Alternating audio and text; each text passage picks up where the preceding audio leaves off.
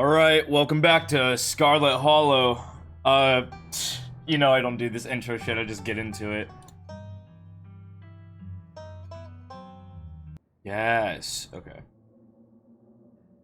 Oh yeah, this is why I took a break. We should to do the recap. Yes. Alright. So quick recap. The long-lost cousin, the bad news, the 26 hours of bus rides, the countless late-night stops, and the CD depots that would have felt unsafe even in the middle of the day. You would normally find yourself traveling at this, but your cousin bought the tickets. The funeral of Perland Scarlett, your cousin's mother and your aunt. Seems like something you shouldn't ignore, even considering your own late mother's rocky relationship with this side of the family. Welcome to our family's humble estate. Unfortunately, due to the current state of the house, only a few rooms would be safely accessible during your stay. I wouldn't go wandering anywhere else if you value your limbs. The floors have been known to give out. So, has Stella mentioned she's famous? Oh, Avery, I'm not famous. Look, if you're not going around tooting your own horn, you know I'm gonna do it for you. Stella Stice. I'm a YouTuber. She hunts cryptics. A single deer remained behind, staring down the beam of Stella's flashlight, while Gretchen whines and pulls at her harness. You'll eat those words when I come carrying a mountain lion corpse out of the woods at dawn. Come on, you whatever your name is! Grab that flashlight and help me line up a good shot! As the creatures in the tree line grow louder and more numerous, Gretchen violently strains against her harness. You heroically dive forward, tucking Gretchen under one arm and grabbing the flashlight with the other. I said aim the damn thing, quick! Perfect. Welcome home. My grandmother called them ditchlings, and they are a terrible omen. A sign of great suffering and destruction to come. From the relative safety of your cousin's uncomfortable guest bed, the events of the past evening seem like something that happened to someone else. Though you can clearly picture the terror you felt in those moments, for now, you're safe. You're warm. Anyway, that's all that happened. Welcome to tomorrow.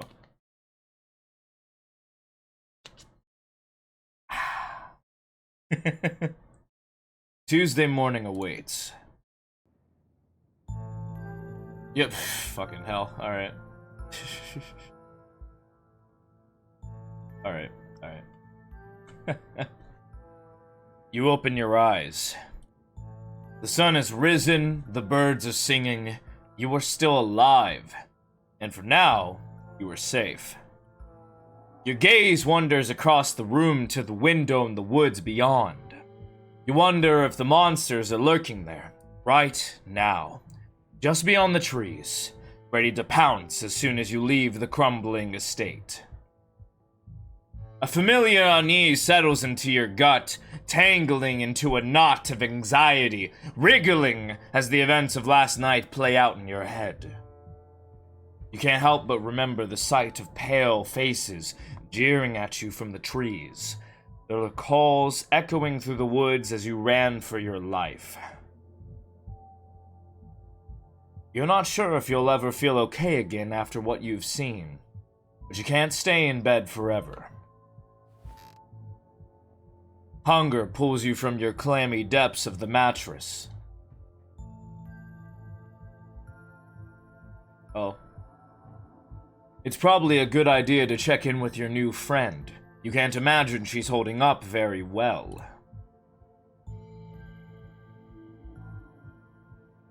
Hey, how you holding up? It might take her a minute to get back to you. In the meantime,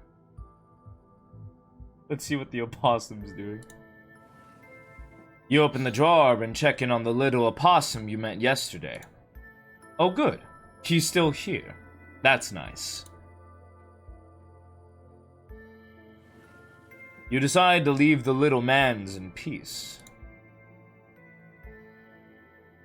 You creep towards the window, careful not to be seen by whatever might be lurking in the garden. For a second, you thought you saw movement. It could have been an animal. It could have been something else. Whatever it was, it's gone now. Maybe you'll head out there and investigate after you finished waking up. Great, the doll didn't move during the night. Maybe it isn't haunted after all. Though after everything you went through yesterday, that's hardly a consolation. You turn back to the rest of the room. Time to start your day. You're back in the kitchen. Frofro eyes you from her favorite spot on the counter.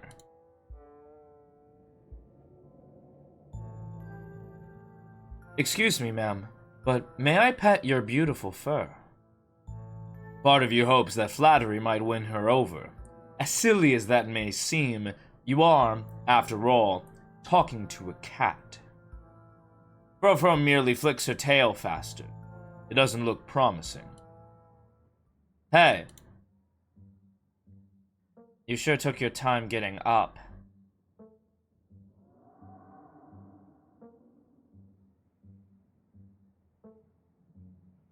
These all suck.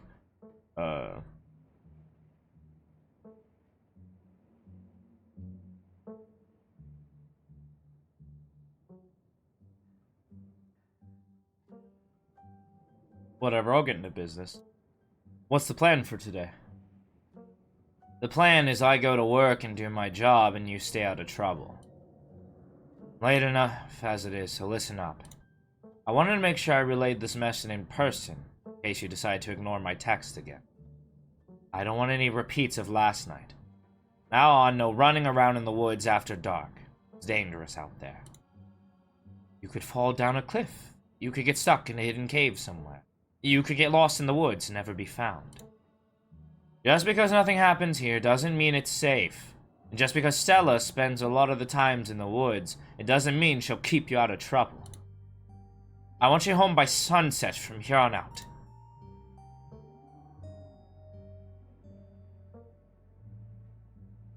What is up with you and Stella? We just have a history, that's all. And I don't need to explain myself to you. I'm sorry about last night. I had no idea what was going to happen, and I didn't think I'd worry you like that. Good. Glad we're on the same page. I'm late enough as it is. I'm going to work, and I expect to see you here by sunset. Tabitha takes a few steps towards the door. Sunset! Your cousin huffily exits the kitchen. Her footsteps fade down the hall, ending in the characteristic creak, then slam of the front door, as it opens and closes behind her. Once again, you are the only human in the estate. That is a very terrifying line. A text from Stella. Hey Briggy, thanks for checking in. Hope you're alright. All things considered, I'm doing okay. Not great, but hanging in there. Up most of the night on cryptic forums, but no good answers yet. I'm at the library if you want to join. I have scones.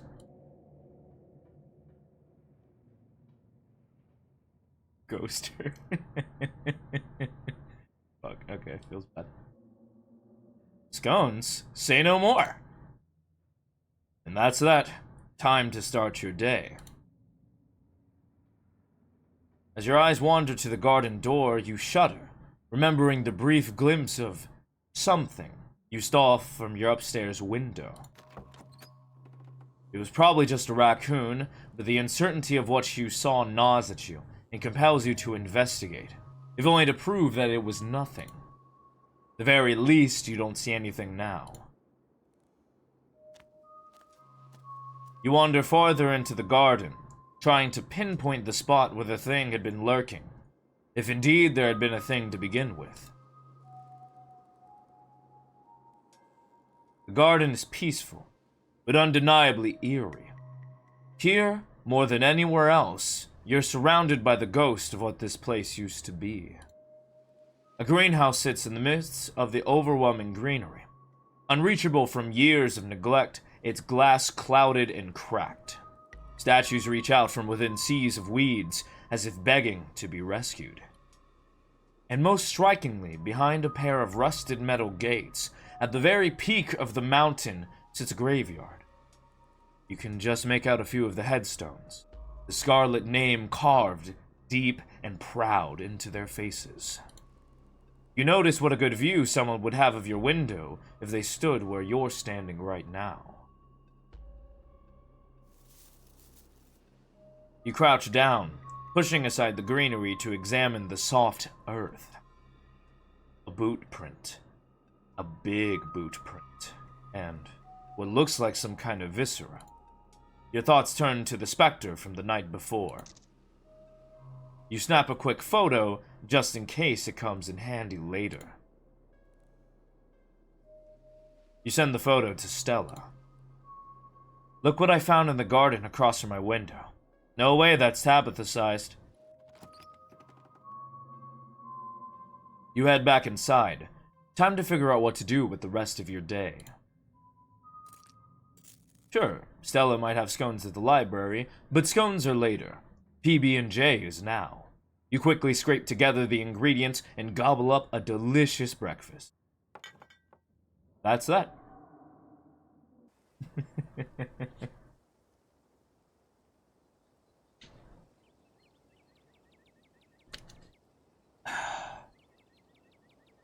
The walk back to town is much less pleasant today than it was yesterday.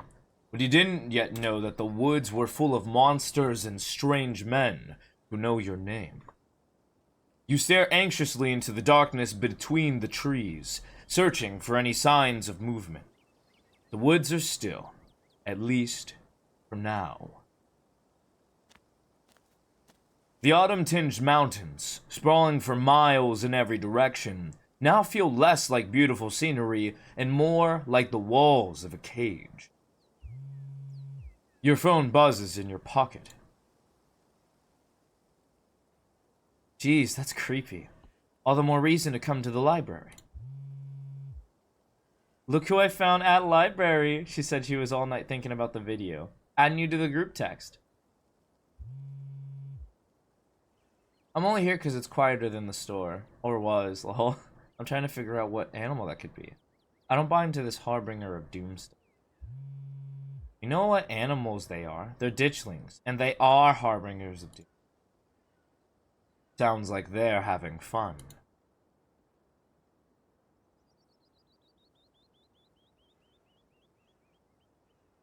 Oh, let's not get ahead of ourselves. I'll be there soon. Almost back to town.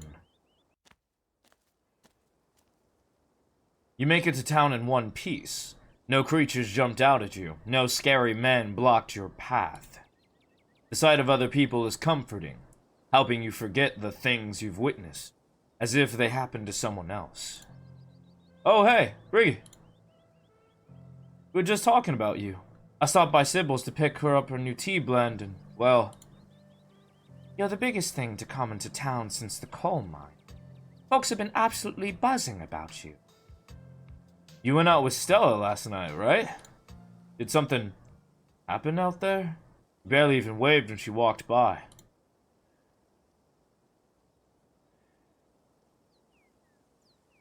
Not gonna lie, nice try. Stella and I went into the woods to try to find a skunk ape, but we ran into something way worse. Actual monsters. Sybil said that they're called ditchlings. Whatever they are, there are dozens of them. They're mutilating the local wildlife. Whoa, slow down. Y'all actually found something out there? I can corroborate. I may not have been out there with them, but I've seen their footage, and they've encountered something otherworldly in those woods. Well, whatever it was that happened out there, you're clearly a little shaken up. Tell you what, I'm on break for the next half hour. How about you swing by the diner? Winnie can fix you up with Sybil's new blend and try to calm your nerves. It's chaga and lemon balm. It's always helped me on bad days. You need to talk about what happened. All ears. Anyway, it's up to you. See you around, Briggy. See you, Sybil. Take care now. Take care now, Avery. I better get back to it myself. I'm glad I was able to catch you this morning, if only to see how you were holding up. Please don't hesitate to stop by if I can be of any help. We both know that there's something horribly wrong about this place. How are you so calm? Don't mistake my calm demeanor for complacency. We all have our parts to play in this. I trust that you and Stella have what it takes to get to the bottom of things. I'm so sorry to cut our conversation short, but I've got things that need tending to. Stay safe, Briggy, and God bless. You probably have a bit of time before you're needed at the library. You head towards the diner. The diner's a little quiet today. The air is still heavy with the tantalizing smell of breakfast.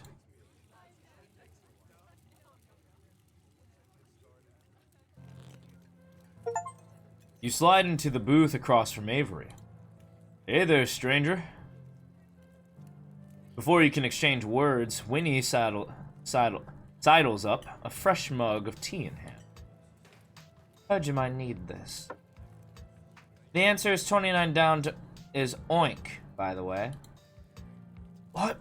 But the clue is pen sound. How is that a sound a pen makes? Wait, pen. Like pig pen? You kidding me? How was I supposed to guess that? I don't know why you even bother with those things. They're just gonna frustrate you. It's just something to do to fill the time. But maybe I should switch to Sudoku. When he leaves Avery contemplating daily newspaper puzzles, returning to her seat behind the counter. So, thanks for telling me about last night. If you want to really get into the grisly details, you can tell me. I won't judge.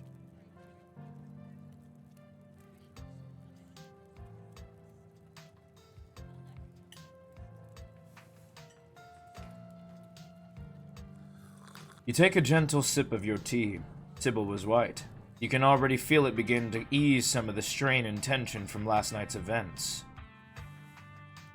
Whoa, not a lot of folks take the chaga so quickly. It's a fungus that grows on birch trees around here. It's supposed to be super healthy, but it definitely makes for a challenging drink. Well, and me impressed. You spill the beans, glad to have someone to talk to about the horrors you've witnessed. Wow, that is some heavy stuff. No wonder Stella seemed distant. Monsters in the woods? I may not have lived here long, but I've never heard of anything like that happening around these parts. I can't say I like the thought of it.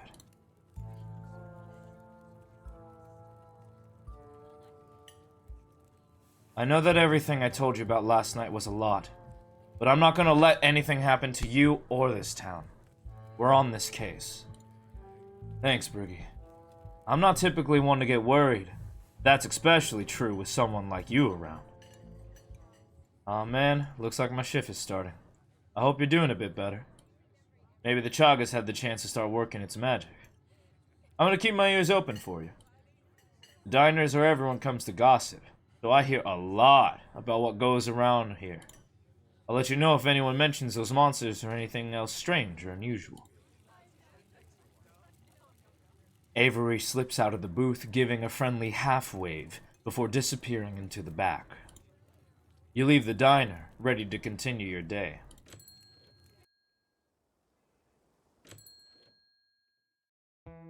This is your first time seeing the general store in the light of day. A young man sits at a table by the register, too preoccupied with his phone to care that you stepped in.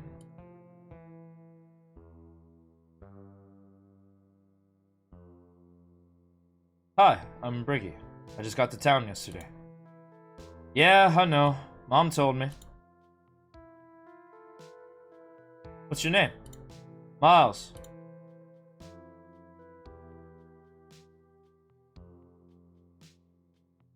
So if I wanted to buy some chips or something here, do I talk to you, or...? I guess, yeah. Kanika decided to skip work today, so of course whatever plans I had didn't matter. Just take the chips, I don't care. I'm paying for my chips, I insist. I'm not ringing you up. Take 'em or leave 'em. Wouldn't that be stealing? If Kanika cares about running this place right, you can hire someone else and let me live my life. She inherited the store, and I don't want to keep getting suckered into working here just because I'm her brother. We make most of our money on bulk orders anyway. A bag of chips doesn't make a difference. I'm not gonna steal. Have it your way. See you, Miles. Miles doesn't respond as you turn and leave the general store.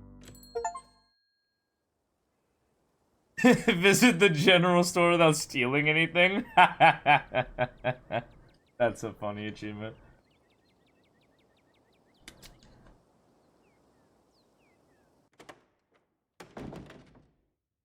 You enter the former town hall. What once must have been a stately foyer has since been converted into rows of shelves. Meeting rooms and offices long ago gave way to assorted reference collections and reading areas. Oh hey, you made it! Wait, they're just over here.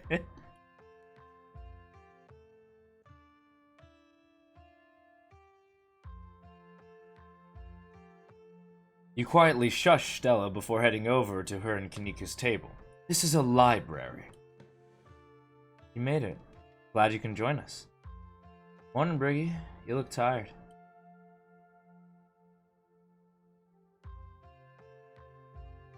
Yeah.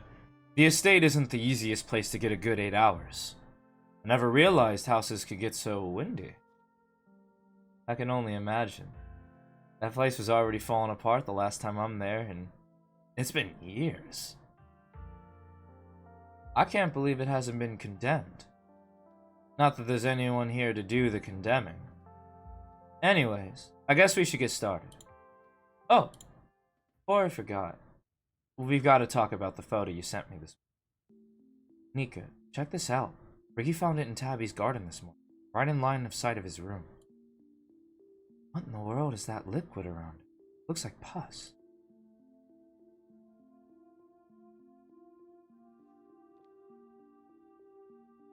Do you think it's Wayne? Creep who keeps coming around my mom's tea room? He snuck up on us last night and called out Ricky by name. Those boot prints matched up with the mining getup. Whoa, apparently I missed a lot last night, huh? I wonder if there's any connection between that guy and what happened in the woods last night. Like what? I mean, I don't have anything specific, but we do have the whole prophecy of impending doom angle to explore, and this photo is weird. I can't stop thinking about those splatters on the ground. If he's sick, maybe it's from the creatures you've encountered. Hey there, strangers. And literal stranger. Hi, I'm Briggy. Tabitha's cousin. I'm in town for the funeral. Oh, I should have known you were a Scarlett. You look so much like Vivian. Not that I knew her very well. I was still a little kid when she left. But that Scarlett resemblance, it's, strong. I'm Oscar Gutierrez, Chief Librarian, and only librarian. Oscar's amazing. He's practically built this library from scratch. Yeah, I'm a little jealous of what the kids around here get to grow up with. I don't know how good they got it. Or have it, sorry. Back when I was in elementary school, all the library had was a couple shelves of boring books donated by old people. Y'all are too kind. But speaking of kids, have either of you seen Rosalina around town? I don't want to be a helicopter dad, but she hasn't been answering my text. I wanted to make sure she isn't getting into trouble out there. You know, the crowd she hangs around with. They're good kids at heart. I'm sure they're just at old Maxwell's place doing teen stuff. I went up there plenty of times in my day, but I'll be sure to keep my eyes peeled.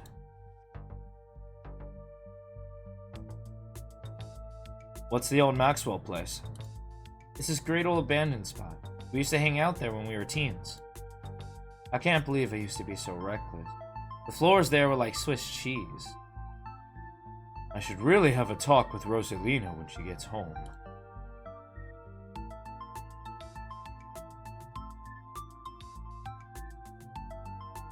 I don't like the thought of teens getting up to mischief with all those ditchlings in the woods.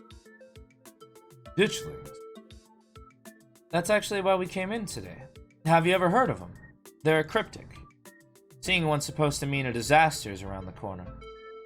Doesn't ring a bell. Dang, worth a shot. Okay, if you were to say trying to predict a horrible disaster that might befall our town, where would you start looking? Also, I want to say this picture of the ditchling question marks is so cute. Alright, moving on. Well, they say history repeats itself. So I'd probably try to figure out what sort of disasters this region typically falls prey to. Should I be worried about something? I don't know yet. I'll be right back. Gonna go nab some more books. Behave while I'm gone, Gretchen. Oh, you don't have to worry about her, Stella. You're such a good dog, aren't you, Gretchen? Here, have a biscuit, old gal. Gretchen inhales the soft biscuit, drool leaking from her toothless mouth as she swallows it whole. I'm pretty sure Stella's barking up the wrong tree, Oscar. I don't think you have to worry about any horrible calamity befalling the town. But she's right about the weird stuff. There's definitely something unusual going on in these woods. If I were you, I'd keep my loved ones close in the coming days.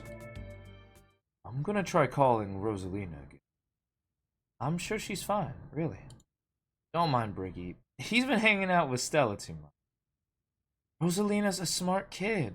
He knows better than to go around getting into trouble. We'll make sure to keep our eyes peeled. Thanks, Kanika. And, Briggy, if you see a 13-year-old girl with a black braid and glasses, would you let her know her dad is worried about her? Oscar anxiously wanders off, phone in hand. Got him. Just grabbed a whole mess of local history books. Stella sets a massive pile of books on the table and pulls up a chair. Alright. This is gonna be so much faster with the two of you here to help out. Got our snacks, got our source documents. Let's get this research party started. Reading awaits.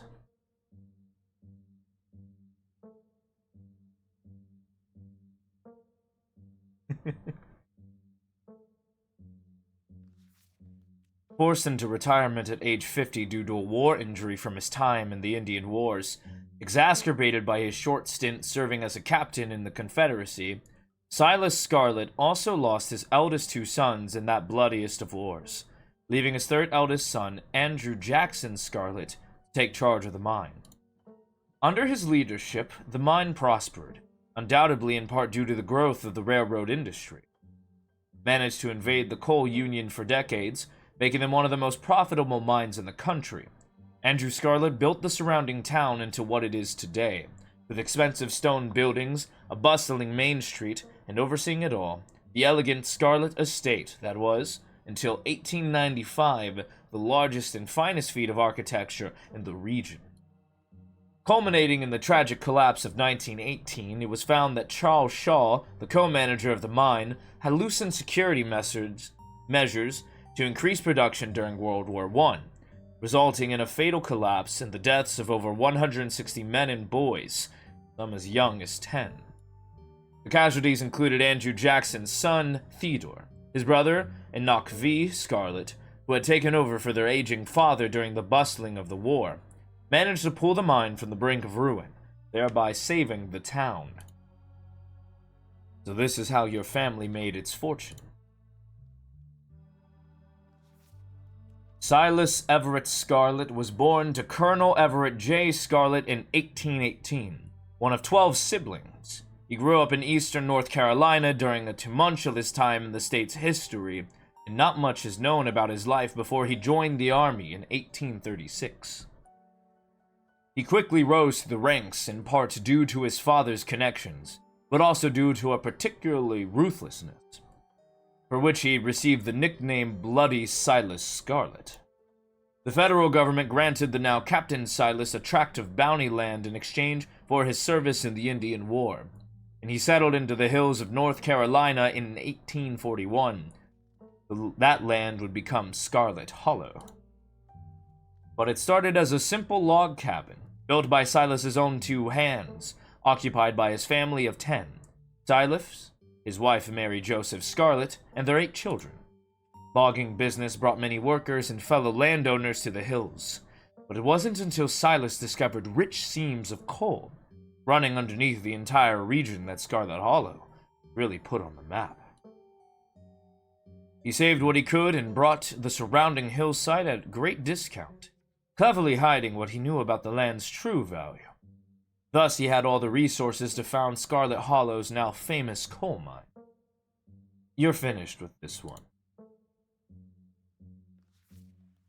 A few entries catch your eye.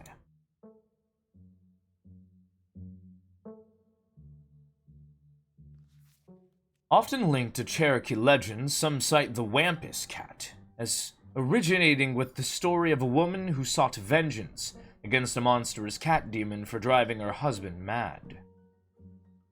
She hunted it down and, by wearing a bobcat mask, tricked it into using its own vile magic on itself, freeing the people of their region from its evil. Others say the creature comes from the story of a woman who wore the pelt of a wild cat to witness forbidden hunting rites. The hunters of her village gathered to perform the rites, and she watched in secret from underneath the cat's pelt, but was soon discovered. From her indiscretion, she was fused with the pelt, and transformed into a creature that was neither human nor cat, forced to wander the wilderness alone, feared by all.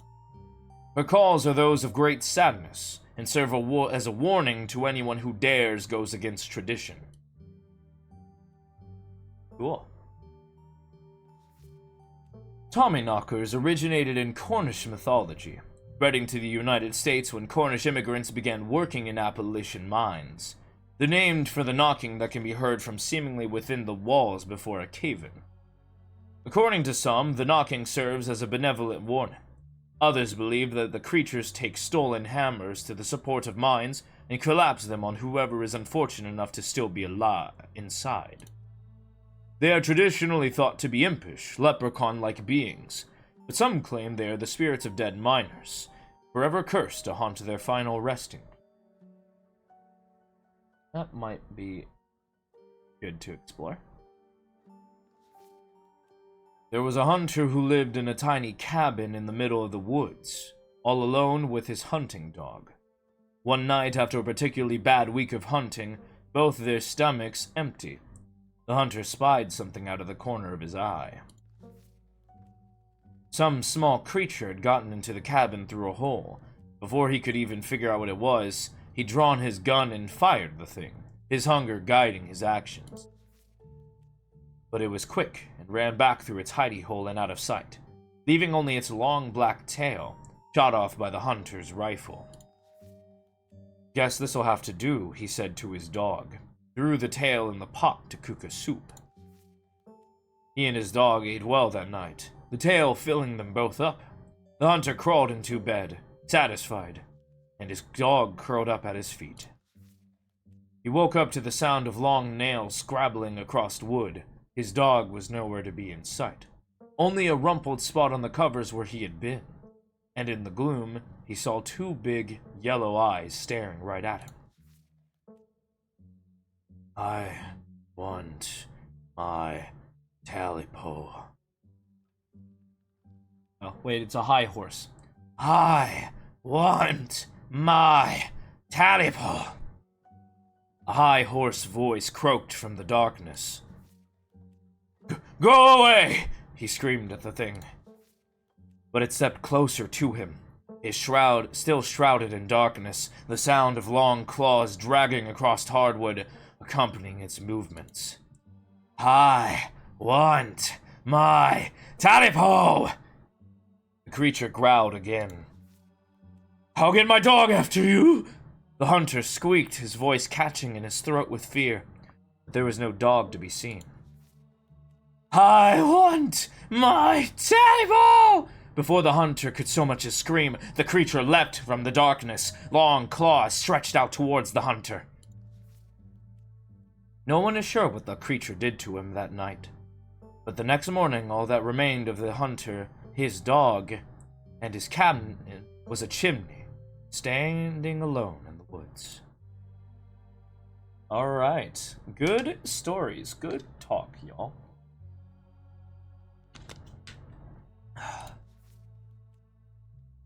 You close the book and put it back. I think I'm all done. Let's check in. Alright, if we're going to go with what Kanika's mom told us last night, I think we can rule out any natural disasters as what brought the ditchlings here. But not nuclear incidents. Let's look at it. Looks like our state has a history with those. What about y'all? Find anything? Before you can respond, a handsome black cat leaps into the table. Stella quickly slams her book shut. Aw, hey Pixel. You might want to close your books. He loves to rip up any paper he can find. Don't worry, little guy. I didn't forget your treats. Pixel immediately goes to town on Stella's treats. Sorry if Pixel's bothering y'all. Hopefully he hasn't gobbled up any of our books. He can't stand the thought that people might pay attention to anything that isn't him.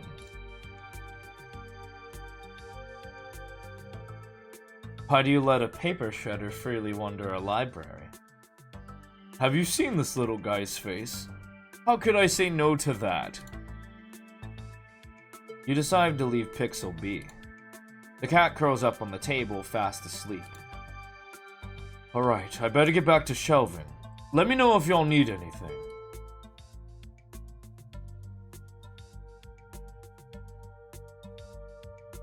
Oh my god.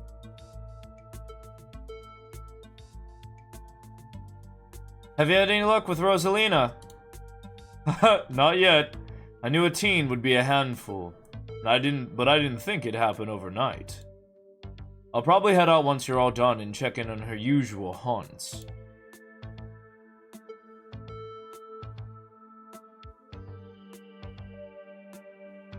So about the coal mines here. Kanika visibly shudders. I get cold sweats just thinking about being in a place like that. I feel for the guys who work up there. I could never. Speak for yourself. I love a good crevasse.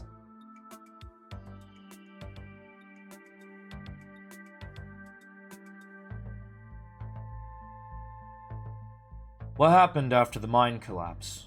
The book just kind of glosses over that. There was a union for a little bit, but it didn't last.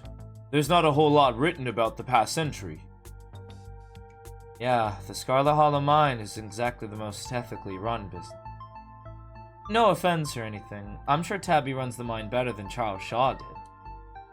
Still hasn't let the union in, though. There's a reason she talk. You guys really seem to have a bone to pick with Charles Shaw. That's what happens when someone directly causes a momentum disaster, especially in a small town like this. People tend to spit when they hear your name. You got run out of town on a rail, you know. That's not a figure of speech. Back then they actually tied you to a rail and ran you out of town. There's a big mural of it over on the far wall. He got off easy, if you ask me.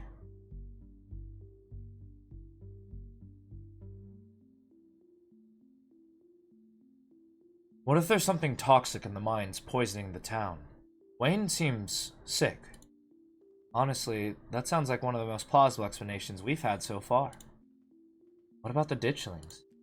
I don't know. Maybe there's some sort of parasite down in the mines. Maybe an infected Wayne. Maybe Wayne infected the local wildlife. Yeah, that could work. Stella, what was that you were saying about nuclear incidents? You were talking about that Goldsboro thing, right? Yeah.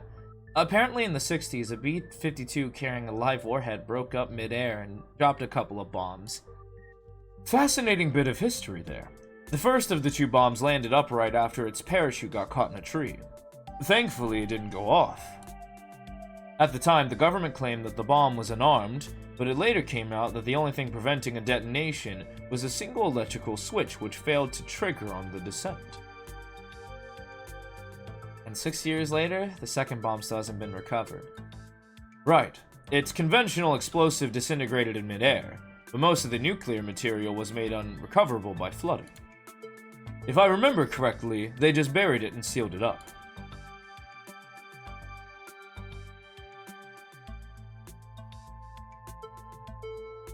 If the bomb is somewhere else, why would there be so many ditchlings here? Yeah, Goldsboro is almost 400 miles from here. Not that we should be looking too hard at the disaster angle. Whatever those creatures are, they're biological. Look, you never know with radiation. We actually know quite a bit. It just melts you. Doesn't make monsters.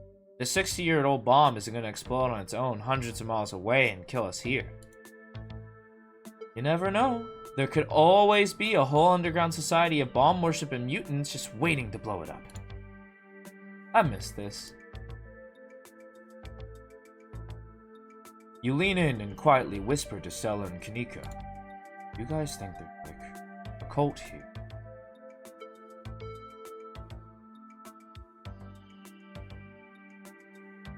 A lot of the folks here feel tense and closed off. The whole vibe of this town is off. It feels like folks are hiding something. Or maybe people here aren't just used to strangers. So, Silas Scarlett.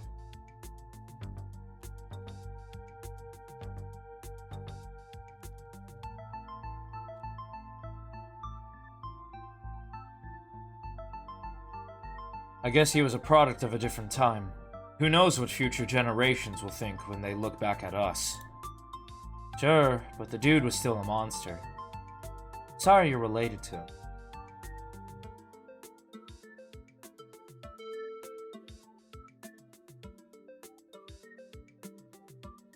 Do you think the ditchlings are here for retribution? That seems tenuous. Assuming Kinika's mom is right, they're here as an omen. Not because they're gonna do something themselves. And I think we both know how I feel on the matter. So, Appalachian folk monsters.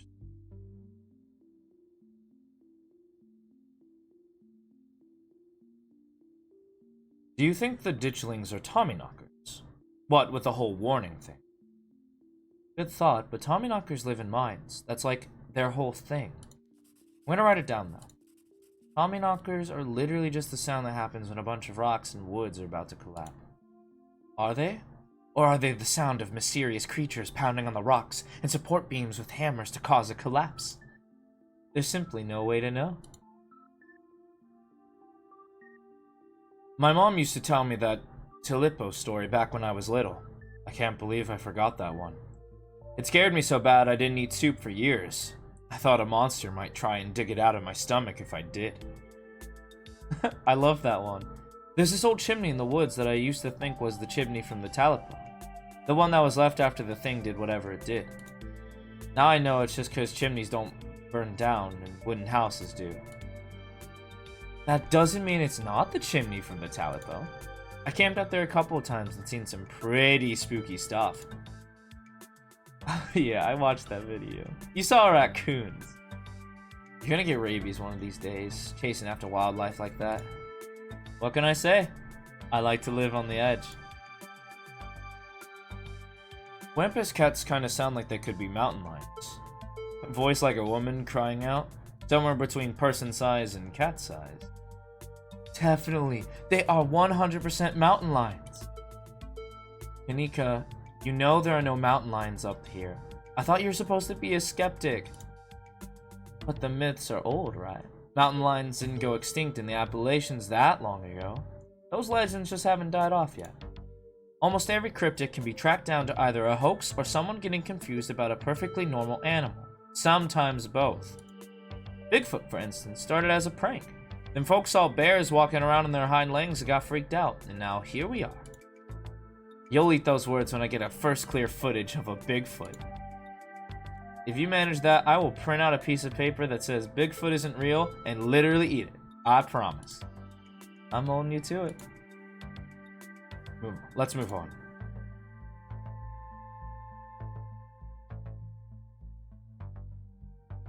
Why don't we just help look for Rosalina? If there's a missing kid in town, that's probably way more important than whatever else we'd be doing. Just to clarify, I don't think she's missing. She's just out with her friends and ignoring her poor old man. Not that I don't appreciate your concern. I don't even know where to look aside from the old Maxwell place. What do teens even like to do these days? You don't have to worry about checking up on her there. I'm going there myself once I finish shelving. Just let me know if you run into her while you're out. There's an awful lot of mine-related stuff in my note. Maybe that should be our next stop. We can poke around, find out if anyone's seen anything weird. Just to clarify, you're suggesting we go through the question of some of the miners, right? We are not poking around unprepared in the actual mines, right? Right? Yeah, totally. 100%. I would never. We don't even have a good reason to go down there. Good. Let's keep it that way. You know how I feel about mines. I promise, Neeks, we're just gonna question some of the miners. And if that question gives us a good reason to poke around, say a cool abandoned coal mine, then we'll cross that bridge when we come to it. You can cross that bridge when we come to it. I'm not going underground. I'm just messing with you. We'll stick to the surface. And hey, maybe we'll luck out and run into Rosalina while we're looking around. Okay, good. And hopefully we can find out what's wrong with Wayne while we're at it. We were always gonna wind up in the mines. Well, that's kinda ominous. I'm a little worried about Tabitha. She's not exactly gonna be thrilled to see us snooping around the mines. We can be sneaky. I'll make sure to be a good lookout. She'll never know we were there. Look at us, going out on a caper together. I missed this. I missed it too. I mean, sure, it's not under the best circumstances, but I've been so wrapped up in running the store, I didn't realize how much I missed being able to hang with you. Though, there is something missing. Reese! I really miss that dude. I can't believe how long it's been since we've seen each other. Have you seen him lately? Nope, I've tried to plan stuff, but he's been too sick. I didn't realize he was getting so bad. That poor guy. No, we could just pop over and surprise him. He seemed excited to meet Briggy. Maybe we'll finally get him to leave his little cave. Hell yeah, let's do it. Alright, let's roll out. See ya, Oscar. We'll let you know if we run into Rosalina. Thanks, guys. I'll keep y'all posted.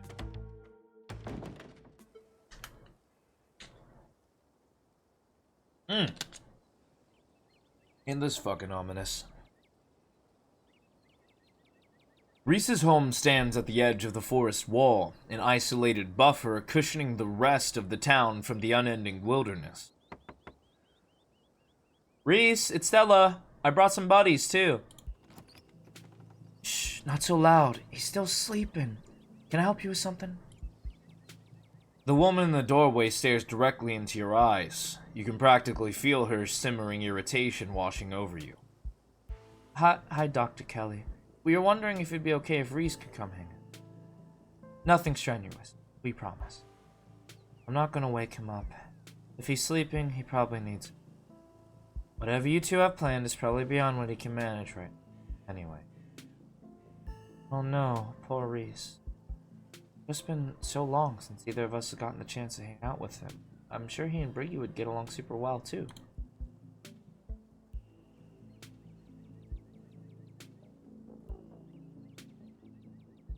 Hi, I'm Briggy.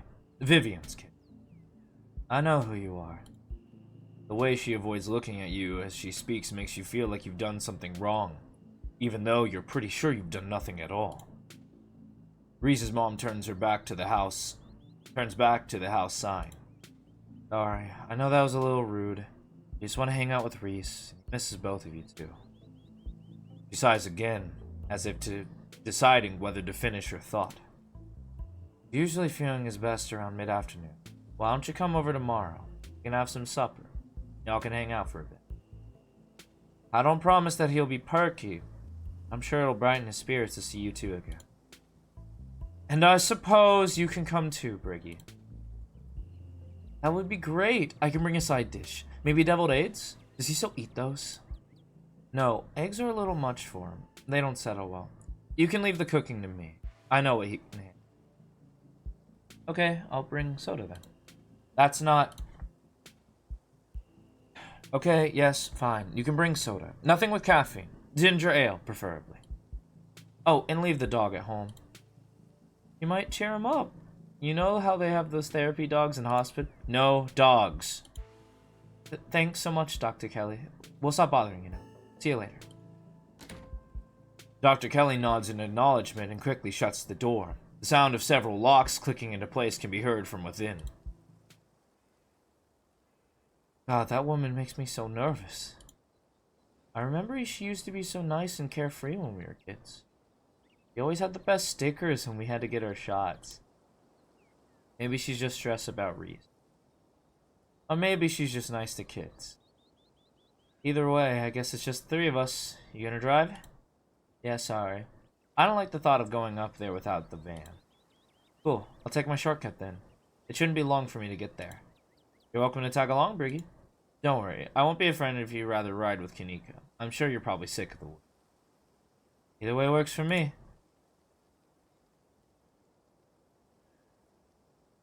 Alright, Stella. What's actually up with you and cars? The mine has gotta be a ways off, right? Don't worry about it, Briggy. There's a lot of junk in the back of my van. It gets a little tight with more than 2 people. I'll ride with Kanika. See you at the mines. I should have saved. What? I'll just play over again. Kanika is a careful driver, but her old van still bumps around on the mountain roads. Sorry about that little diversion. Glad it means we have solid plans with Reese. Hard to get him to come out. I don't think the isolation is good for his health. No matter what his mom says.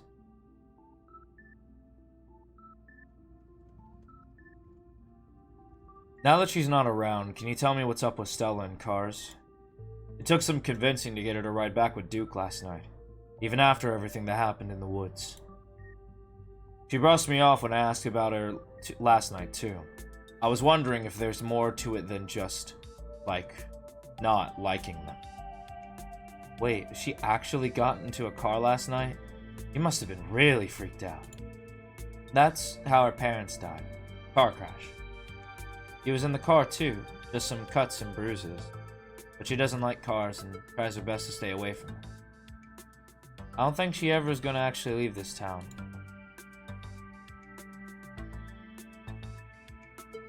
Holy shit. Poor Stella. Yeah, it just wasn't fair. She's such a sweetheart, and so were her folks. Breaks my heart.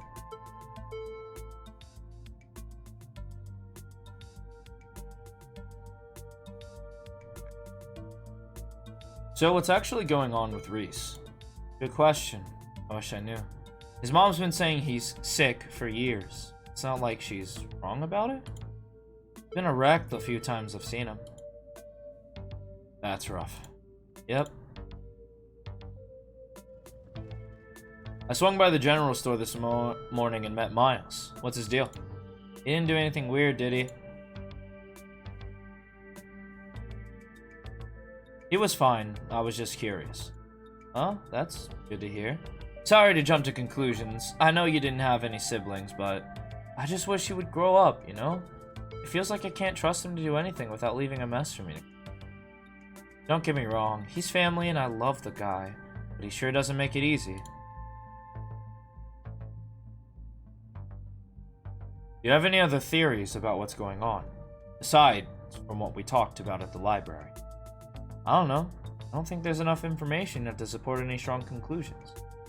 Though I've been wondering if what you two saw may be some sort of mutated animal, like a strain of hairless monkeys or raccoons or something. Do you know about Morgan Island?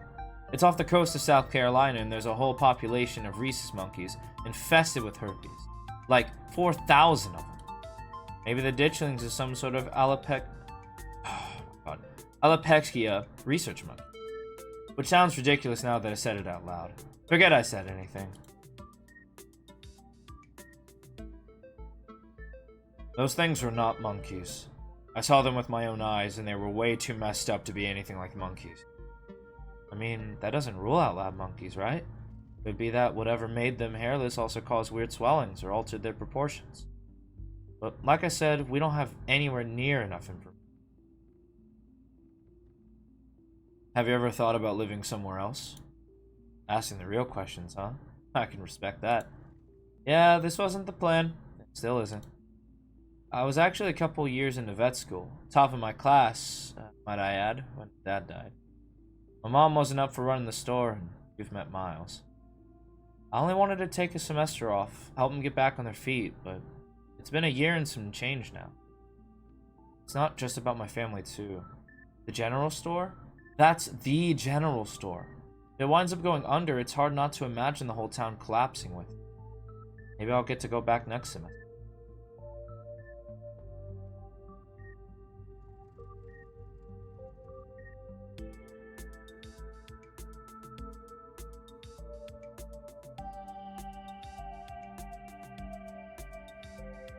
That's cool, just like Stella's mom. You know, I never really thought of it that way, but yeah, I guess you're right. You'd be a great vet. I've seen how you are with Gretchen. Ducks. I was really into biology during undergrad, and growing up around Stella and her mom gave me a special kind of love for animals.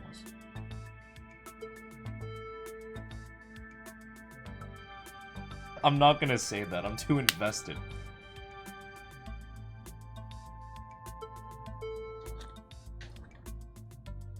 You and Kanika sit in comfortable silence for the last few minutes of the ride.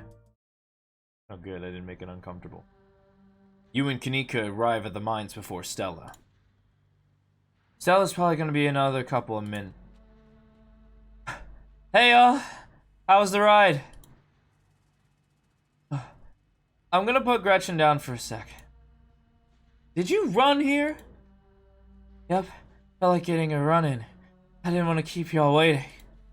You didn't run into any of those creatures, did you? Nope. That makes sense. They're probably nocturnal. I don't know if I should feel relieved or disappointed. But we're all here. What's the plan? I guess we're just gonna go talk to people. I guess so. I should probably be on lookout duty. I'm a bit of a person non grata. Tabitha? Yeah. I might have tried sneaking in to talk to her a time or two too many. And Gretchen makes it extra hard to be sneaky. We're probably less likely to get caught if only one of us is snooping around down there.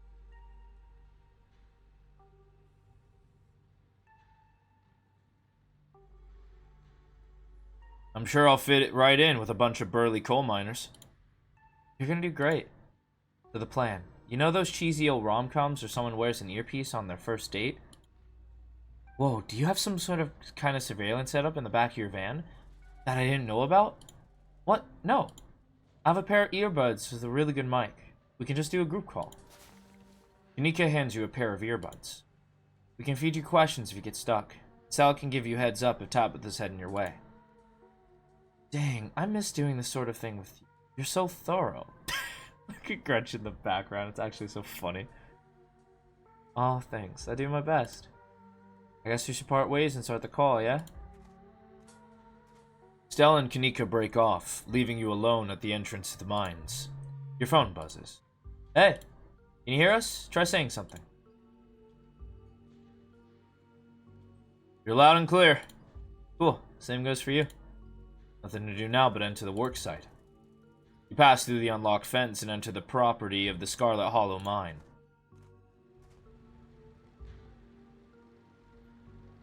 You pass through the unlock. Oh, I said that. I'm in. Alright, Morpheus, good to know. You approach the nearest group of miners, a blonde woman, a broad-shouldered man, and an old-timer. The uniforms identify them as Harrison, Davis, and Zax. You got a reason to be bothering us?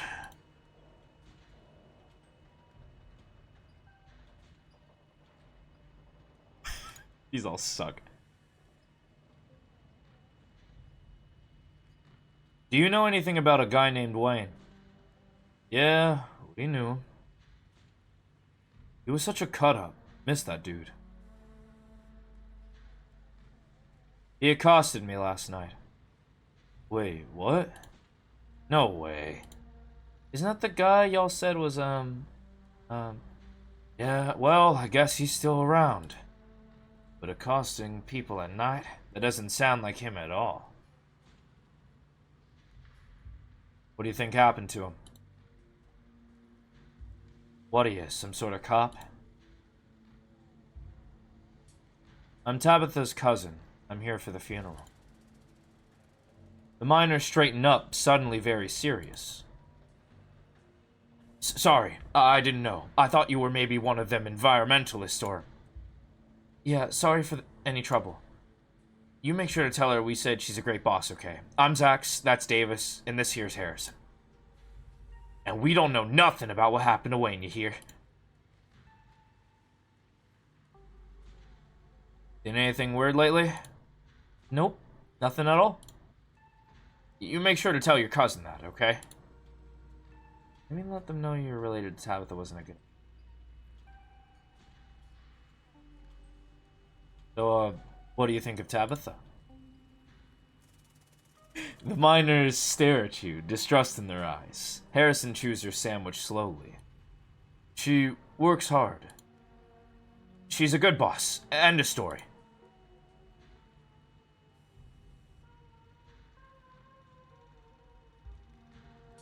Y'all should get out of town.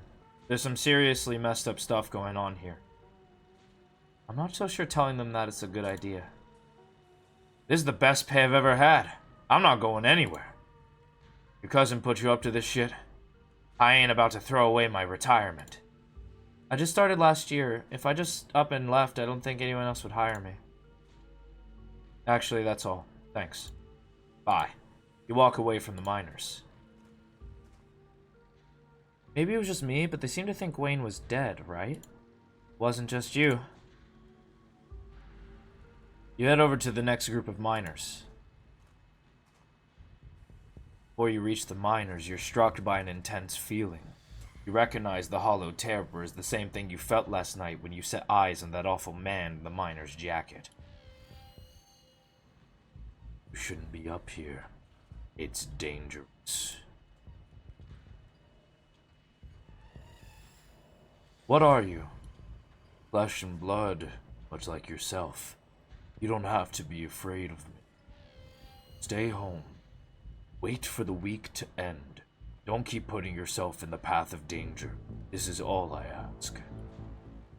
Before you can say another word, the figure is gone. Hey, Briggy, you still there? We've just been getting static from you.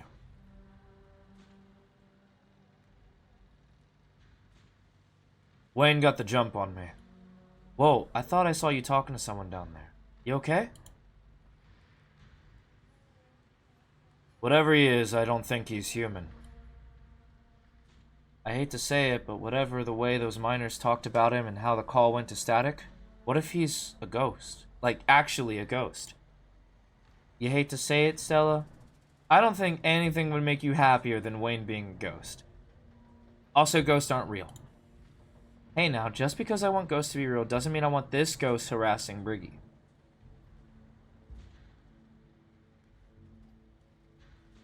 He told me to stay at the estate for the rest of the week, that I'd be safe there. Why would he tell me that? What the hell is that supposed to mean? He must have been threatening you, right? The plot thickens.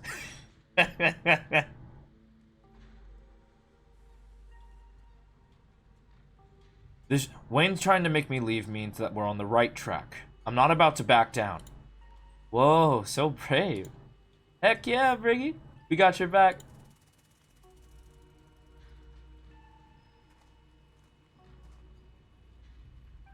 Hey there, can we help you with something? Do any of you know a man named Wayne? Wayne? You mean Sam Wayne? What are you asking about him for? Wait, have you seen him? I heard he went missing. Dead, more like. Now come on, man, there's no way. How could he just die? I don't know, why don't you ask his girlfriend? Yikes, you think? Oh, no way. Just saying, he wasn't exactly the first fella to fall for her charms. A lot of heartbreak in that woman's history. A lot of jilted ex-lovers, if you catch my drift. Dang, who are they talking about? I told him not to get involved with her. I told him. Have you fellas seen anything out of the ordinary lately? Weird how?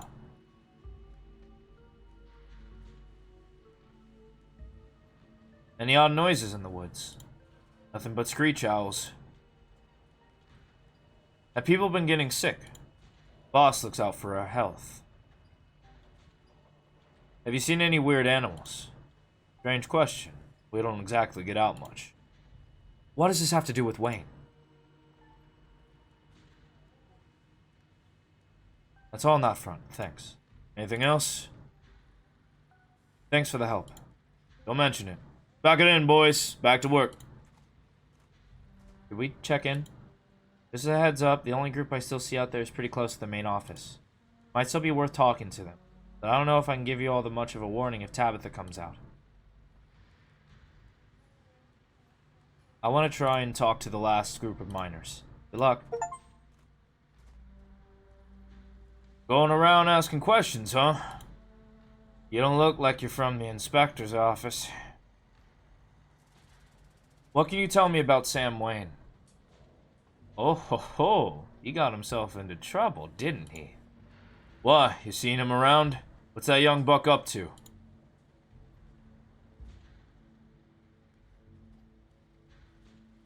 I heard from some of the other folks in camp that he's had a nasty spat with an ex and disappeared not long after.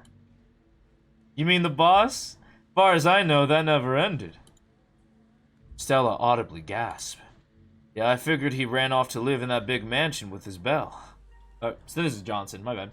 Yeah, I figured he just ran off to live in that big mansion with his belle.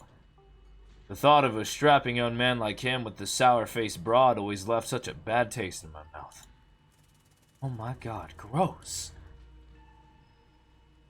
As if you wouldn't fall on your knees if a woman of means showed the slight bit of interest in you, or any woman at all. Fair enough. But I suppose this begs the question. Did she run him off, or did some jealous son of a bitch oust him?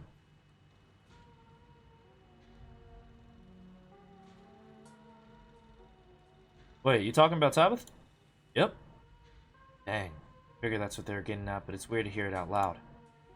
You good, Stella? Yeah, I just had no idea. Have you noticed anything strange around here lately? All kinds of weird stuff happen in these hills. What sort of weird do you mean? Any noises from the woods? All the time. Howling, screaming, all sort of fiendish caterwauling.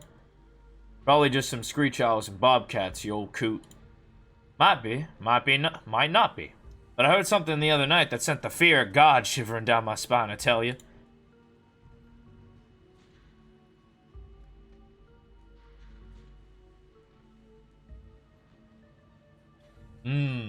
I don't want to freak him out. Your friend's right. Probably a bobcat. Maybe a mountain lion. Oh my god, Briggy. Are you intentionally messing with me? See, that's 2 against 1. I'm just saying, I've been around a long time. I know a bobcat when I hear one. Any weird animal sightings? I saw a raccoon with a big old tumor last week. Spooked me something awful. That's nature for you. Not always pretty.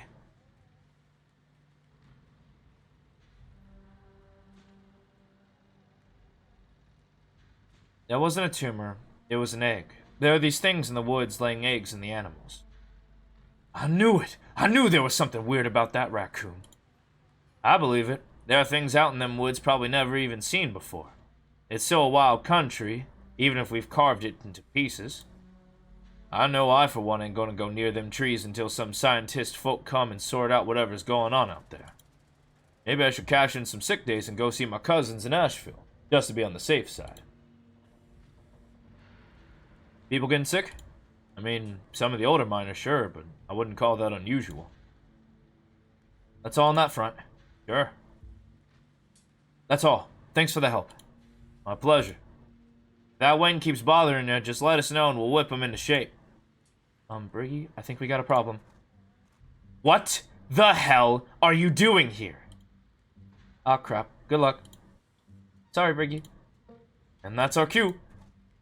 Pardon us. You shouldn't be here. This place is dangerous. Why can't you just stay in the estate and stop sticking your nose in where it doesn't belong? And what is with that ridiculous thing doing in your ears? Are you trying to record my employees? Are you trying to record me? Tabitha snatches the earbuds out of your ears and throws them to the ground. Typical phone-addict city dweller. Ugh. God, and I have a meeting in 5 minutes. I can't even drive you back. Okay, look. I don't want you wandering anywhere else. Just stay here for an hour. I can take you back to the state as soon as my meeting wraps up. Can you please do that for me? So you lied about Wayne last night. Not only did you know them, but according to some of the people you were seeing. Well, that's ridiculous. These people come up with all kinds of rumors when they're bored. I wouldn't believe a word they say. As if I even have the time to date. To think I'd be dating one of my employees of all people. I am incredibly strict about my boundaries. Who said that? I want names.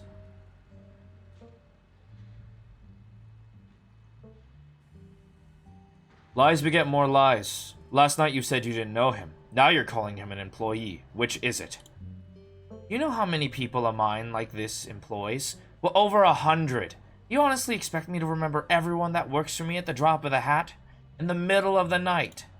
I'm sure you think you've caught me in some earth-shattering contradiction, but I promise that you didn't. I need to get to my meeting. Just stay here until I come get you, and do not move a muscle. Tabitha rushes off to her meeting. You stoop to the ground and pick up Kinika's earbuds. Sorry I wasn't able to give you a better warning. You good? Yeah, I'm good. You're interrupted by a sudden movement out of the corner of your eye. A girl carrying a bundle of snack pops through the hole in the fence and disappears over the crest of the hill. Hey, I think I just saw Rosalina. Wait, really? What's she doing here? Clearly she's doing a delinquency. I mean, yeah, but what kind of delinquency? Only one way to find out. Let's go after her. Yep. You rush over the hill and get your bearings, the sound of active mining fading into the distance. Rosalina is nowhere to be found, but dusty footprints point towards a nearby mine. Something about the mine feels wrong, as though a cold anger lies burning inside, sucking the life from the surrounding hills. This is the site of a mass grave. She did it. I guess the old Maxwell place doesn't cut it as a secret hangout spot these days. But the Shaw mine? That place was shut down like 100 years ago. After a collapse that killed over 100 people. Here I thought Stella was going to be the one to drag me into an abandoned coal mine.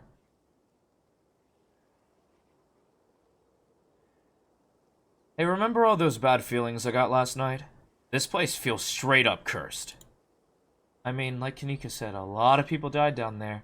There's a lot of spooky history to this place. For all we know, maybe all that death left some kind of mark down there. Okay, just because a bunch of people died in there doesn't mean it's cursed. Come on, I'm not gonna let Rosalina get hurt in there. Even if it means I have to go underground. Well, you sure, Neeks? Riggy and I can handle this on our own. Yeah, I'm sure. As much as I hate confined spaces, I hate the thought of other people getting trapped down there even more.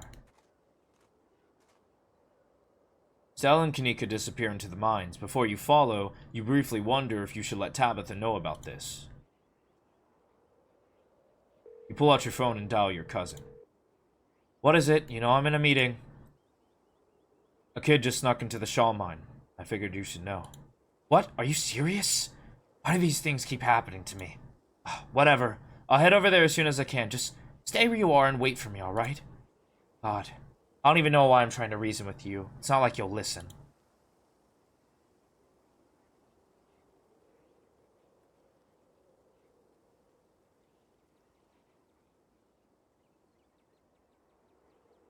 No need to get snarky. I'll wait. Good. Tabitha hangs up on you.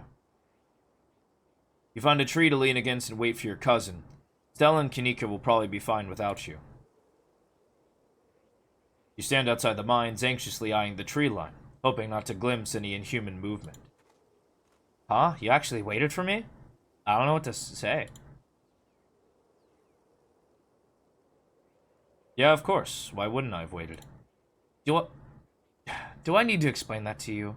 You haven't exactly been reliable since you've gotten here. Come on, let's get this over with. I don't like the thought of you walking around an abandoned coal mine, but I'd rather not leave you out here unattended. You should be safe enough with me there to guide the way. Tabitha huffs her way into the mine entrance and disappears into the darkness. You follow her and enter the mine. The inside of the mine is warmer than you'd expected. The air thick and wet. The ceiling hangs much lower than you are tall, forcing you and Tabitha to hunch over, your legs bent into a painful squat as you navigate the maze of corridors. This is a rare place where your well-muscled frame feels like it might be more of a hindrance than a help. Do you know why the entrance to this place was boarded up?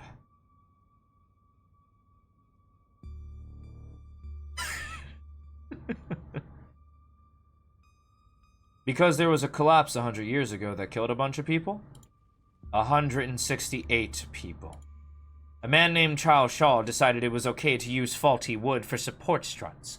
The entire mine came down. It almost ruined my family. A lucky few died instantaneously, but for most of the souls who perished here, it was slow and agonizing. Trapped under rubble and left to slowly succumb to crush injuries or dehydration. It took a week to clear out most of the rubble and recover the bodies. The few survivors who were dragged out were never the same.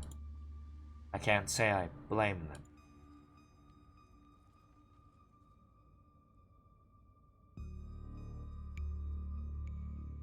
I get it. It's dangerous down here. I'll be careful. Good. We don't want any more bodies to be buried down here. I've already got enough of those on my conscience. Tabitha's ruminations are interrupted by a thunderous knock echoing from deeper in the mine. A hateful and broken presence stirs in the deep. Doesn't want you here.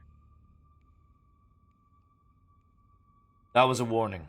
We have to move fast before something terrible happens here. Hey, this place is haunted by the tragedies of the past, not by literal restless spirits. Don't go all ghost hunter on me. Whatever we just heard was probably another delinquent looking for a lifetime ban for my property. Come on, it came from this way. Tabitha hastens her pace and quickly disappears deeper into the mine. Take a deep breath and follow suit. The deeper you progress into the mine, the heavier the air becomes. Coal dust hangs in thick clouds around you, even though this place was abandoned over a century ago. Echoing through the tight corridors, you and Tabitha can pick up snippets of a tense argument. I can't believe your dad sent people to follow you. That's messed up. I think that qualifies as harassment. You're right, Becca. It is messed up. I don't need him telling me where I can be. You can at least check in so he knows you're not dead. He loves you and worries about you. He's really not asking for much. Come on, kiddos. There's some real spooky stuff going in town right now. Shouldn't be hanging out down here. We're not kids. Yeah, we're teens. Well, you look like a bunch of kids to me. Are those canned strawberry margaritas? Where'd you even get those? Oh no, I know that isn't you, Miles. It had better not been you. Yeah, whatever, it's me. What are you even doing here? Looks like we found our trespassers. Still can't believe that Stella managed to drag Kanika out. He avoids me like the plague. What's the deal between you and Kanika? Honestly, I have no idea. I don't hold anything against her, aside from the fact that she's always hated me. She probably just got jealous that Stella and I started spending time together. But that was years ago.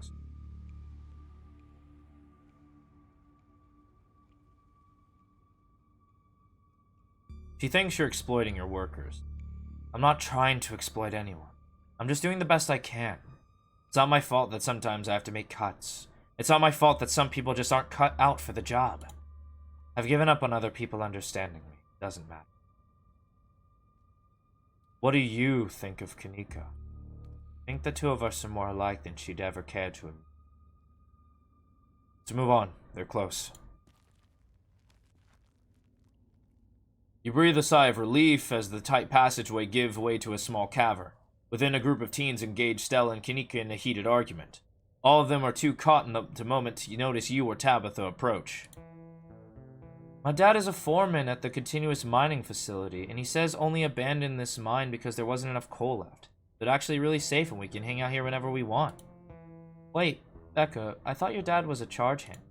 No, Alexa, he got promoted last month. Correction. Your father was a foreman at the continuous mining facility. We'll see if he even has a job in the morning. What? Oh shit. Oh, hey Tabby. Hey Briggy. We thought we lost you there. Did you run off to snitch to Tabitha? Kanika sighs.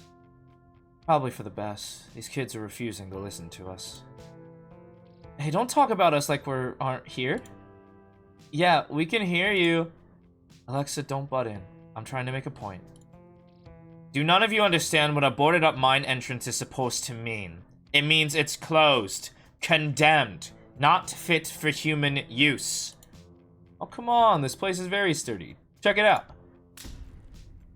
The teen with the beanie jumps up and slaps a strut on the ceiling.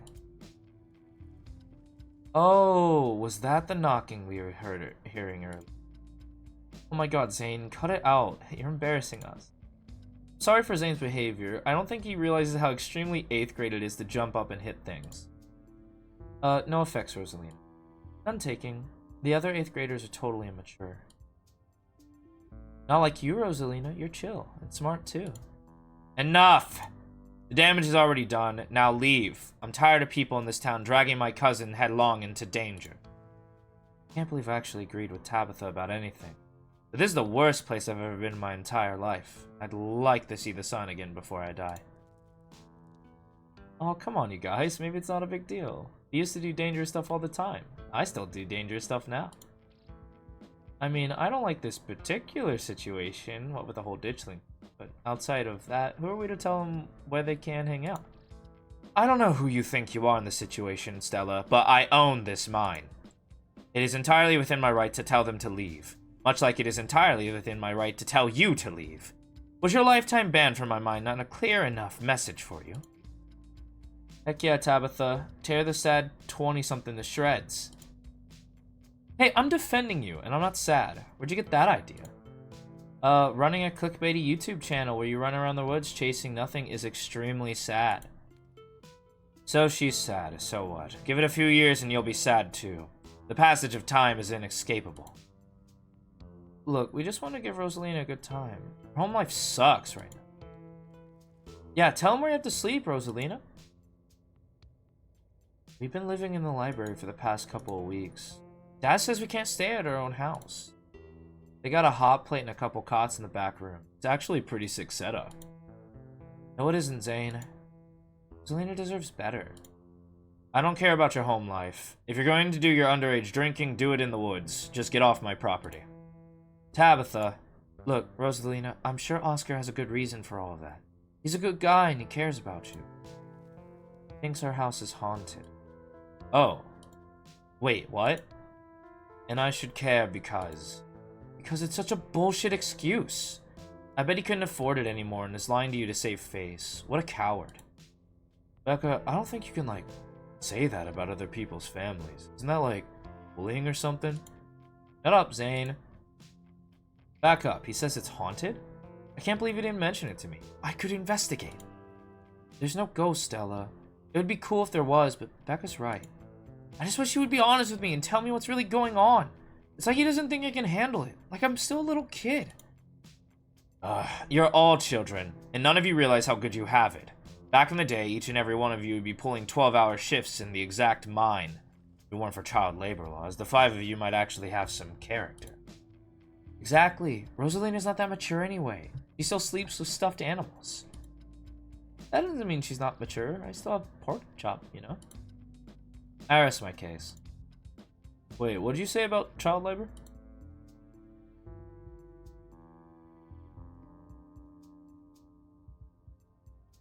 I'm not gonna weigh in on this. This is between you and your dad.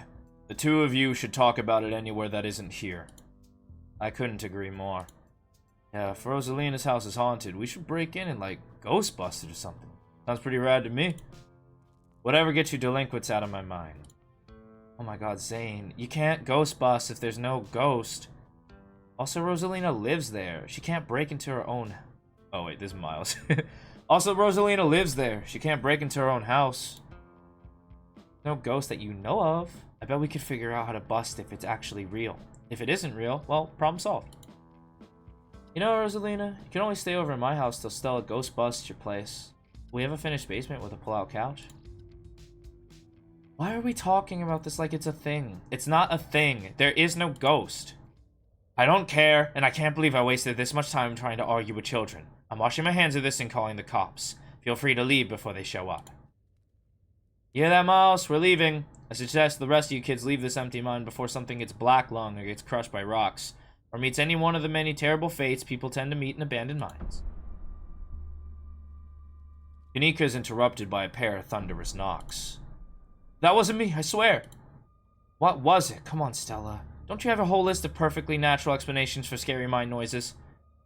It's Tommy knockers for sure. I don't know if this is why they came down here, but we gotta check it out. Stella! I know, but weird stuff's been happening around here the past few days. What if this is our chance to get an actual solid lead? The stakes couldn't be higher. Do you have no sense of self-preservation? I want you out of here, Stella. Oh, come on, Tabby, you can come along too. If you guys are going after something spooky, count me in. Nobody's going deeper into the mine. Nobody is staying in the mine. You're all leaving. Please listen to Tabitha before my heart gives out. It'll be fun, Neeks. It will not. Wait a second, where'd 3 of you run off to? Are you kidding me? Unbelievable. Well, Kanika, maybe if you weren't so scared of the dark or whatever, you'd notice them sneak off. I noticed them sneak off like I've been zoning out the whole time we've been here. They must have squeezed through that child-sized tunnel. I've always wondered where that goes. Never been able to get these hips through there. Stella, stop sneaking into my minds. Please, I am literally begging you. If only all the tunnels down here are wide enough for adults, we could already be done with this little mess, but no. There have to be remnants from a bygone era. Didn't you just talk about how child labor was the good old days a minute ago? I was trying to get you to leave my mine. Becca's head pops out from under the tunnel's entrance. We're not about to let you come in here and ruin our good time. The mine is safe. I've been here 1,000,000 times. Yeah, if Becca says we're safe, we're totally safe. Whatever, come on, you two. I know a cool spot this way. Okay, I think I know where that tunnel rejoins the rest of the mines. I'll go look for him. I want each and every one of you to take note of the fact that I'm doing that. Those idiots get themselves lost and die. I'm not letting their families sue me into the ground. Those really your priority right now? Yeah, do you have a problem with that? I want the rest of you out of my mind. Except for you, Ricky. I'm not letting you out of my sight. Yeah, sure, I can never fit in that tunnel anyway. They crossed a barrier that I cannot, so my time here is up. But only because Stella promised me a ghost hunt tomorrow. Whatever, I still gotta do my dailies anyway, and the service down here sucks. I will happily escort these 2 knuckleheads out. No, you are not about to weasel your way into the Stella. Aw, come on, Tabby. I've been down here a ton. I can totally help out. Tabitha sighs. No getting rid of you, is there? Fine, I won't waste my time arguing.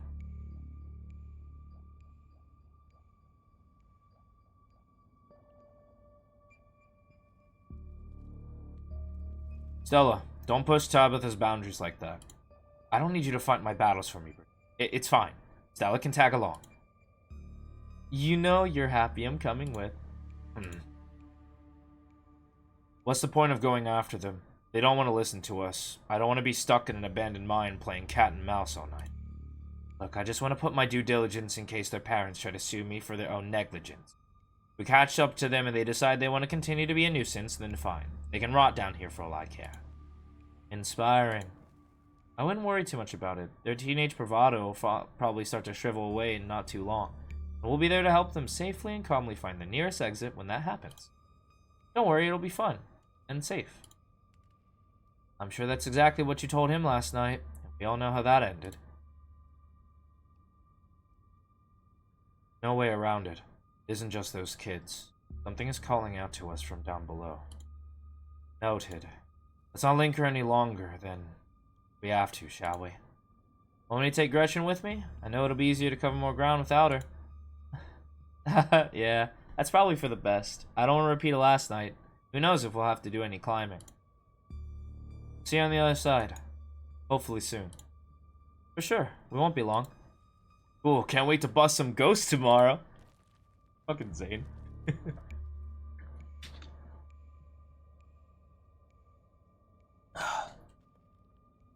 Kanika, Miles, and Zane head towards the entrance of the mine, leaving you, Tabitha, and Stella to find the remaining teams.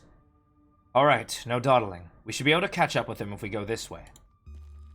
You and Stella exchange a glance as Tabitha ventures forward. As three of you move deeper into the mine, you hear echoes of conversation bounce across the walls. Becca, why are we doing this again? I thought you thought Tabitha was, like, really cool. Why are you trying to get her all mad? We're doing this because Tabitha is really cool. She doesn't let anyone boss her around. We can't just let her boss us around. Aw, you hear that, Tabby? Someone thinks you're cool. Can't believe she used to hang out with a nobody like Stella. Hey, I don't know. I think Stella's kind of cool. Her videos are really neat. Oh, come on. She doesn't even have a sponsor. What kind of YouTuber doesn't have a sponsor? I feel called out. I do not have a sponsor.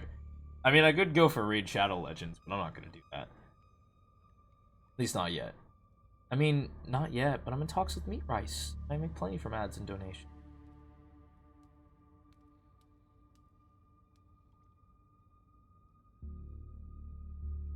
How does it feel to have a teen girl think you're cool, Tabitha? I feel nothing about it. The opinions of children do not interest me. I don't know, you kinda hesitated there. You're reading into things that aren't there, Stella. Just because your livelihood revolves around what people think of you doesn't mean I care what people think of me. Congratulations on your sponsor. You do care. Dang, Stella, Meat Rice, that's a big deal. They're on, like, every big podcast. Thank you. Feels like a really big step for the channel. I just wish Becca hadn't said all these things she said tonight.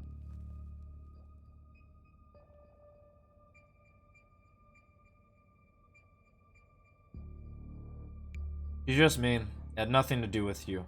You've seen how she's treated everyone tonight, except Tabitha. Yeah, I guess you're right. I'm surprised you don't have thicker skin about this, Stella.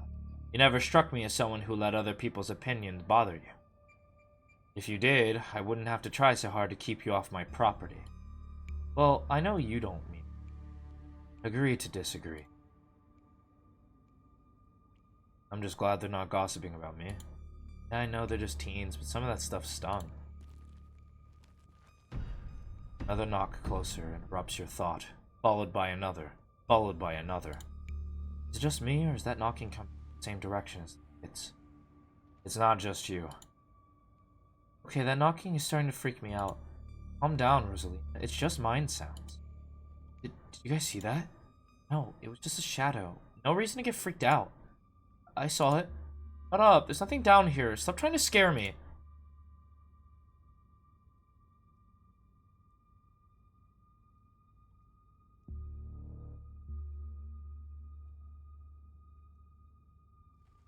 Poor kids.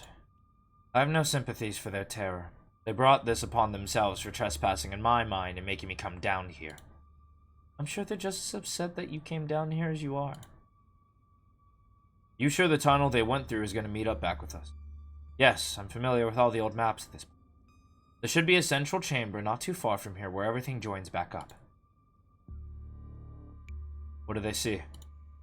Tommyknockers. It's not Tommyknockers. They're probably just jumping at their own shadows. You said it yourself, Stella. As soon as they got out of our sight, their bravado would vanish into a puff of smoke. It's probably just rocks falling somewhere deeper in the mine, which is also bad for obvious reasons. We're getting closer. Let's keep moving. As you progress deeper into the mine, the knocking grows more frequent. It's still distant, but it's much louder than before. The tunnel ends abruptly in front of you. A century-old ladder is the only way forward. The darkness beyond, you can still hear the echoes of terrified teens, their panicked arguing bouncing down the pitch-black corridors. Pit radiates rage, a white-hot anger. It hates you, but at the heart of it you can sense something else. The quiet hum of a darker presence. The heart calls to you, desperate to be witnessed. Here we are. The tunnel they crawled through passes through the chamber below. It shouldn't be hard to find them once we get down there. I've never been this far in. Congratulations, Stella. You got what you wanted. Tabitha crawls up the ladder and disappears over the edge. Alright, let's do this. Stella hoists herself over the edge and begins the climb down. You walk to the ladder and climb down.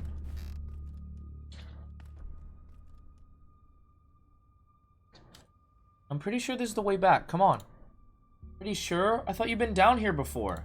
Okay, maybe I didn't get this far in, but whatever. It doesn't matter. I definitely remember the way out. Hurry. I don't want to be down here anymore. I think it was actually this way. Shut up! No one even wanted you to come with us anyway! Becca! Yep, they're close, alright. The thing, they're so damn loud. Sounds like they're really lost. The voices around you, those of the teens and your companions, sound odd, distant. There's something in the darkness before you that's much louder, though you don't hear it. You don't hear it, but you can feel it in your chest. A desperate need to perceive and be perceived. Hey, are you alright, Briggy? What do you think you're doing? Get away from there! Your cousin dives towards you, but not before the light.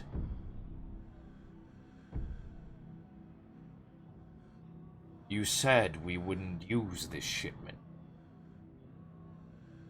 You know it's compromised. We couldn't afford to wait on new wood, Charles. We had to go ahead with it.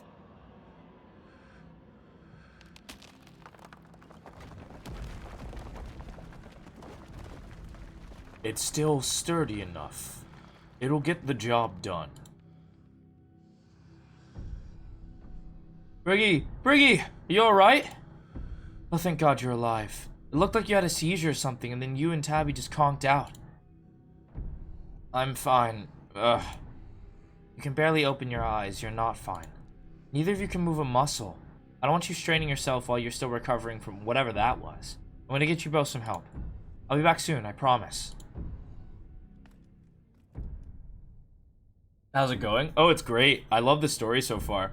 My voices are getting better, too. Oh, yeah, what's up, Jay? Yeah, we're on the death and destruction part of the story. Don't worry about it. You fade back out of consciousness as your companion clambers out of the pit, intent on your rescue. You raise up your elbows, head still swimming from the visions, your surroundings coming back into focus. Your head throbs as the knocking continues, now magnitudes more intense than ever.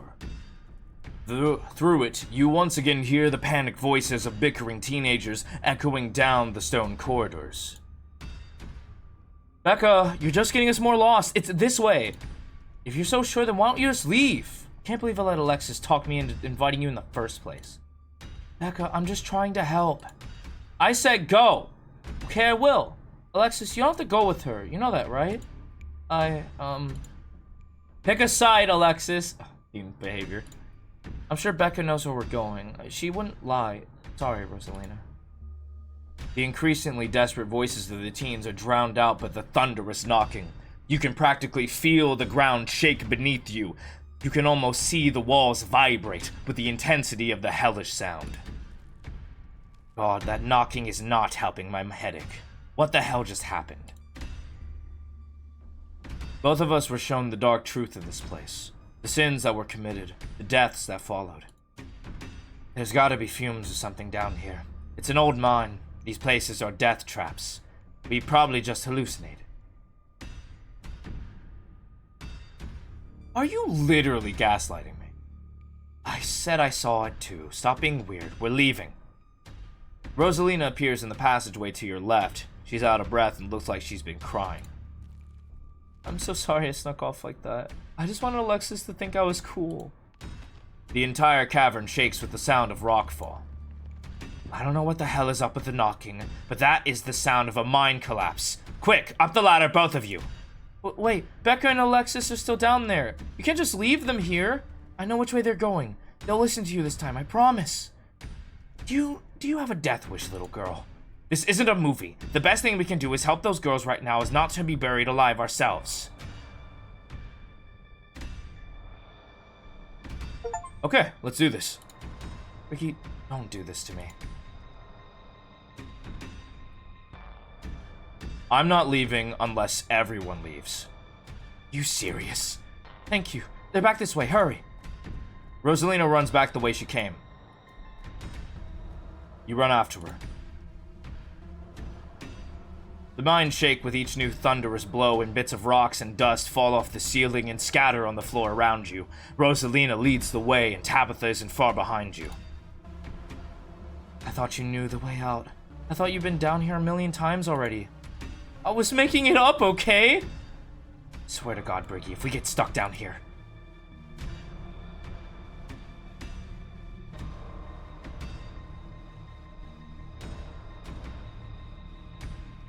I'm glad you decided to come along. You won't regret it. We'll see about that. We're coming! Just stay where you are! Rosalina, you came back. I don't want to die down here. Then move! Okay. You quickly push your way back up towards the entrance, pieces of rock littering the path around you. All of you, start climbing.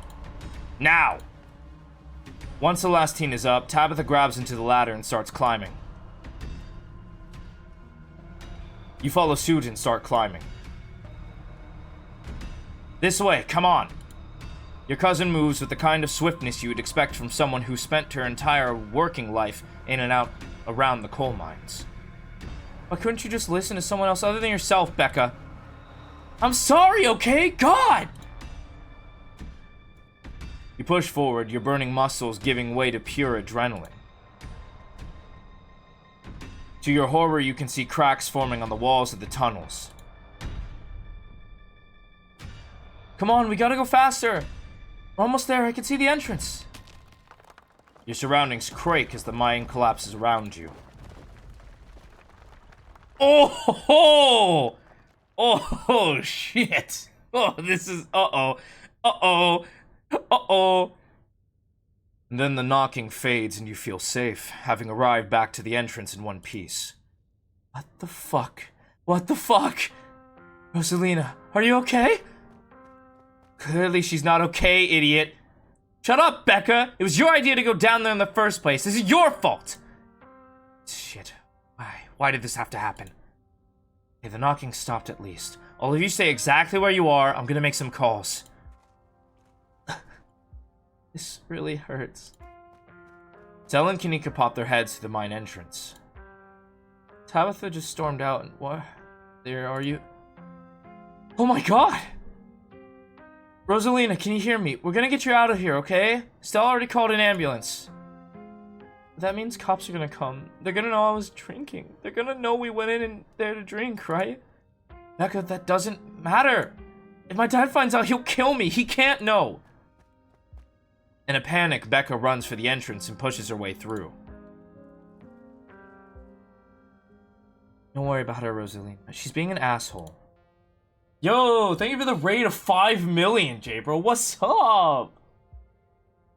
You gotta take a shit? Bet, dude. Enjoy your poop.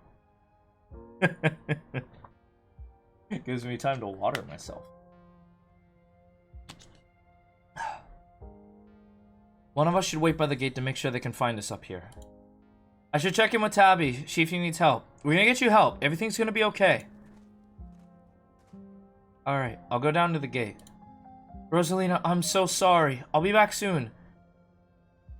We're gonna get you out of here, and you're gonna be just fine, okay? Briggy and Alexis will keep you safe until then. Am I gonna die? Rosalina, don't say things like that.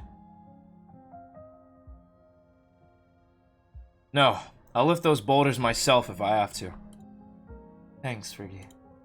Rosalina's breath comes in quick, irregular bursts.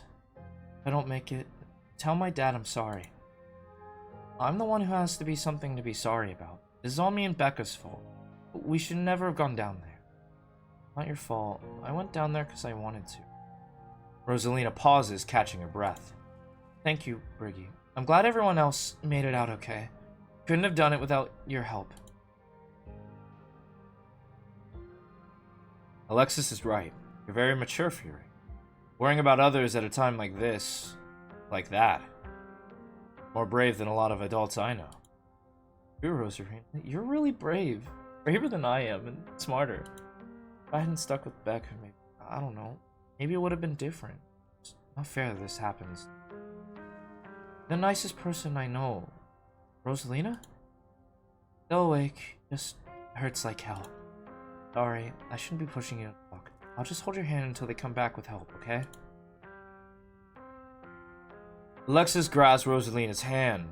Tears streak down both of their cheeks as you sit in silence together, waiting for the long, anxious moments to pass before the help arrives. Some of my men are on their way with rock lifts. We'll get you out of there soon. They're over here, Earl. Jesus H. Christ.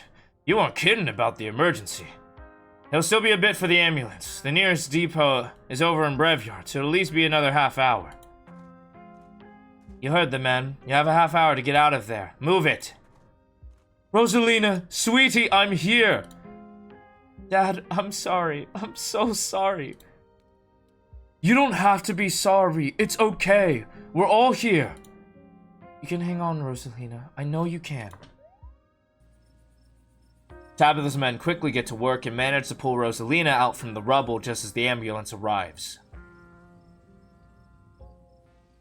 Sir, I'm afraid there's no space in the back. What do you mean? I can't ride with her? You're better off driving behind us. We're heading to Breveyard, so it's quite a ways. Is she going to be okay? Is she going to make it right? Please, God. Yes, sir. I promise you, we're going to do everything we can to keep her stable. Her vitals are looking good. Rosalina, my poor baby. I'll be there as fast as I can, okay? I promise that you won't be alone. I love you, Dad. The paramedics load Rosalina into the back of an ambulance and drive her off. Oscar approaches you off to the side as the police talk to Tabitha and her men. What the hell happened in there?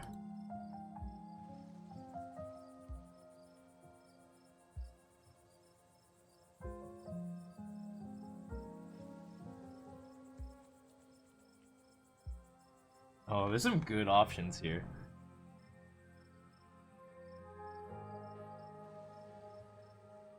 Oscar, I'm so sorry. It's okay. It's okay. At least nobody died. What happened, though? It seems like the seams of reality are fraying here. Nobody is safe. Ominous, but not helpful. What Briggy is trying to say is that Tommyknockers brought down the mine. I can't believe they're actually real, but I got some audio of the knocking on my phone. They must have been furious that we went down there. It doesn't matter what caused it. I'm just sorry it happened, Oscar. This is all my fault. She's been so angry with me. If I had just been able to provide more stability, she wouldn't be doing things like this. Putting herself in danger. I'm sure she thinks I'm making things up about her house being haunted. But I've seen things I can't explain, and it's only gotten worse over time. She told us about it down in the mine. For what it's worth, I believe you. No comment. But after tonight, I don't know. Once you're back from the hospital, we can check it out for you.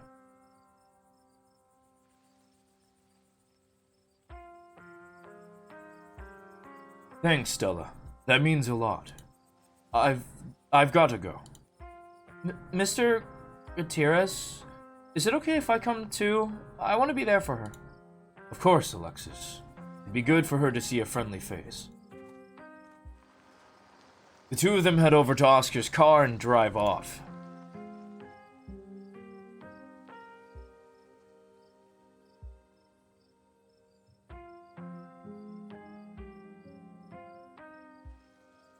There was a stone carving on the wall of that pit. It gave me some sort of vision. I saw what happened to this place. The Scarlets caused the old collapse. Charles Shaw was set up. No way. Dude was a monster. I mean, the Scarlets were monsters too. They still are. What am I saying? I don't believe in visions. Whatever you saw was probably just auto-suggestion. I don't know, Neeks. You weren't down there. Ricky and Tabby had, like, simultaneous seizures next to the creepy stone carving. It was like something out of a movie. Just because they passed out or had seizures doesn't mean it wasn't auto-suggestion. You think Rosalina's gonna be okay? Paramedics said she was stable. She's a tough kid. She'll be okay.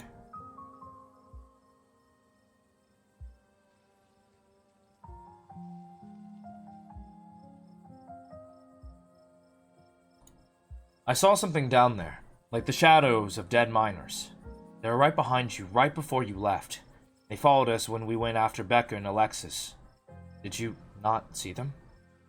Whoa, I didn't see anything other than the two of you in that carving. That's super weird. I don't want to doubt what you experienced, but you were deep in a dark, abandoned coal mine. You might have just been primed to see things. You know, now that I think about it, that totally fits the profile for some Tommyknocker stories. What if they're actually bona fide ghosts? Oh, Stella. Everything that happened down there centered around that main chamber, where I saw that carving. Stella showed me the photo. Weird stuff. Maybe you weren't entirely off base about the cult stuff you mentioned earlier today, but this thing felt old. Are you sure those were Tommyknockers? Depends on what you mean by sure. Is anyone really sure of anything? They fit the description pretty well, and I don't know what else they'd be. I have no idea what happened. I need to do some reading on mind collapse, I guess.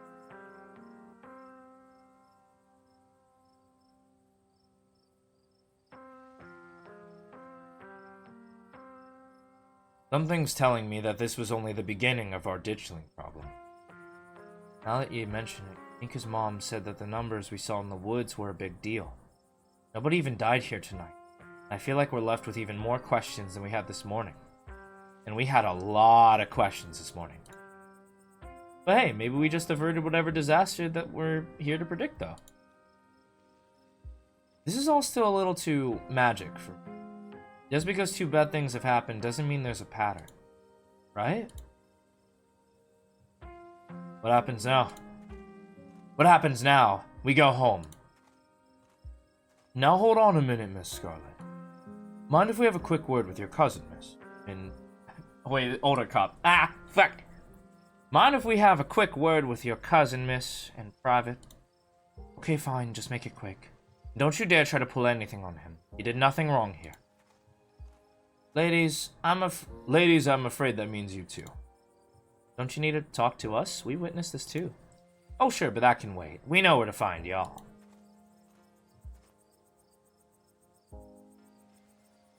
I'm Sheriff Hugby, and this is Deputy Derrickson, but you can call me Earl. Pleased to make your acquaintance. Welcome to Scarlett Hallow. Hope this little accident hasn't colored your perception of the place. Lovely place to live, you ask me. Lovely indeed. Now, Sheriff Huckabee, don't you think it's a mite odd that these teens found themselves in an old abandoned mine on the very property Briggy's family happens to own?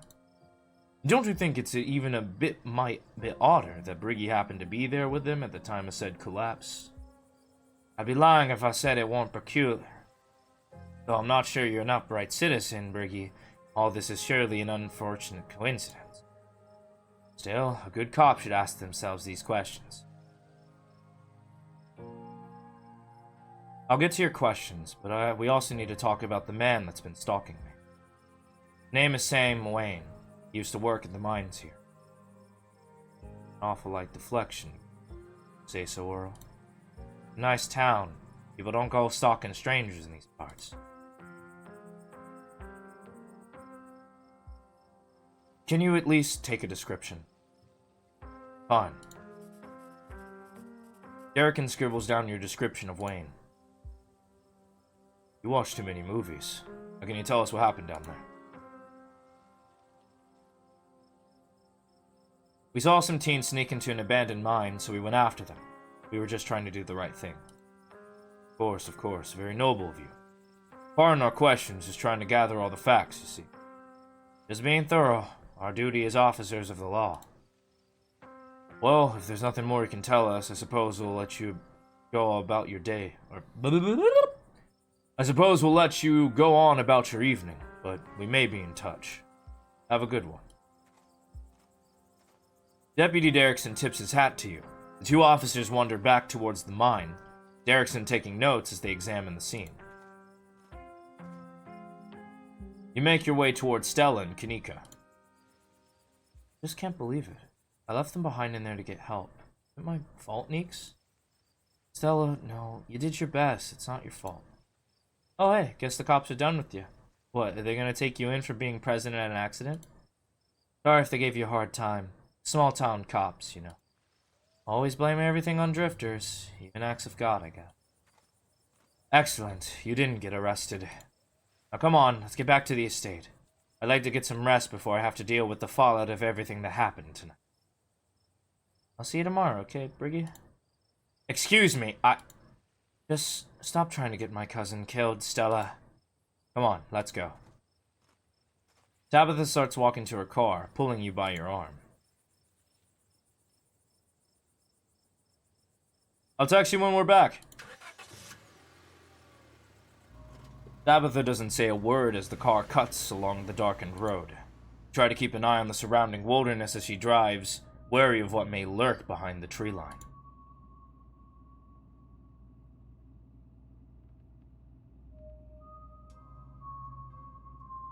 Sorry about today.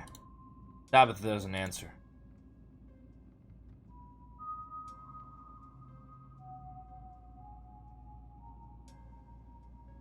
Bruh. Did you hear me? I said I was sorry. At least you called. Why did you treat Stella like that? Didn't you two used to be friends? It was a different time in my life. I just wish she'd get that we're not in high school anymore. I'm a different person than whoever she thinks she knows. Poor Rosalina. Poor Oscar. He should have kept her tighter reins on that girl. I never got into any trouble like this when I was a teen. I have Pearly Ann for thank for that. Hated at the time, but that strictness paid off. What am I telling you this for? You can tell me stuff. I'd like to know more about you. About Pearly Ann. Pearlan, for that matter. Maybe later this week. I don't have the energy to get into it right now, but I think I'd like that.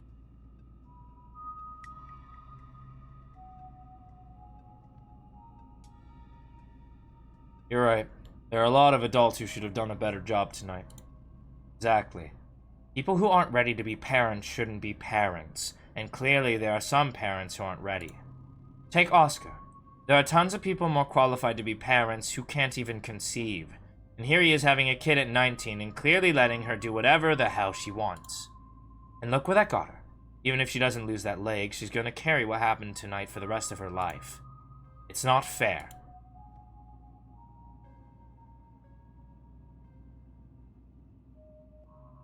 That's out of line? No, it's not. That's not at all. Yeah, you're right. It isn't fair.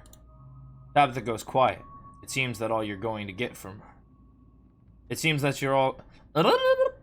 It seems that's all you're gonna get from her on this. How are you holding up? Poorly, but I'd rather we didn't get into it. I'm doing terribly, by the way, in case you wanted to know. Yeah, me too. I gotta focus on the road, though. I don't appreciate being dragged off like that. Been a long day, Briggy. Are you really going to make a fuss about me bringing you back to the estate? Don't answer that question. I don't have the energy to get into it. Okay.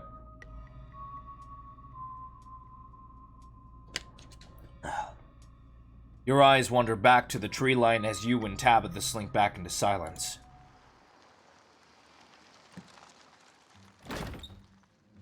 You once again cross the threshold into the estate, the musty stench of the decaying mansion greeting you with its undertones of mildew and wood rot.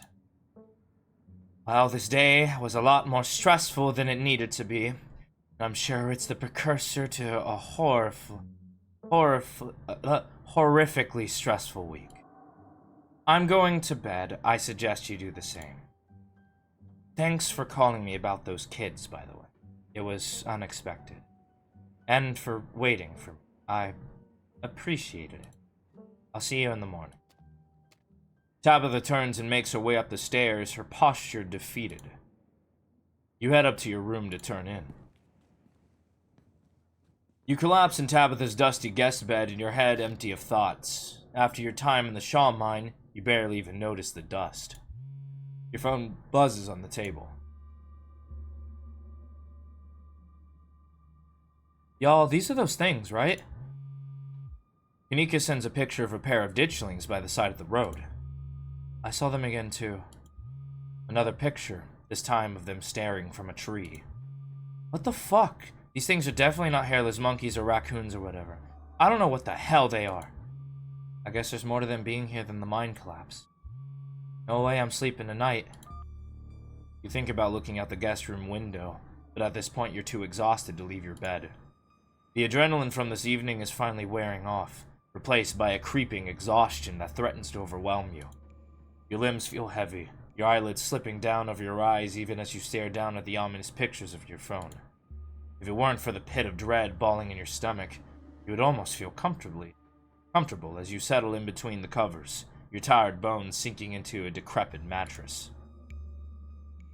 Close your eyes, you see Rosalina's face, twisted with pain, staring up at you with tear-streaked cheeks, trapped by powers beyond her control, terrified of what her now uncertain future would hold. Your eyes shoot back open, your heart pounding as the door to your room swings open. Just the cat. It's always just the cat. It's nice to see another living being, even one as unfriendly as Tabitha's cat. The comfort of her presence sets your mind at ease, and you finally slip into a deep sleep. Oh, shit.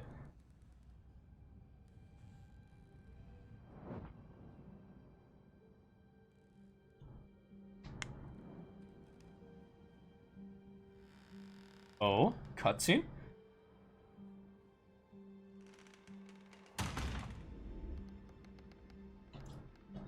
What? Oh, shit.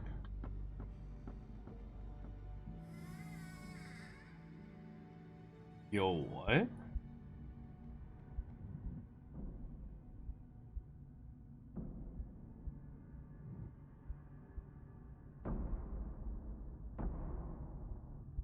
Oh. Why the rocks rumbling like that? Okay. Hey! Anakin Skywalker, that's so funny. Yeah, the knockers. You saw it. Not again, no. This is the end of episode 2. Episode 3 awaits. Proceed if you dare. I started super late. It's 2 hours to finish the second one. Fuck it, I'll go forward. Fuck it. Oh, yeah, hold on. It? Yeah, we'll, what's the word I'm looking for? We'll just continue, you know? I want to keep practicing, and I'm actually really invested. I might stay up till 1, but fuck it. We in it. Got the red light, the red mic, and the red throat. I don't know, that was weird. I think I'm hot. The full recap? I could get the recap of 1? No, I'm good. Let's just go. Alright, let's do it. Sunshine filters in through the dusty windows of the estate as your eyes flit open. You manage to survive a second night in the town of Scarlett Hallow. As you pull yourself out of bed, you can feel the soot and grime of the Shaw mine still stuck to your skin.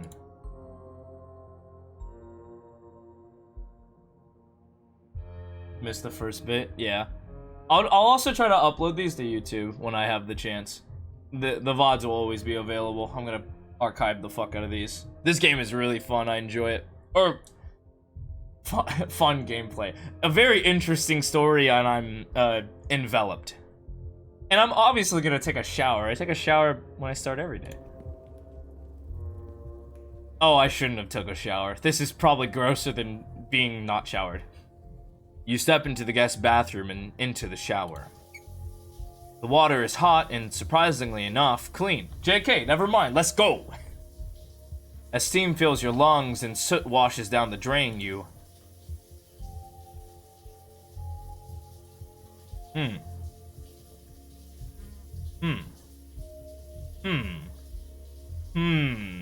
We'll just do mystical, because I want to go down the mystical path. Every minute feels like another thread holding this town together starts to unravel. Thoughts of doom consume you. I'm done here. You're done here.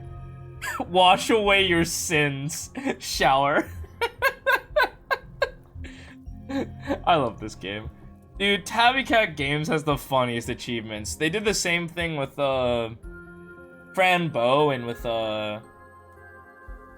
what's the other one? Little Misfortune. They had such funny achievements. You're done here. You turn off the faucet and dry yourself off. Time to start your day.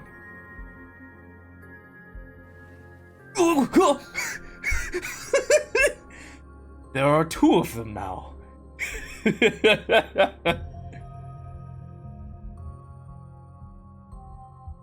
You wave down the possums, they look up at you. You had enough of the growing family of possums that live in your dresser, at least for the time being.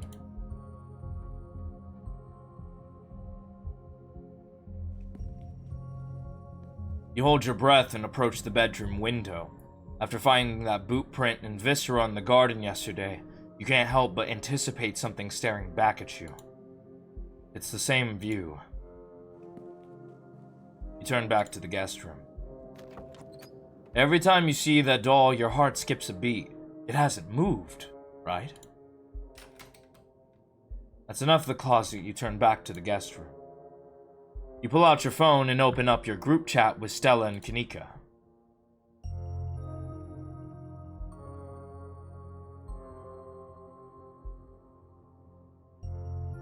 Morning. How you guys holding up? It'll probably be a bit before you get a response. You pull out your phone and text Stella.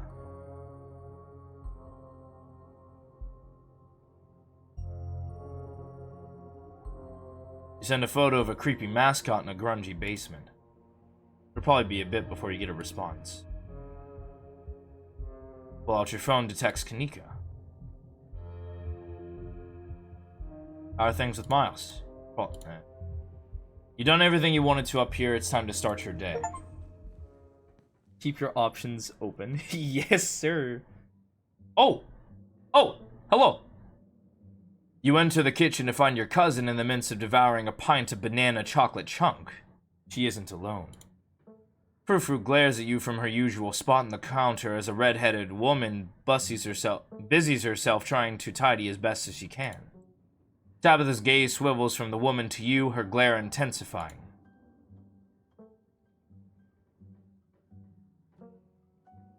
Hello. Good morning. I'm Janie. Just here to do my little weekly cleaning. Whatever cleaning Miss Tabitha will let me do, at least. I could have this place looking brand new, you know. Don't go making any big renovations, moving anything around. I like knowing where my stuff is. Okie dokie. It's nice to finally meet you, Briggy. I mean, I guess I did meet you on Monday when you popped into the diner. Janie. But seeing someone somewhere and meeting them face to face are 2 completely different things, I suppose.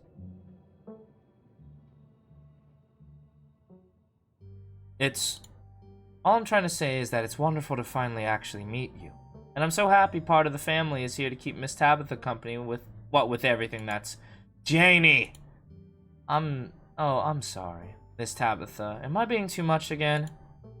Tabitha grumbles in acknowledgement. Hey Tabitha, how's it going? The little girl from last night. Apparently they had to take her foot. Tabitha takes one last spoonful of her ice cream, then disregards the empty container, turning to you with her trademark scowl.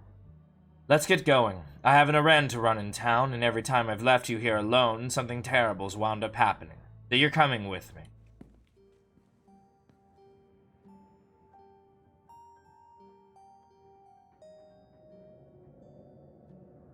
God damn. Take her foot? Jesus, Tabitha, you're not mincing words. What, you'd rather I sugarcoat what happened? You'd rather I say, unfortunately, they weren't able to save the leg. That kid was brave, and she was horrifically punished for it. Sparing the grisly details does her a disservice for our own comfort. Now, shall we go, or would you rather keep bombarding me with guilt for something I personally begged you not to do?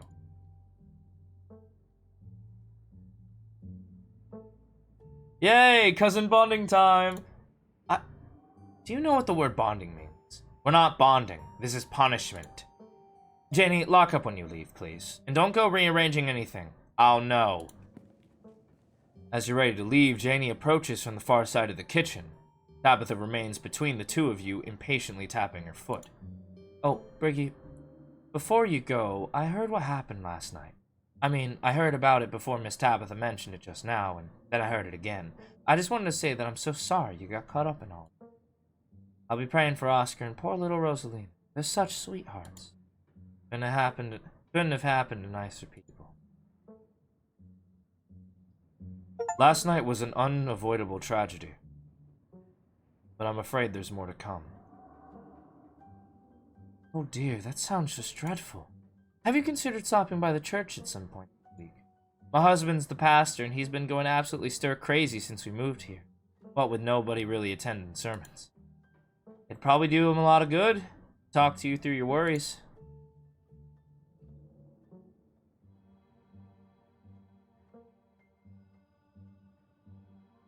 That sounds wonderful. Thank you for the offer. Of course, he's always ready and willing to talk with people, so feel free to stop by the church anytime. The door is always open.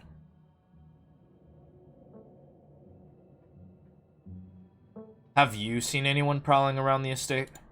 I'm gonna stop the two of you right there. Ricky, I'm busy and not in the mood to stand around waiting while you play Nancy Drew with my cleaning lady right in front of me. We're leaving. Bye, Janie. Alrighty then. Be safe out there, you two. Tabitha practically drags you from the estate, one hand clasped firmly around your arm. It would be easy... It would be easy to break your powerful arms from her grasp, but doing so might serve to further irritate her.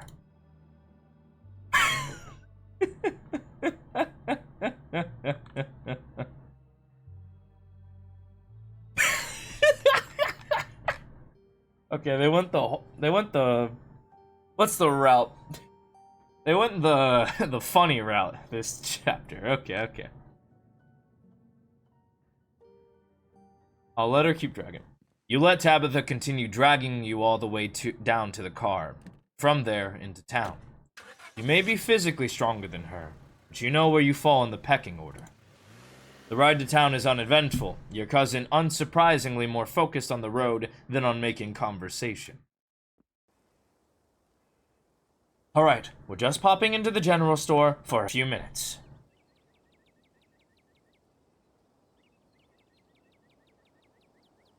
What are we doing at the general store? Picking up tea from Sybil. Oh, neat. What kind of tea? I don't know. The kind that Sybil makes. She makes a bunch of weird stuff. I don't know what all of it is called.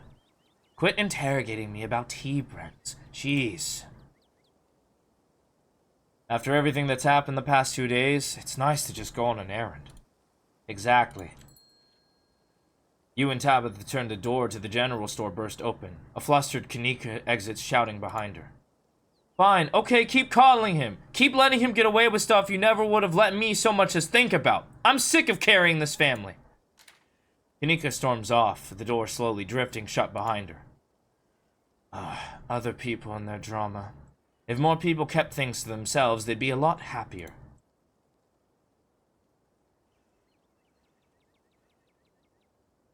Oh wow.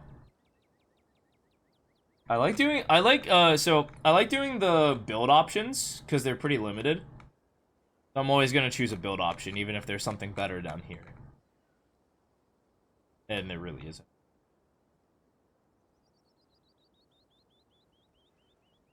True strength is not being afraid to show when you're struggling. Being able to pick things up and down and put them down doesn't make you an expert on strength of character.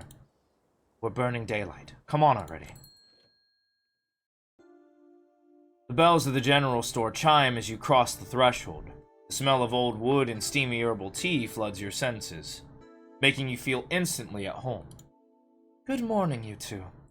Hope you're doing well after last night's activity. Morning. Is the new blend ready? Of course. Briggy, if you'd like to keep Miles company, Tabitha and I'll be just a minute.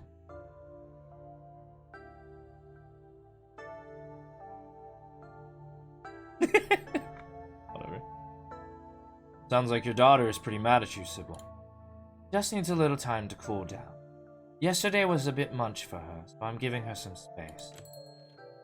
Sybil motions for Tabitha to follow, and they both disappear into the tea room, closing the door behind them with a tinkling of bells. You walk up to the door of the tea room to listen in. Subtle. Longer than you hoped, but... Sybil pauses, and a moment later you hear footsteps move to the far end of the tea room. If she and Tabitha resume their discussion, their voices are too soft for you to hear. It isn't long before the tinkling of bells interrupt your attempted listening session to announce another patron. Or in this case, another 2 patrons. Well! You never seen the man beside Duke before. Well, whoever he is, he's big. If it ain't Briggy. Bo, this is Miss Scarlett's cousin. He was there with Stella that night in the woods. It's a pleasure to meet you, sir. My name is Bo. I'm Duke's boy. Hope you've been faring better since all that unpleasantness. How's Verity doing? Oh, she's hanging in there. Too bad there's no vet in town anymore. Not that I'm certain a vet could do her much good. We got her comfortable, at least. We got her set up in a closet with a heat lamp, trying to feed her all her favorite foods, scrambled eggs and whatnot, but she hasn't been too interested. At least she's not out in them woods.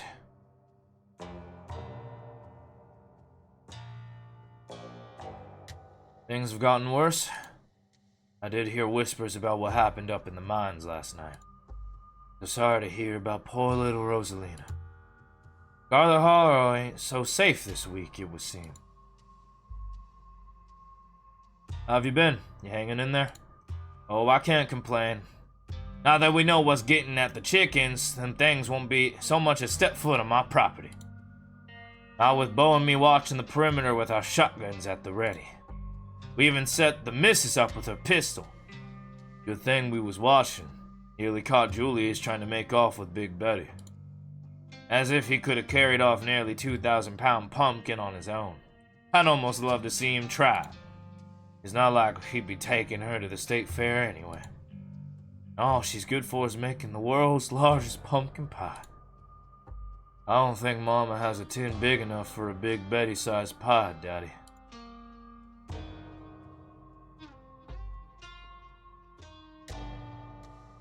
Who's Julius? Julius Tremaine. He practically spits the name. Some cousin, however many times removed, though I don't claim him as kin. He owns the farm next to us, except he doesn't seem to have a good grasp on whose property is whose. Thinks he owns half our land. Always sneaking around and taking vegetables we planted. Of course, the way he tells it, we're the ones stealing from him. Says he's the one putting seeds in the ground. He's a miserable old cuss, and he knows it too. Stealing vegetables born of other folks' hard labor is probably the only joy he has in life. Have you seen any of those creatures around your farm? Yeah, we saw a few of those things. They got scared off before I could start shooting. Nasty little buggers. We've been all losing sleep making sure we can keep an eye on those things. Even rubbing off on the hens. None of the little ladies have been laying this week. You know, Daddy, I bet some big mastiff could keep those things away. Seems like just the job for a guard dog. Now don't you start again. We ain't getting a dog. I got enough mouths to feed, and as much as you say you'll take responsibility, I know it'll be me cleaning up after it. Besides, I don't have much faith those things would be stopped by a dog. I saw more than a few in that nest. Those things we saw on Monday are apparently called ditchlings. They're supposed to be a bad omen. Ditchlings? Sounds like some old folktale. Suppose that suits him. As for being an omen, I believe that too. But I suppose there's not much to be done if they're forewarning some kind of disaster, besides looking out for me and mine. Still, I appreciate you telling me, Briggy. Big Betty is a pumpkin? Sure is. Probably would have taken home at least a few ribbons at the state fair this year. Maybe even a world record if we were lucky. Ah well, my hens are more important. We'll just have to grow an even bigger one next year, Daddy. Land's been good to us. We sure grown big out in the Calloway farm. Nice seeing you, Duke. It was a pleasure running into you, Briggy, but we best get on with our shopping. Can't spend too long away from the farm with those little devils running around. Can't leave Mama all by herself up there for very long. You have a good one. Hope Scarlett Hallow treats you better from now on. It was nice meeting you, Briggy. And please tell Miss Scarlett I'm sorry about her mama. They shuffle off into the aisles. Oh, there they are. I see them. Tabitha and Sybil are still in the tea room. Your phone buzzes. Oh my god, hey, I overslept. Still gotta make myself breakfast. Meet at the library after and figure out plan? Then it buzzes again. Stella sends you back an image of an exhausted alien. Hey again, lol. If you want to come over for breakfast, would not hate it. And then it buzzes yet again. Somebody was busy this morning. Oh, hey again. If you want to hang out before the library thing, I'm parked in the abandoned lot by the gas station. Sorry to miss. You have plenty of time before dinner at Reese's house.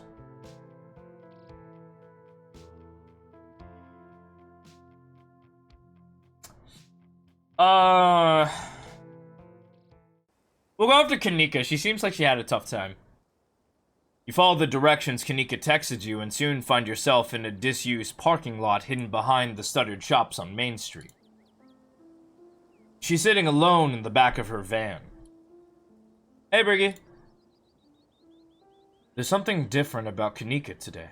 It's as if her spirit has dimmed. Her body language tense and tired. Sorry if this is a weird place to hang out.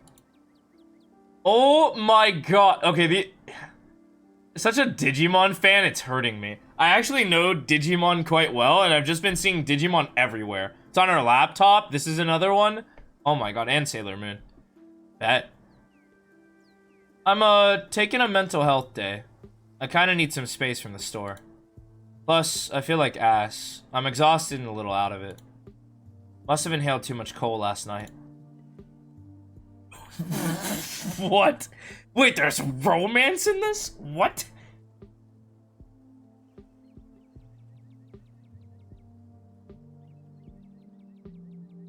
Alright. Alright. I'm honestly, like, I don't care about flirting and, like,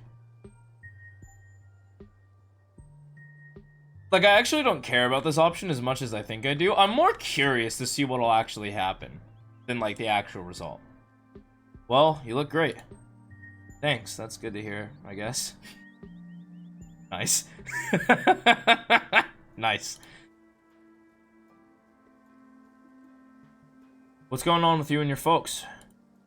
She sighs. Are you sure you want me to get into it? I don't want to dump all that drama on you.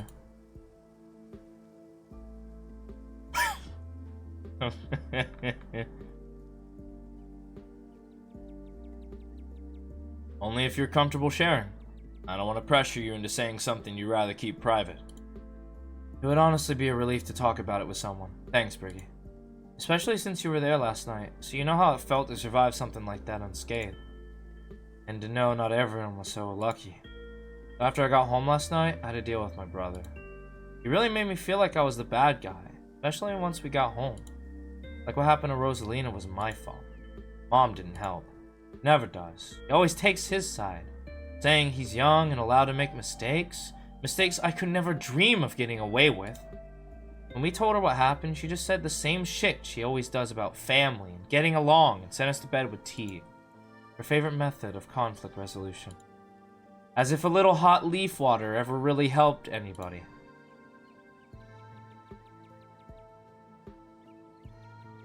Your fault? That's rich. Right? It kind of boiled over this morning, though. She wound up blaming me for letting Miles sneak off into the mines. Saying that if I'd been working like I was supposed to, he wouldn't have gotten into trouble. Like, I'm supposed to be in charge of a sullen teenager every second of the day? While working?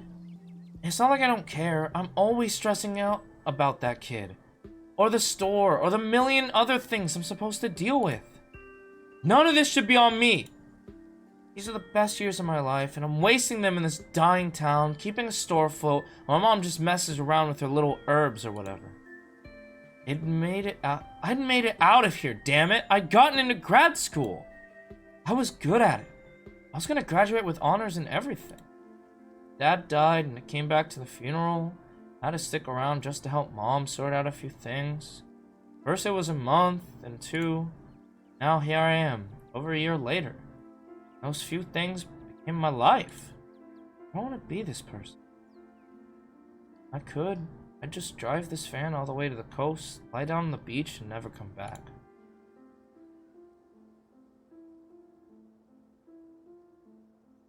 I could be such a bad influence.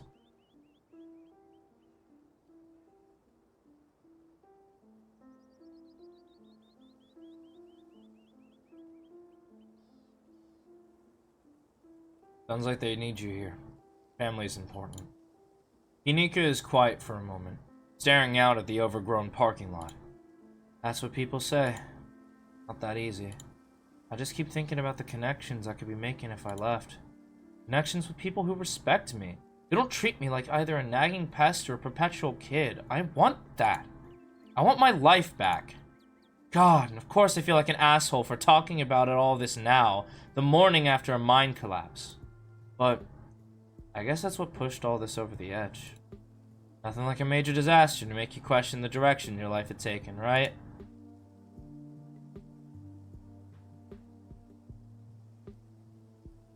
Oh my god. Oh. Is like the romance option like real? I'm curious. I'm not gonna deep dive this. I will deep dive this game like later. I'll probably go through all the options, but for now I'm gonna see how this goes. I wouldn't have met you if you hadn't stuck around. It's not all bad. You're funny. Nice. How are you doing after last night? Aside from the family stuff. Not great if you couldn't tell by now. At least I was able to get sleep once the adrenaline wore off. Even if I barely felt like I got any rest at all. Now I just got a raging headache. I hope I'm not coming down with something. Before things got heated with my folks, my mom gave me some more of this tea that's supposedly good for, I don't know, recovery? Rejuvenation? Must have been caffeinated or something, because it did not help me fall asleep. But it's kind of helping with the headache, and at least it tastes good. What about you?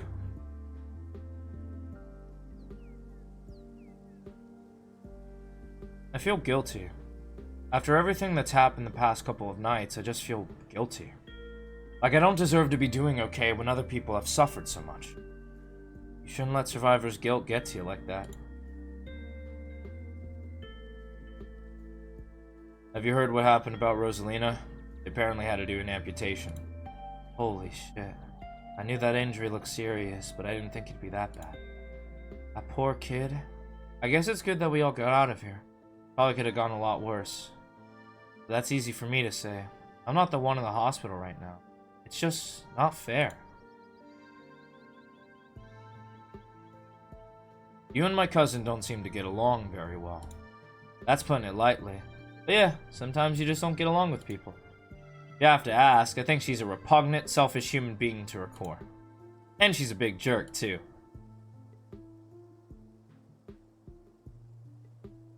You know she respects you, right? Told me herself. She told me not to tell you, so you know she meant it. That's cute. I didn't think it was possible for me to think any less of her.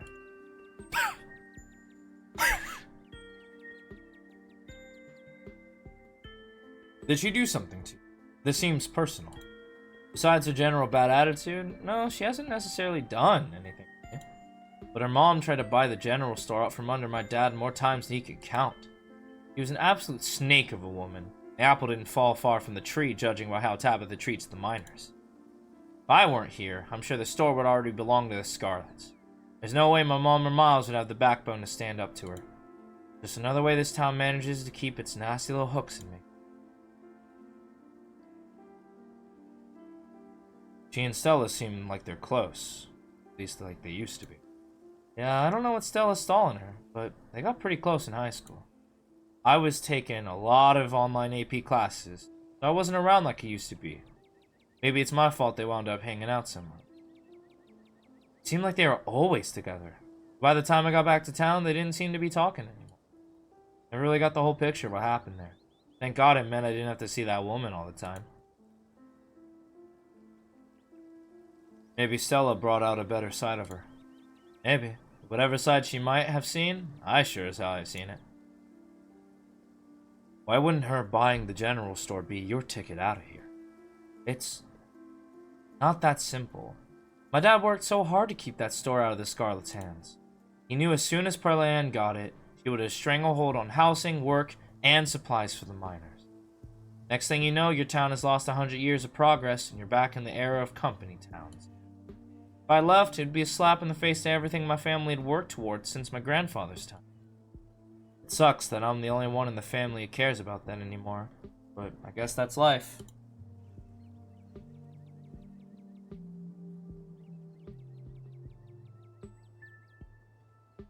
I think she puts up a tough front, but she's softer than she seems. As if that changes anything. If a dog bites you because it's scared, it still bits you. You have every right to never trust it again. Doesn't matter if that dog is nice to other people, or if it only bit you because it wanted to seem tough. Never done anything to prove to me she's a good person inside. All she does is bark and snap at people. I'd be careful if I were you. Don't go sympathizing with someone like her.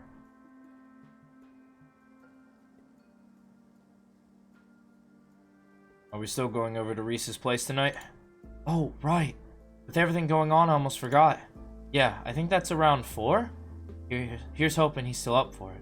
I'm dying to know what he's been up to in that little dungeon room of his.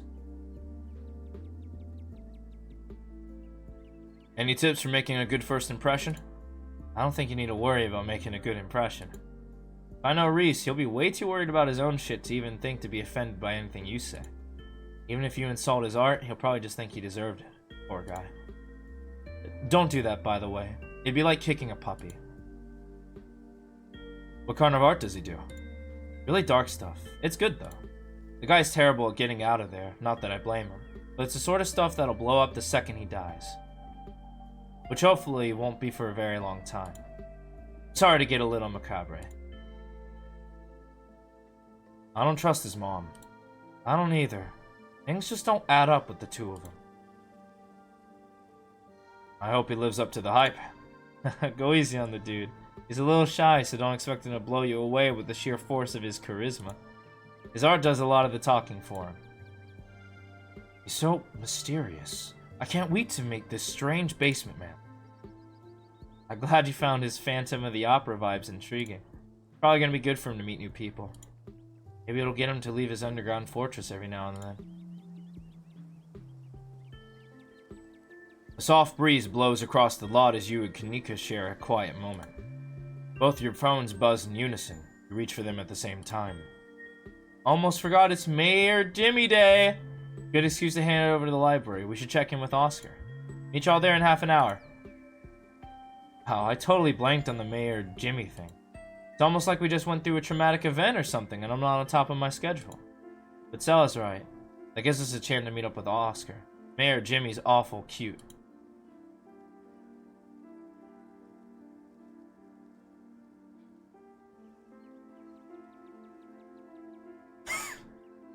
Are they trying to sell me on this love angle? I'm curious. I'm about to meta this. I'd rather stay here with you. We should probably go, for Stella's sake. I think the fact that she wants to hang out so much is her way of asking for help. I'm sure we have more time to hang out later this week. Anyway, we'll chill with Mayor Jimmy and go for Reese for dinner, then do some ghost hunting tonight. Thank God we have so much going today. I really needed the distraction. Shall we? Yeah. Spend some quality time with Kanika. Yeah. You and Kanika make your way to the library. It's busier than usual and a small crowd is formed in the corner of the main foyer. Or, if you're fancy, the foyer.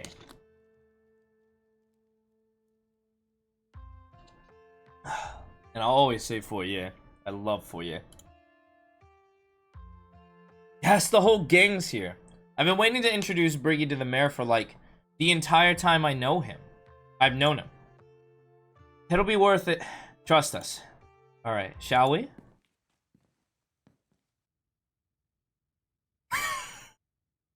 He's a dog. You can tell this dog is the mayor from his little sash and his fancy top hat. There's a regal air about him. Almost as if he knows the position of authority he's been elected to. You haven't met the serious man by his side, but you have to assume that he is the mayor's handler. He holds out his paw as if to shake your hand. It's lovely to meet you, Mr. Mayor. You reach forward to take the mayor's little paw in your hand, but his burly security detail stop you. No paw shaking. Only head pats and ear scratches allowed. Isn't he just the cutest? It's the best part of living in Scarlett Hallow, beside the nature. And all my friends and Winnie's Biscuit. Oh, and the close-knit small-town community, of course. But having a dog mayor is a close fifth, no contest. Gretchen squirms in Stella's arms, straining to get at Mayor Jimmy. Hey, whoa, Gretchen, calm down, old girl. You're gonna pull a muscle. Miss Richmond, I'm gonna have to ask you and your dog to step away from the mayor. I should have known better. These two have never been able to get along. Stella walks off, struggling to hold Gretchen back. Kanika is quick to follow. That's so cool. It looks like everyone else is already talking to Oscar in the next room. Before you can catch up to your companions, you're interrupted by a nervous man with a cross around his neck. It's hard to put a finger on it, but something compels you to dislike him. Sounds like old Gretchen and the mayor may have some unresolved issues, wouldn't you say? I'm Pastor Daniel. I take it you're Briggy. Everyone's been buzzing about you. I'm so sorry about your aunt, but I'm sure she's in a better place now.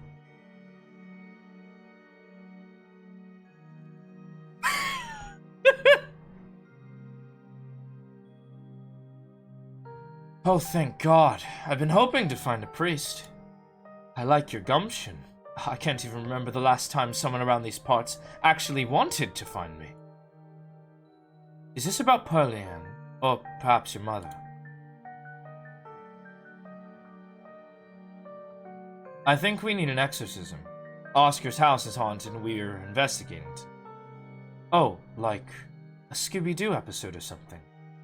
I'm afraid I don't buy into that particular notion. It's a bit too spiritualist. Now, if it were a vision of one of his parents trying to contact him from heaven, I could understand that. It isn't. But I simply don't believe in malicious spirits, lingering neither in heaven nor hell, jumping out of closets to scare us. I'm sure there's a perfectly reasonable explanation for whatever it is he saw.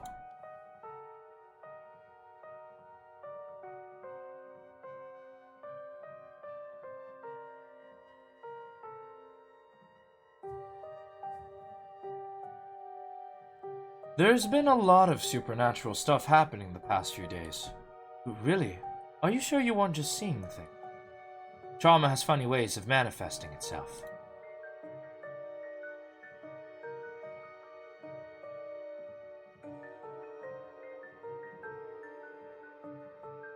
Janie mentioned you this morning. That woman is the light of my life. I'm so glad she's there to help your cousin through this rough patch. You mentioned Pearl-Anne being in a better place earlier. I doubt it's a better place. It sounds like she was awful. Oh, I'm sure she wasn't that bad. Most people are good deep down inside. It's best not to speak ill of the dead. I should go. It was nice meeting you, though. Of course. And if you find yourself in need of counseling or spiritual guidance, you know where to find me. That sounds lovely. Thank you. Really? Oh, that's great. Sorry, I just don't get I don't usually get positive responses when I ask folks if they want to come up to the church. Anytime that works for you, just swing by. I'm sure I'll be around. It was lovely to meet you. You have a blessed day, Briggy. The pastor leaves you be and joins the line to see the mayor. Nothing to do now but catch up with your companions. Oh my god. Poor Rosalina. I can't. Oh god, it's Kaneko. Poor Rosalina. I can't even imagine how scary this has been for her. She seems in high spirits right now, but they've got her on some pretty strong pain medication. So I'm not sure how she's going to feel when that wears off. And it was the whole foot? Yeah, it's bad. She's alive. We'll both be able to move on from this. We just have to get through the tough parts first. Tabitha told me what happened this morning, but I didn't realize it was so bad. Yeah, there was nothing left to save, they said. Sorry, I can't think about it right now. Oscar. I'm sorry to cut our conversation short, but I better be going. He was only supposed to come back to pick up a few things, and then the hospital called and said there'd been some big bus accident on the highway, and they need the bed, so I have to come pick her up. No, our house is still haunted, and the only place she can lie down until then is the dirty back room that drove her away the first place. And Mayor Jimmy Day is happening. Sorry. I'm just a little overwhelmed. Hey, Oscar. We're here to help. Yeah, we're gonna get that ghost. We can always go ahead and do a ghost bust, or whatever you're calling it while you're out. You'll be able to go right back to your old room as soon as you got back. Probably a good idea, right? If only. It doesn't come out during the day. Any busting attempts are gonna have to wait until after nightfall. Still not even sure we can get rid of it at all. I think I'd have to see for myself that it was gone. It managed to trick me a couple of times, and I can't handle any more surprises right now. I've got every ghost hunting device known to man. You're in good hands, Oscar. Don't worry, Oscar. We'll fix this. Heck yeah, we will. Whatever this is, we'll get to the bottom of it. Tonight. Thanks, guys. I really appreciate it. I'm heading out. It should be dark by the time we get back, so I suppose I'll see you then. Y'all then. Oscar hurries off, car keys jingling as he jogs out the door. Let's head up to Reese's. Maybe we can get him to come ghost hunting with us. Oh no. You are not going to try to get Dr. Kelly to let him leave the house, are you? She'll kick us out for even asking. I wonder if he even knows what happened last night. I don't know how disconnected he is from the news around town. Jeez. We tell him? Gosh, I don't know. Maybe we just play it by ear. Anyways, shall we? Time to go. So I finally met Pastor Daniel. It's only a matter of time until he tried to pull you aside about grief counseling. When my dad died, I had to ban him from the general store for a week. He wouldn't stop leaving those little pamphlets at the checkout. I don't know where he finds so many.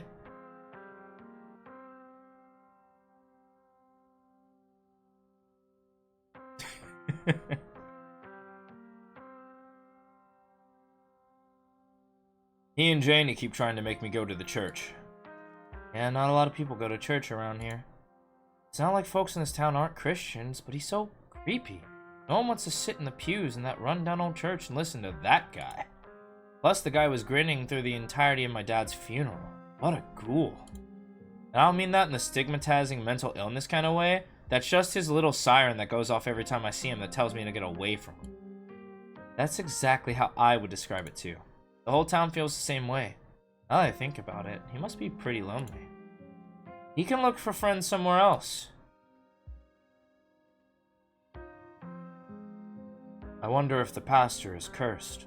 Felt something odd when he came up to me. The way everyone seems to dislike him seems excessive. Unnaturally excessive. Okay, I know this is weird coming from me, but not everything in town has to be spooky for supernatural reasons. Sometimes people just give off bad vibes. Agreed. We're allowed to dislike him even though he hasn't done anything wrong. That we know of.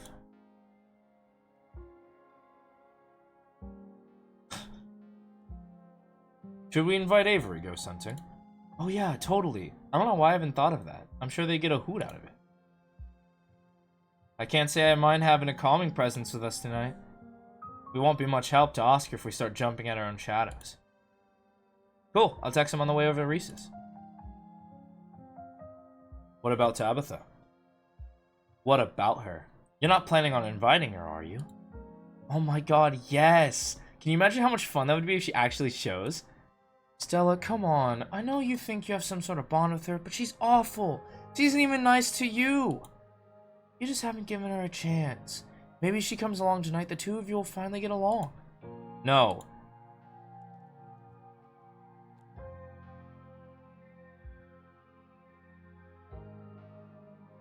I'm inviting her. Unique sighs as you shoot your cousin a text and invite her to the evening's ghost hunt. Alright, you invited her. Let's not get into it. If we're lucky, she'll be too busy at the mines to even show. Aw, don't say that, Neeks. If we're lucky, we'll have another opportunity to forge a bond of friendship between the two of you. Alright, shall we head out? Break in the wind. Hold on. I gotta stretch my neck.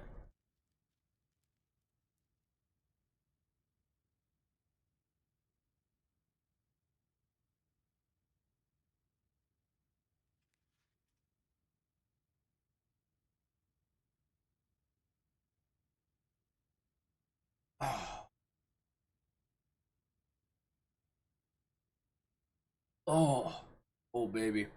Yep, those are my traps going into overtime. Shall we head out? Three of you leave the library for an early dinner at Reese's. You once again find yourself in front of Reese's house. A cold hesitation grips you as the building looms over the hilltop. Though it's only early afternoon, it feels much later. The sun already sinking behind the tall mountains that surround Scarlett Hallow. We're a little early. What if Dr. Kelly yells at us? No such thing as early when you're hanging out with friends. That's just extra time you get to spend together. Okay, but what if she yells at us? Too late. Door swings open. Hey! Reese! Oh my god, dude, it's been ages. Oh shit. You must be Briggy, right? I heard a lot about you. Stella's been relentless about making sure I got all the Briggy updates. Gretchen starts yelping at Reese, straining against Stella's grip as she tries to get between them. Are they here already? I knew you'd show up early, Stella. And you bought the dog. Great. Yeah, I thought she might cheer Reese up. I don't know what's gotten into her all of a sudden. The dog stays outside. But it's okay, Stella. We can let her chill in my van for a bit. I run the AC and let her some treats. You know... Oh shit, what is happening to me? More water. Ugh. I run the AC and let her some treats. You know I always have some of those easy chew dog jerky stashed away. Well, we go everywhere together. You want to come in or not? Kanika nervously tugs Stella away towards the van. Well, what about you, Briggy? You coming in? Oh, sure. You follow Reese and Dr. Kelly inside. Stella and Kanika aren't far behind you. The house feels cold. Not only is there an odd chill in the air, but the building itself feels too sterile. Uncomfortably tidy to the point where you're nervous to touch anything. If it oh my god. Hold on.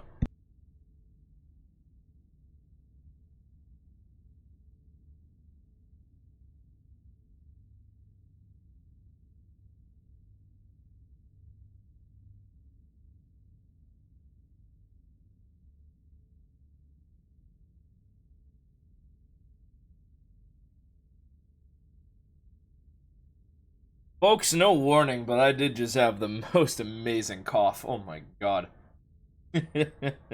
Sorry about that. Okay. If it weren't for the aroma of store-bought dinner rolls baking in the oven and the unsettling artwork hanging on the walls, you'd be half convinced you wandered into a real estate showing. So, how can I lend a hand? By sitting down and not puttering around in my kitchen. I made sure everything was done well in advance, so the only things left are the dinner rolls, which shouldn't be long. Then we can have a quick dinner, you can leave my house and go about your business. But I was kind of hoping to see Reese's new art. We still have time now, right? You aren't seriously considering subjecting your friends to your disaster of a room, are you? It's not that bad. You can still see the floor. Dr. Kelly raises a single questioning eyebrow. I don't mind a little mess. Yeah, I doubt it can be any worse than the way I keep my room. Yes, okay, fine. As long as you stay out of the kitchen, I don't care what you get up to. Cool, we'll just be downstairs. You won't even know we're here. You make your way towards the basement stairs. Oh, shit! Yo! Oh my god! This guy goes nutty mode. What the fuck? Oh shit. Yo! That's sick. The basement is what you might expect out of a tortured artist who spends all of his time confined to his studio. Discarding canvases line its edges, while trash and sketches leak out from their piles in the corners of the room, hiding the bare cement floor. Ghoulish faces coat the wall in paint, sneering out at their creator. Your mom is so scary. She can be a little intense, kind of overprotective, which I guess makes sense. Anyway, make yourself comfortable. You'll have to forgive the mess. I've been distracted lately. I haven't been cleaning much.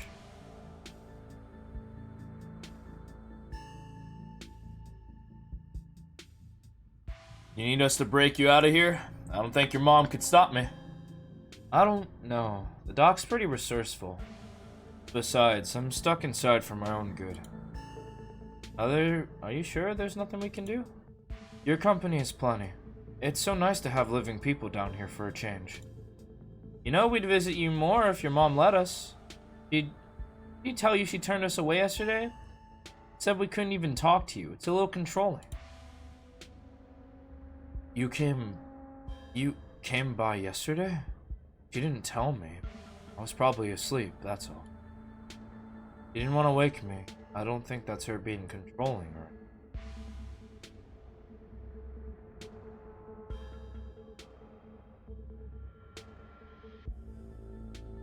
Not to cast any doubt on that, but she did say I couldn't bring you any food. She knows that's how I show my friends how much I appreciate them, and she knows I can work around all kinds of allergies and intolerances. I'm not gonna lie, it felt weird. I don't know.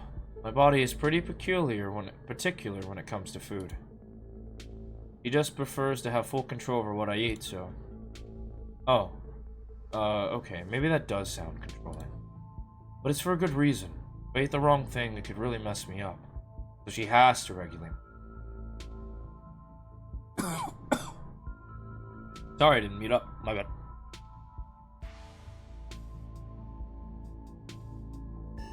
So, has Stella told you everything about... Has Stella told you about everything that's happened in the past couple of days? Oh. She's told me all about what you guys have found out there. I wish I could see some of it myself, but you know. He gestures in futility towards the walls of the basement.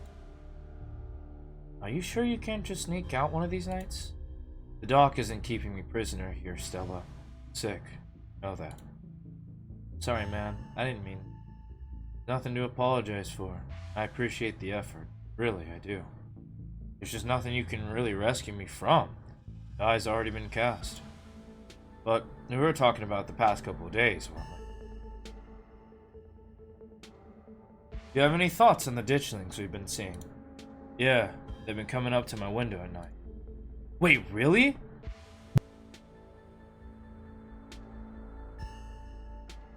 Is that why you texted me that they looked like something out of your nightmares? Yeah, I thought I was hallucinating. I hadn't put it together that we might have been seeing the same thing up until just now. I've been sketching them, actually. Tell me what you think. He pulls out a sketchbook from one of the piles in his room. Okay, that's exactly what I saw on my way home last night. What does it mean that they've been lurking around here, though? I don't know, but I like the company. They're kind of beautiful in a sad way, if you ask me.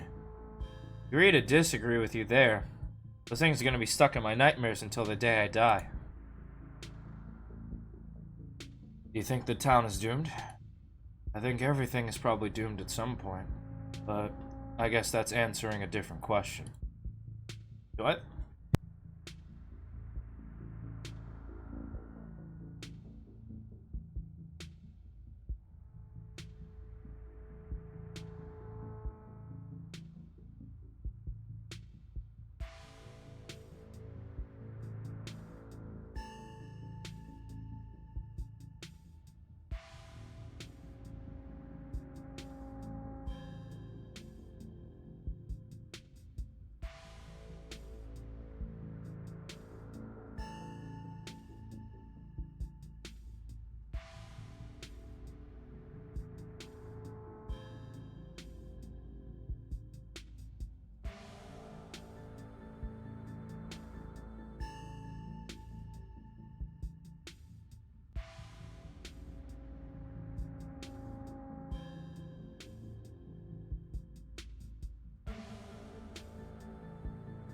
Alright, sorry about that. The coughs got kind of weird, so I wanted to make sure I was okay. Do I think the town of Scarlett Hallow is on the brink of collapse? Probably not, but it's not like I have a lot of perspective on what it's like out there. There could be rioting on Main Street, and if Stella or the doc didn't tell me, I just wouldn't know.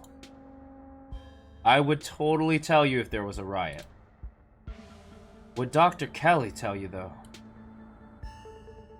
I mean, yeah, I hope so, but the point of I'm trying to make is that other people are my eyes out there.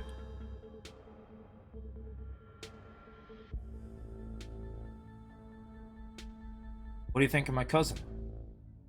He was always so distant and mean. I probably would have thought she had it out for me personally if she wasn't like that towards everyone. Or if I thought she even knew my name. But people change. Maybe she's nicer now. She's still terrible. You guys just never took the chance to get to know her. She's actually really funny and sweet. I'll pass, thanks. What do you think's going on with Wayne? Who? You know, the guy who's been following Briggy around, being all ominous? Oh yeah, slasher creep. I appreciate the classic Jason vibe he has going on. Here's hoping he doesn't live up to the look, for all our sakes.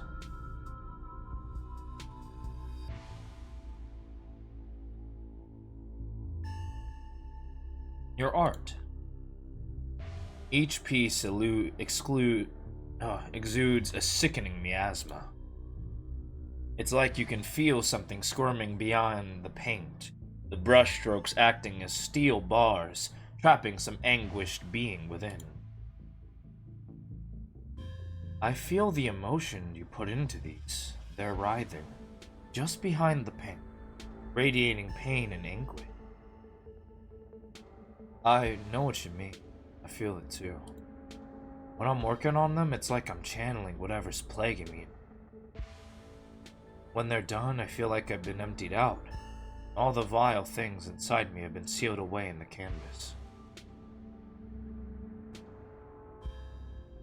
That's why I make so many of them. Sometimes when I return to a piece, it's almost like I'm offering an invitation for those feelings to slither back under my skin. There are some pieces I can't even look at. I hide them until I forget they exist. I'd rather not let those particular feelings back in. Sounds kind of like therapy. That seems healthy, probably. Yeah, art there. Oh god. Yeah, art therapy. Sounds like it does you good. Being empty must be better than being full of bad thoughts, right? I think so. Works for me, at least.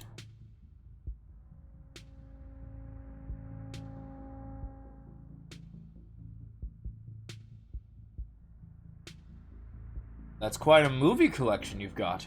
Got any Rex? Let me think. Oh, have you heard of Shino-Chi, Deathblood? I saw that for the first time recently and it blew me away. Excellent example of both Japanese horror and found footage done right. We can even put it on after dinner if you guys are interested. Dang, I would usually be down for that, but we gotta head over to Oscar's after this. We promised we'd ghost bust his place. He's apparently been dealing with a bad haunting.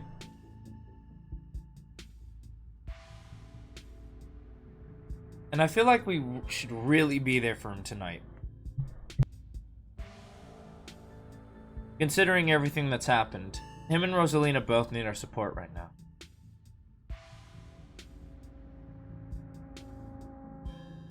I'll take a rain check on that movie, though. Yeah, we'll definitely come by for a movie night this week. I'm free tomorrow night. Same goes for Briggy. I should probably work tomorrow, but I can close up early. So you three go way back, huh? Almost to the womb. This school here is a tiny K-12. Not exactly a one-room schoolhouse, but not far from it. We're lucky we all got along as much as we did. Some kids weren't able to make any friends their own age. They just happened to be born around the same time as some real jerks and were stuck with them through their whole school career. Poor kids. Not that we were free from dealing with jerks, like a certain Scarlett I can name. Okay, she was a little rough around the edges, but she was pretty friendly when you got past that. Maybe to you, the way she used to look at me, I think I rolled in something foul every morning at school.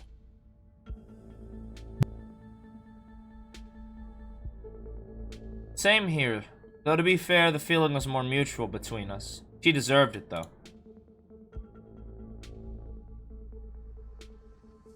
If you need someone to pose for your paintings this week, that's so kind of you to offer. If you're okay with hanging out at weird hours, I'd love for you to come by and sit for me. It's been a long time since I was able to draw anyone but myself. I'd really appreciate the company. What are you sick with? Sorry, Reese. Briggy is pretty direct. We don't have to talk about your illness. Yeah, I just kind of ask questions and you kind of give me answers, so... Oops. It's okay. I've come to terms with the way the rest of my life is going. You're so macabre, Reese. You make it sound like you've been sentenced to death. You haven't, right? Not exactly. No one really knows what's wrong with me, but it's been getting worse. I can barely keep most food down. Skin always itches, worms crawling under me. I could live for a long time or a short time. Unsure. But I'm definitely not going to get better. Whatever time I have left is going to be miserable. So I've done my mourning. The best years are behind me. My future is unknowable. One day I'll wind up in a pine box. Everyone else, I'm okay with that. Dang, Reese. I may be a goth, but that's some real nihilistic shit. Well, make sure to come by more often from here on out. Friendship heals all wounds, right? Thanks, guys, but you really shouldn't worry about me. I have my art. I'm doing fine. Really.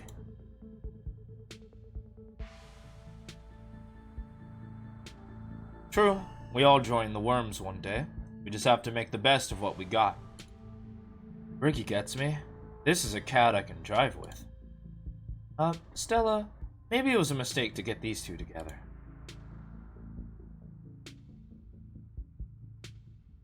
Want to come ghost hunting with us tonight? Oh wow, do you think you'd be down for that? We'd love to have you. Yeah, it'd be great to have you along. That would be so amazing, but I haven't had the best luck leaving the house lately.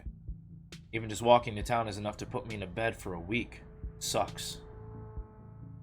Make sure you bring your camera, Stella. I want to see everything that happens.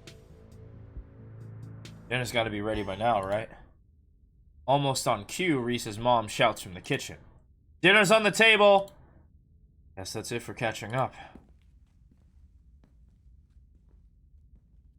Make sure you all wash your hands with soap. I don't want anyone sharing their germs at the dinner table. Sure thing, Doc.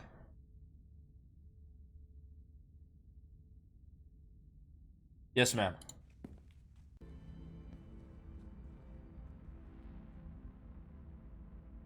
You make your way towards the sink, but are stopped in your tracks by the pull of an odd door at the end of the hallway. It feels out of place, like you've accidentally wandered into a different, older house. More than that, you feel something radiating out from behind it, something dark and cold. You felt this before, in the dusty tunnels you so narrowly escaped last night. An oppressive hum, like a muted scream heard through layers of rock trying to draw you towards it. You feel lightheaded. You're compelled to approach the door, drawn in as if hypnotized. Something wants you to find it. Oh, shit.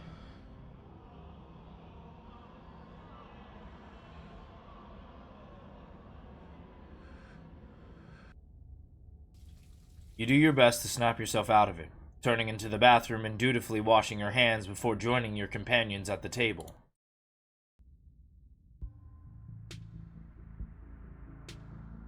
Dinner is already laid out. Dinner rolls, spaghetti, and a light salad.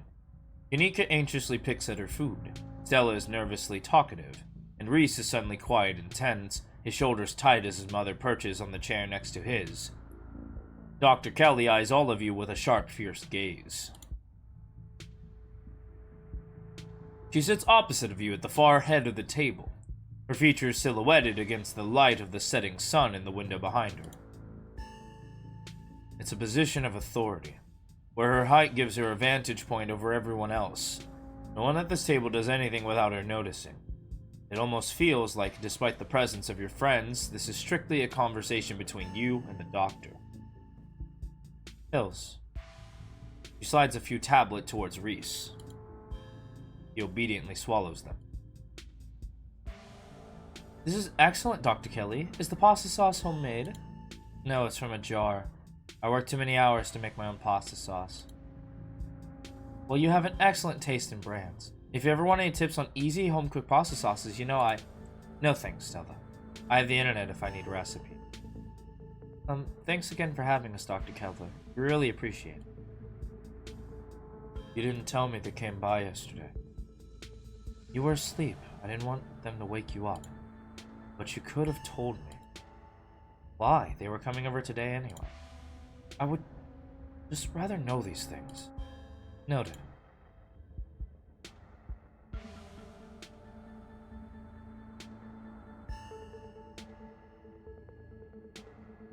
There is no way I'm saying this right. I think I saw a video online about a family like yours. Turns out the mom was poisoning her kid for 18 years. I am never saying that in my life. No way.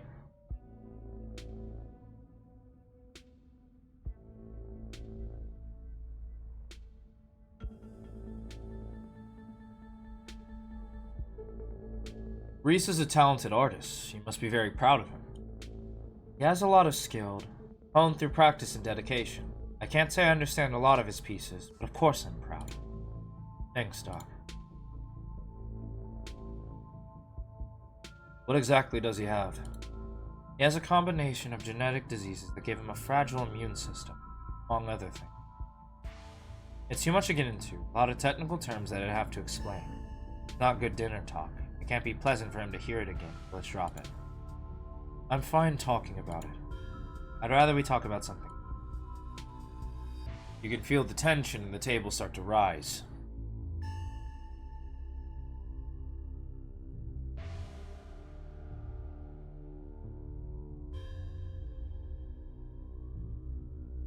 Must break your heart, having to isolate your son from the world like this. It's just another unfortunate side effect of his illness. Both of us just have to come to terms with it. It's not the life I wanted for him, but it's the life he has to lead. Maybe he doesn't have to. Oh, jeez, Kanika, your boots are heavy. Sorry, Dr. Kelly. We're totally respectful of Reese's boundaries, even though they might seem a little arbitrary and Isn't that right, Stella? You can kick me all you like. It won't change my bold attitude and outgoing personality. Doc, I feel pretty okay. I don't think having people over is all that rough on me. We'll see how you feel in an hour.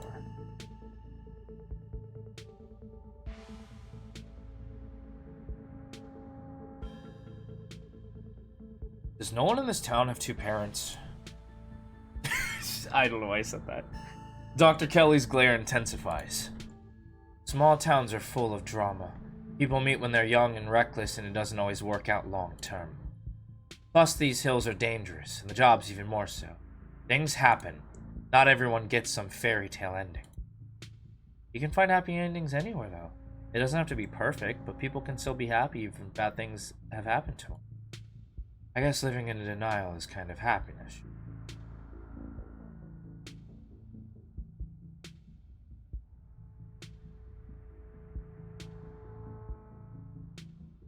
Thanks for putting this together, Dr. Kelly. I don't usually have to cook for so many people. Glad there's enough for everyone. It reminded me of what it used to be like when these two would come over, hungry teenagers, eating me out of house and home. I should have charged your parents for all the food you kids went through. Honestly, it was like I was running a restaurant, not a doctor's office. What were Stella and Kanika like as kids? Noisy and messy, like all kids. They always had those little projects. Videos or crafts or animal rescues, whatever it was that captured their imaginations out. So like I said, noisy and messy.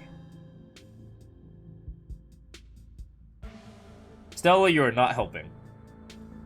Didn't we bring a dead squirrel into your house once? Oh god, not the squirrel. I remember that squirrel. Didn't you think the doc could Frankenstein it back to life or something? I was like 12. I was very susceptible to what I saw in media, and very sad about that squirrel. That's one of those things that kept me up at night. I still feel guilty about bringing that thing into your house, Dr. Kelly. I'm just glad you didn't make it a habit. How well do you know Tabitha? Not very. You know her a lot better if your family didn't seem to be so afraid of doctors. I can count on one hand the number of times she's been in my office.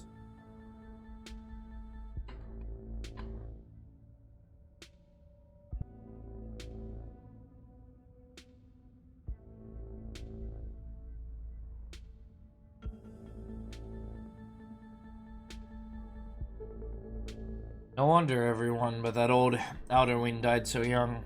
Hopefully your mother was better taking you to doctor visits.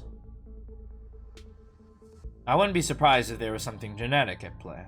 Much better to catch these things early.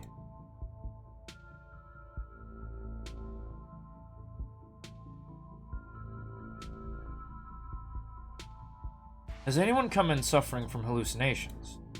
I'm not at liberty to discuss private medical information. Are you sure? Not even a little bit? It could help with our investigation into the strange ongoings. Not like you have to name names. Investigation into what? The mind collapse? I think this is best left to professionals, Stella. Not someone who runs around the woods with a camcorder. Judging by the police response so far, Dr. Kelly, I don't think it is. We saw some stuff down in the mines last night that I struggled to explain. Maybe if we knew if there were any miners suffering from hallucinations, we could just rule it out as a gas leak. You were in an abandoned mine. The chances that you were huffing something dangerous and hallucinatory are through the roof.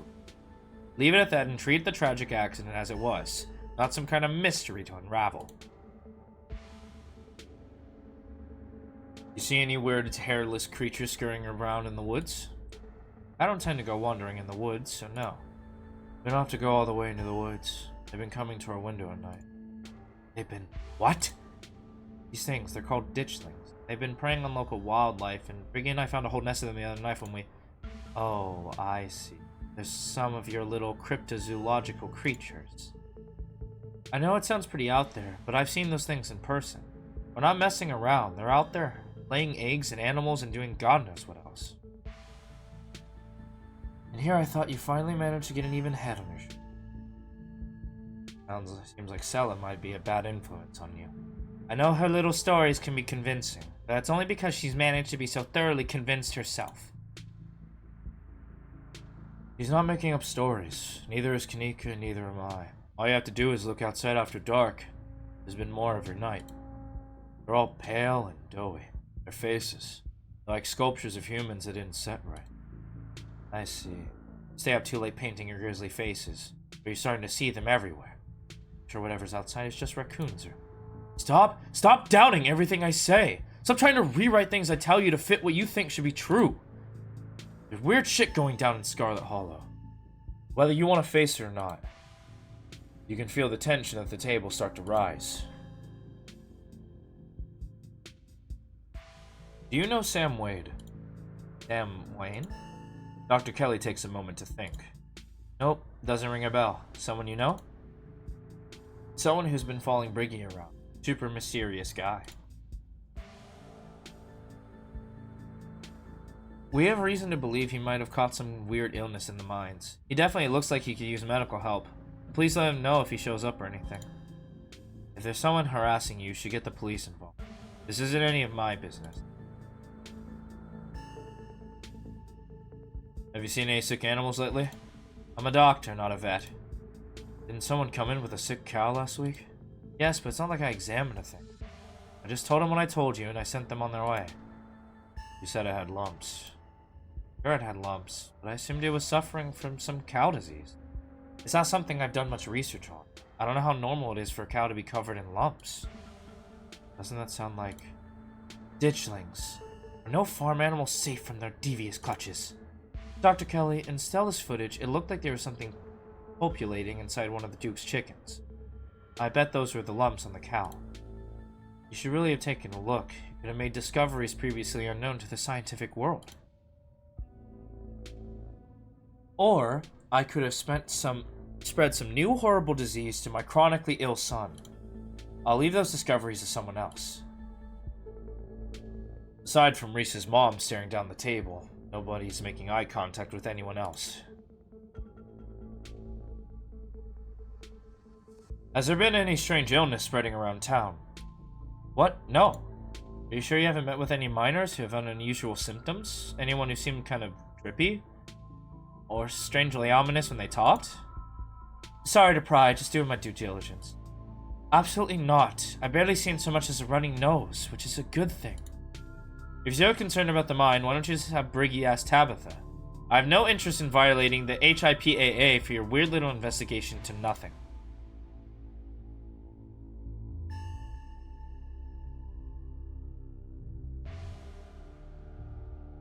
You remain silent, quietly picking at store-bought spaghetti and dinner rolls. So, we were talking about maybe watching a movie sometime this week, while Briggy is still in town. We'll have to see how you're feeling. I can handle a movie, Doc. Yeah, we'll just sit downstairs in the dark. Reese is used to that. I'm sure you'll be okay. You're always overestimating how much you're able to do, Reese. This is why you keep getting sick. If I get sick, so what? It's not like things are ever gonna change. I'm sick every day. I'm not getting better. I don't want to spend the last few miserable years of my life holed up in the basement alone just because seeing my friends has been deemed too strenuous. I'm an adult, for God's sake. I can't believe I have to ask for permission from my mom to just have friends over. Ugh. Don't say things like that. Doing everything I can to try and fix. Silence as Dr. Kelly's eyes shoot open. Reese? Reese abruptly pulls himself from the table and leaves. Damn it. I knew it. I knew this would be too much. Everyone, get out of my house, please. Just leave us alone. Stop trying to interfere with his life. All it does is hurt him more. Well, we can't just leave him like this. Now is when he needs friends the most. No, now is when he needs me the most. I'm his doctor and his mother. I know you care about him. I know that. He knows it too. But all of any of you would do is get in the way. So, just leave.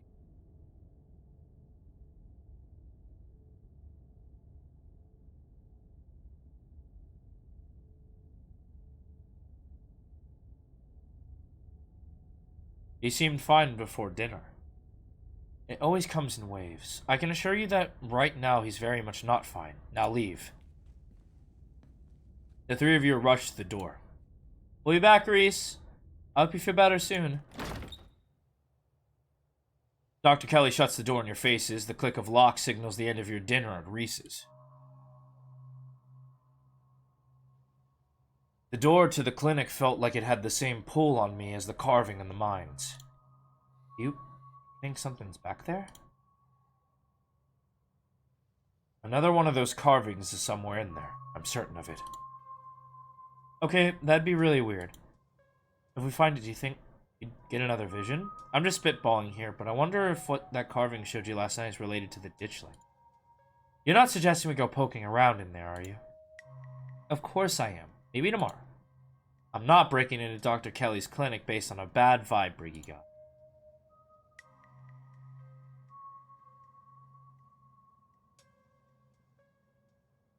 Do you think Reese might have a supernatural affliction? Like, related to what you felt in there? If he did, why wouldn't Dr. Kelly have it?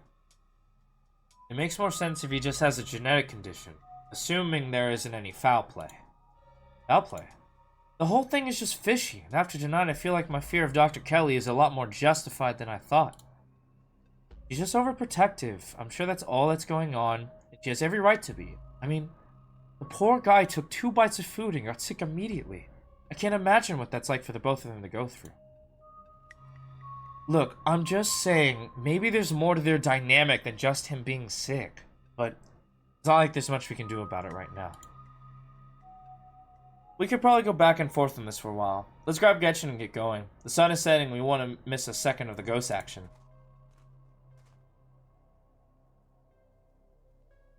Oop. Yeah, oops. Stella hurries off down the hill, almost as if to run away from what just happened. You and Kaneko follow her down the slowly darkening street.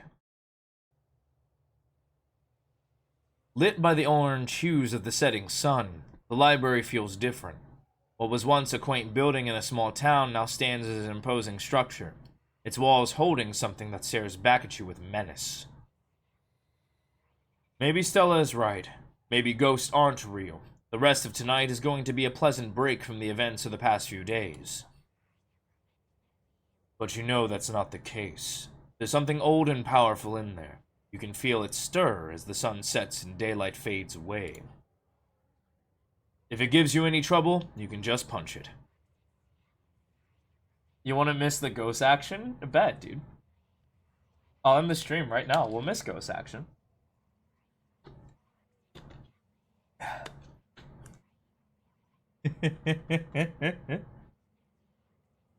I'll just do it later. No, you can't. Like, traits are fighting with themselves? No way. That's so funny. No, you can't. Whatever's in there is beyond your abilities to physically conquer. Do I have, like, do I have, like, 3 psyches? Like, I have my ego, my super ego, and my ultra ego. My ego is, like, me. My ultra ego is my mystical powers. And my ultra ego is, like, my physical strength coming in to, like, punch something. Like, there's no way that I'm thinking about all this. There's gotta be more things at play here. Alright, let's enter. Just as its exterior was intimidating in the setting sun, the inside of the library is dark, its shadows deep and foreboding. The meet and greet with the mayor ended quite some time ago when the throngs of visitors took whatever joy was in this place with them as they left. Hey, Oscar, you back yet? Shh, you can't yell in a library. It's against the rules. It's after hours. Rules only apply before 5 p.m. Now it's our domain. Hey, you're just in time. Rosalina's situated in the back room. Alexa's gonna keep her company while we hopefully get this all sorted out. I'd love for her to be able to sleep in her own bed tonight. How's she doing? She's not quite as chipper as when she was on the stronger meds, but she's still doing surprisingly well. Alexis has been by her side non-stop. She's a really good friend. Rosalina and I are both lucky to have her tonight. Or now. I'm glad she's back home, at least. We'll be able to get her back into her real home in no time. I've come fully loaded. Got my EMF reader, temperature gauge, spirit box, infrared camera, UV light, video camera, salt, flashlights for everyone in case the ghost messes with the electricity, parabolic microphone, Sharpies, and paper for automatic writing, matches, and candles for rituals. Stella has played Phasmophobia, like, way too many times. Way too many times. It's literally pound for pound, everything bar a crucifix. Allow me to get more water. I've been tearing into my throat this stream.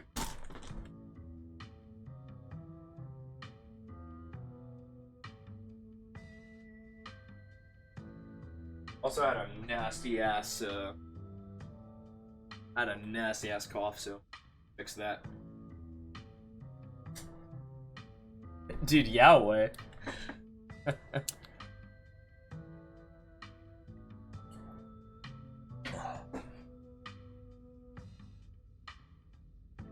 Oh, and a Ouija board. Yeah, okay, cool, whatever. I know they're toys, but you never know what might come in handy. Wow, this is a lot of ghost hunting stuff for something that was so last minute. Do you just have this stuff ready to go in a bug out bag or something? Of course I do. I actually stashed a couple of bags here overnight after I got back from the mines. Excuse me?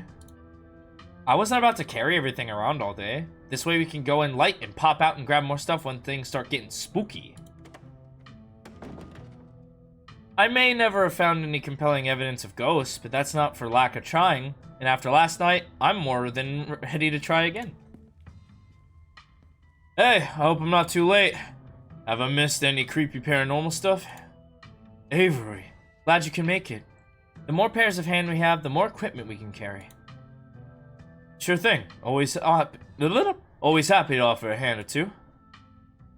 Glad there will be someone else with a level head in there tonight. Whoa, is that an EMF reader? I've never seen one in person. Look at all this stuff.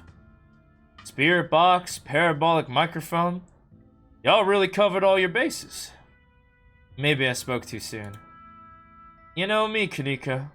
I'm as level-headed as they come. I'm just not ready to rule out weird paranormal stuff. When people tell me they saw a ghost, who am I to say they didn't? I mean, y'all apparently saw some really unexplainable stuff on Monday. That mine only collapsing again after 100 years while y'all were there? I'm just saying, anything seems possible right now. There's something back there. I can feel it. Really? This is so exciting. I can't wait to finally see a ghost. Yeah, exciting's a word. As someone here for the thrill of being terrifying, the word I'm here for. As someone who's a little... Oh my god, let me read this again. As someone who's here for the thrill of being terrified, it's the word I'm here for. We'll see how you two feel about thing. Oh my god, please. Start reading. We'll see how you two feel about that once things get started. Yo, don't rush out ghost busting without Zane. No way I was gonna forget your promise, Stella. Zane, glad you can make it. I was confronted with my own mortality for the first time yesterday, so I'm desperate for some answers about the afterlife to ease my troubled mind. Now let's go mess with some ghost! I hope my house is big enough for 6 ghostbusters at once. If this is everyone, we can go ahead and... That's everyone. Wait, what about Tabby? What about her? She's not here. Let's get started. I guess she can catch up to us once she gets here. Well, if y'all are itching to get started, let's do the back. Follow me. You and your companions grab some equipment from one of Stellar's carefully stashed bug-out bags before heading towards the junction connecting Oscar's house and the library. Looks like the sun is almost set. This is when stuff started used to kick off. I haven't been inside for about a week, so I have no idea what to expect. Hey! You're not doing this without me. If there's a ghost, I want to see it with my own eyes. Sorry, Mr. Cortez. I tried to stop her, but she was really convincing. Oh, hi Zane. What's up? Yo. Rosalina.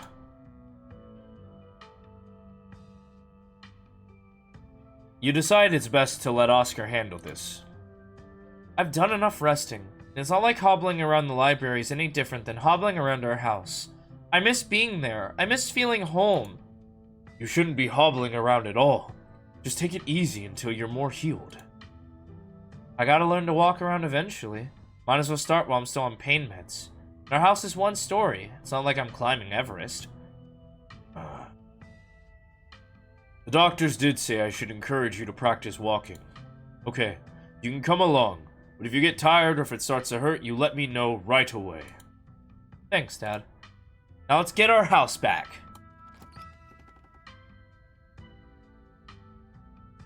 You cross over the threshold and enter Oscar's living room. Family photos line the walls and stack of books sit comfortably on wooden furniture. And there's that feeling again. Like the mines, like the door to the clinic. A dusty, suffocating, dizzying feeling. Something is in this house, though whether it's a ghost or something worse, you cannot know. Okay, looks pretty normal for now. I don't remember that picture being on the floor, but that could be non-supernatural. None of my equipment is picking anything up around the picture. But I'll set up a camera in case it falls again. Could be important evidence. You might want to save your cameras for Rosarina's room. That's where I've seen the ghost manifest. It's just down the hall.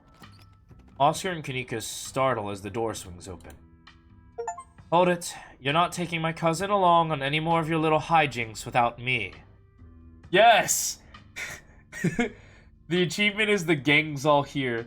You go with the maximum amount of participants. Tabby! I can't believe you had the audacity to give me the slip earlier today, Briggy.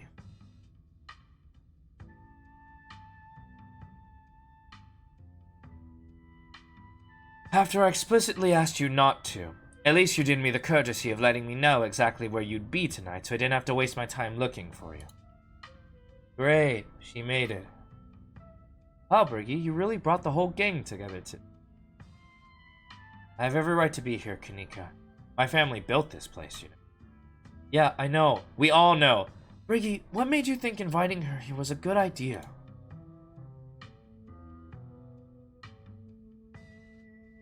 What? I like her. We're friends. Really? No, I'm just here chaperoning. Wow, Briggy, do you have any idea how hard it is to get these two in the same room? This is amazing. Yeah, amazing. That's a word for it. Yeah. This is Tabitha. I actually love Tabitha's character so much. It's actually so good. I'm an unironic Tabitha supporter. Sounds like we're in for an interesting night. I'm glad I didn't stay in the same town with the people I went to high school with. No wonder small towns have so much drama. I wonder if the ghosts will even show with this many people around. Wait, is it just me or does it suddenly feel colder? It sure does. I definitely feel that. Same. I got chills.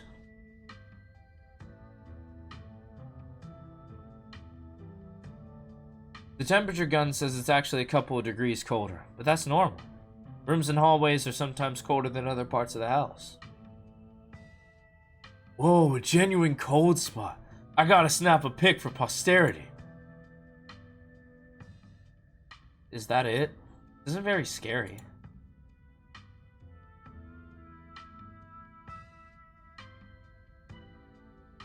The ghost is just scared because I'm here. It knows it doesn't stand a chance. I didn't realize muscles are supposed to be some sort of paranormal deterrent. They are if you're Briggy. Maybe it's chill. I know if I were a ghost, I'd be mad chill. If you saw what I've seen, I don't think you'd be saying that. That's an interesting point, though. What if ghosts are usually are friendly, and they're only terrifying because they don't know how to be anything else? Yeah, like, I know if I were a ghost, I'd just vibe. What if my vibes were bad and I didn't know it? I'd shudder to think of the possibilities. What did you rope me into? Okay. Oscar takes a deep breath before continuing. Let's head to Rosalina's room. Follow me. Whoa. This is where I've seen it. It appears on top of the stain. Yeesh. That's gotta be tough to scrub out. Doesn't the county own this house? I know about the damaged carpet. Have you seen your house? I don't see how that's relevant. Weird, I'm not getting anything. It's not even cold. It's the same temperature as the living room. Nothing on the EMF either. Then your equipment is wrong. The stain is definitely paranormal. I've scrubbed it out too many times to count and it just keeps coming back. It's just a stain, Dad. Can't we just cover it back up? I don't mind sleeping here. Maybe we have to scrub it out first. Could be that paranormal stuff will activate if we give it a reason to. Oh, good idea. I've never heard of a bleach-activated ghost before. You don't use the bleach to clean a carpet, Tabitha. Whatever. How was I supposed to know that? Not everybody gets to learn how to clean things. If y'all are offering free carpet cleaning, be my guest. The stain is an attempt at expression. There are no words, no decipherable patterns, but you can still feel it. A cry for help that something has lost its voice. Something is crying out for help.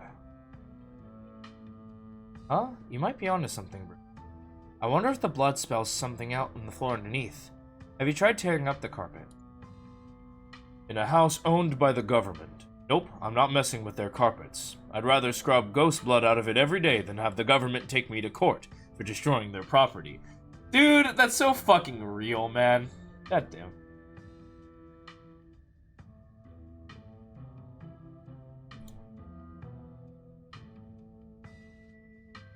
Don't worry, I'm sure they can take you to court for neglect instead. Did it not occur to you that there could be a leaky pipe under the floor?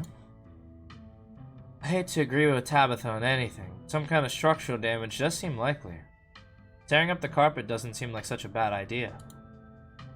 Only one way to be sure. Stella excitedly starts tugging at the corner of the carpet. Oh dear. You're doing the government a favor, really.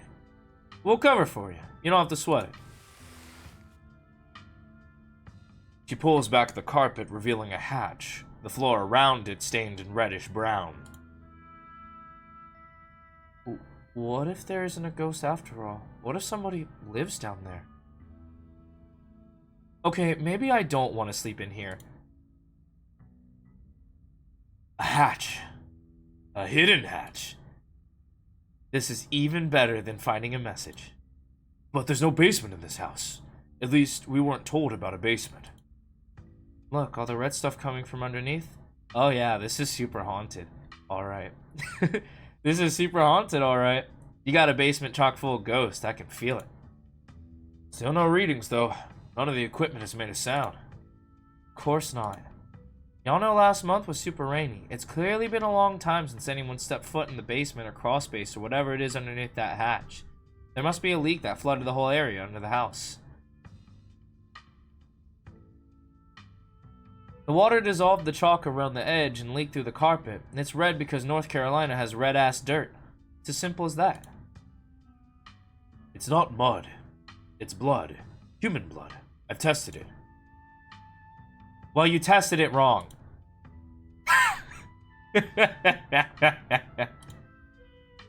It can't be blood, right? Yannick right. You have a muddy floor, and that's why it's so cold in here, too. There's wet dirt under the house. Congratulations, we solved your ghost problem. No way. There's an old hatch on the floor that someone tried to seal up. We're not leaving until we know what's down there. I'm with Stella. This is my room, and I need to know what's down there. Have you considered that they have tried sealing it up because it's unsafe? Uh-oh. Do you think the flooding may have made the house unstable?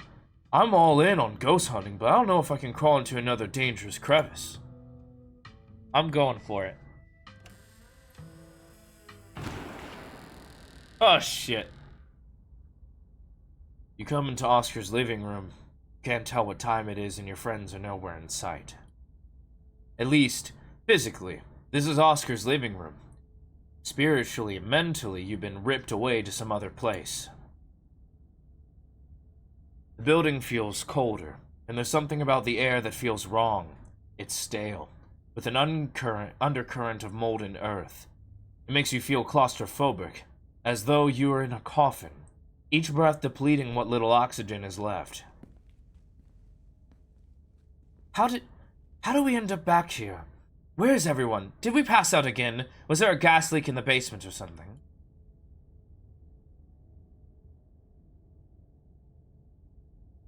Okay, what the hell is going on?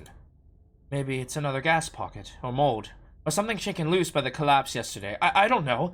This isn't exactly a normal occurrence for me. Let's get the hell out of here before the bad air gives us brain damage. Your cousin marches to the front door and opens it. Why does it look like Oscar's house is in front of us? Didn't we just leave? I must just be misremembering things. Let's go. No, you're right. There shouldn't be a door there. Interesting. Clearly whatever was in that basement is messing with our heads. We just left Oscar's house. The library has to be on the other side of the door. The two of you cross the hallway and open the door. Something isn't right. It feels like a late summer afternoon. The air is warm and wet, and the scent of flowers drifts on the breeze. This...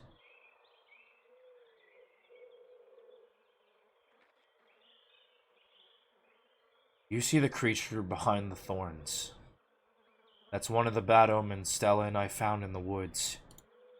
Ew. Tabitha. Please tell me I'm not the only one seeing that scratchy shadow in the distance. You're not. What the hell is that thing? Am I having a stroke? Are you having a stroke? Are we both having the same stroke at the same time? You reach forward and pinch your cousin. Oh, hey, what was that for? You suddenly remember you're supposed to pinch yourself to see if you're dreaming. Tabitha glares at you. There's gotta be an exit somewhere. We just have to look. Wait, do you hear music? Ho ho ho ho! Ho ho ho ho! Holy shit! Yo! Yo! Yo, horror night. Okay, headphones on. Hello. Movement stirs as a figure cloaked in shadow rises to attention. Stella? Who are you? What are you doing on my property? Huh?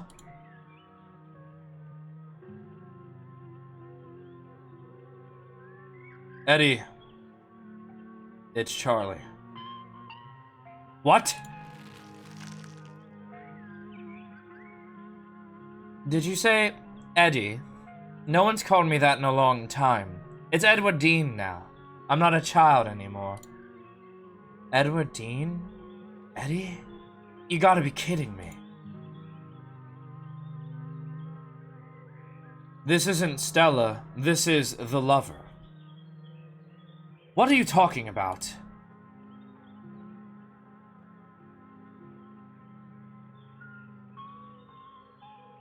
The part of me that lets me know who other people are says that this is the lover.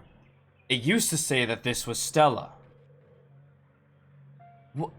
What, pray tell, does that little part of your brain tell you I am? It says Tabitha. Good to know you're not completely broken. I wish I could say the same. You should have stayed gone, and you absolutely shouldn't have shown up here of all places. If you're caught, I don't think you understand what Father might do.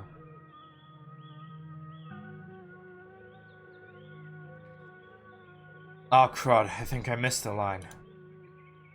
Oh, I get it. You two rehearsed this little scene just to freak out your cousin. Cool, can you stop now? I get the picture.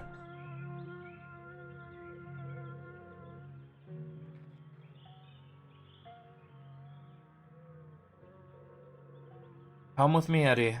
Haven't you always wanted to see the coast? Now's your chance. We can just leave. Yeah, you two rehearse this. I can't. It's not easy for me. My brothers were sent to Normandy, and now I'm the only Scarlett left besides Father. I have responsibilities, Charlie. Shut up! Shut up! She can't. She's clearly possessed. But by what? Edward Dean Scarlett. Tabitha tenses. You should just get out of town while you still can. Whatever you came back for, it's not worth it. You're right. What I came back for isn't worth it. But you are. I won't leave the holler without you. If you change your mind, I'll be around.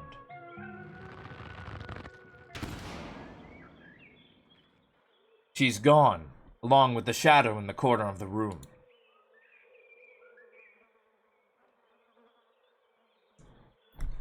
Come on. We must have taken the wrong door of the annex. We're getting out of here before anything else happens. We have to go after Stella. Absolutely not. We're not being drawn deeper into this weird garden, greenhouse, whatever it is. She yanks your arm, pulling you back the way you came.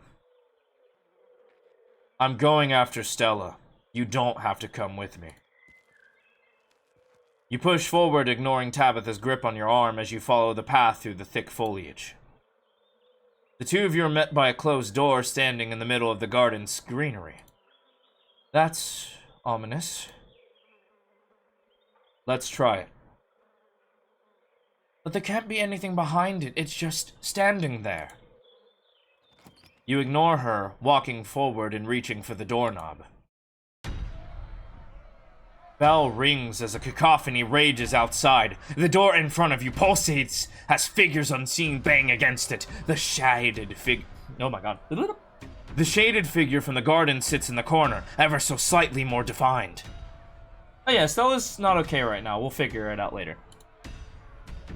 Are you kidding me? This is messed up. We need help. God, let this call go through. Tabitha anxiously taps her foot as she waits for her phone to connect. Hey, it's... what? No, it's Tabitha. Didn't you see the caller ID? Stop interrupting me. Can't you hear what I'm... Your cousin is cut off by the dial tone of a disconnected call. Great, she couldn't hear a word I said. Looks like we're on our own. Junior, pack your things. Quickly, hurry. Jesus. Rosalina, you scared the shit out of me. Maybe we should run him out on a rail too. Make an example of the whole family.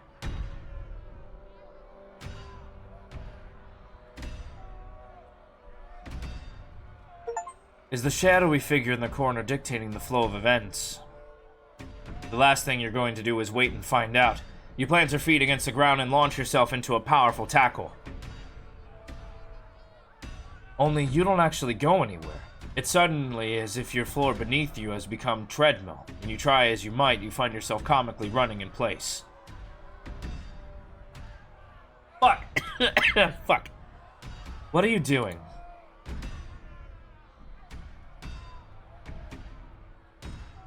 If I can't punch the ghost, what's the point? What's the point of doing anything? How about we get out of here before you have an existential crisis? Please, he's only a child. We'll live peacefully. Just give us a little time. They're only children, too. My boy was in there. Why should I give Junior here all the time in the world to gather his little toys and fancy clothes? My boy didn't have that kind of luxury. Oh. The mob is talking about the collapse. Right. Is that who you think that little girl is? Yeah, I think you're right. Don't listen to him, Charlie. Just keep packing. It looks like the others are on their way. Better hurry, boy, or you or your little dolls here might get burned up. As for you, lady, what makes you think you're going to be keeping any of those valuables you're packing in that fine suitcase of yours? This is despicable. Charles Shaw wasn't even responsible for the collapse in the first place. Excuse me. Even if that were true, stuff that happened a century ago is irrelevant. You and I have nothing to do with it. So you admit the Scarletts had a hand in the collapse? I don't know. Do you think that's something they tell their kids? It doesn't even matter anyway. What's done is done. It's not like we can change what our ancestors did. If they even did it. Trust me, boy. The coppers ain't coming here tonight. And what makes you think you can talk to an adult like that? Maybe they should have had you working in the mines too, instead of lazing around in this big house. Maybe you would learn a thing or two about respecting your elders. Don't talk to my son like that. Don't talk to me like that, woman. I call the shots. Now get out, unless you want to go up in flames with all your precious jewels and expensive dresses. You're lucky I'm even letting you leave. It wants revenge on our family. That's why we aren't possessed. But neither of us have done anything wrong. It's been over 100 years since that collapse. It's okay, Charlie. You can make new ones, even better than these.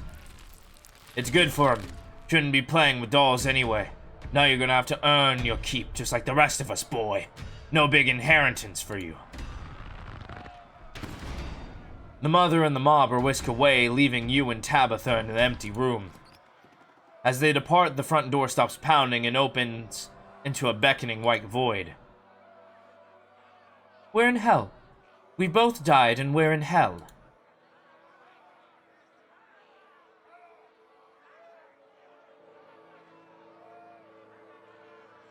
Are we supposed to be Charlie? Is Charlie the ghost? Your guess is as good as mine. Who'd you call on the phone earlier? Friend of the family. Not that it matters, though. The call didn't go through, so we're on our own. Okay, let's put our heads together. What do we know? We know that we can't leave, and we know we're not possessed. As far as we can tell, whatever we saw in this room at least, happened right after the Shaw mine collapsed in 1918. I think our only option on the table for us right now is to keep doing what it wants us to do. Maybe it'll stop at some point. Maybe we'll figure out a way to escape. So many ditchlings. Yeah, they are. Those things are horrible. No wonder you were such a mess when you came back Monday. You're right. There's only one way to get out of the end of this. Shall we? Yes, let's get this over with. You and Tabitha walk up to where the pounding door used to stand and step into the void. You're outside and it's night, a false moon looming massive in a painted sky. The night feels thick and warm, the insects lively, their calls unnaturally tiny. Everything feels warped and wrong, like you're listening to a record fished from the bottom of a pond. Oh, what magic words do I have to say to get you to let us go? I'm sorry, okay? Whatever my family did to piss you off so much, I'm sorry. Hey, what's up? Hey, how's it going? My name is Briggy. I'm Briggy Ninja. Please don't hurt me. You poor dear. I've been keeping track of you, scuttling about town like a tomcat.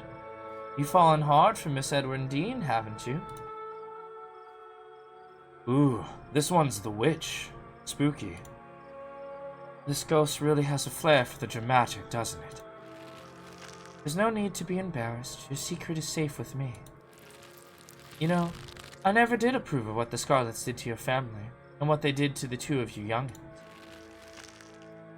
Childhood sweethearts. Just think how lovely it would be if you could just be happy together. That's what you want, isn't it?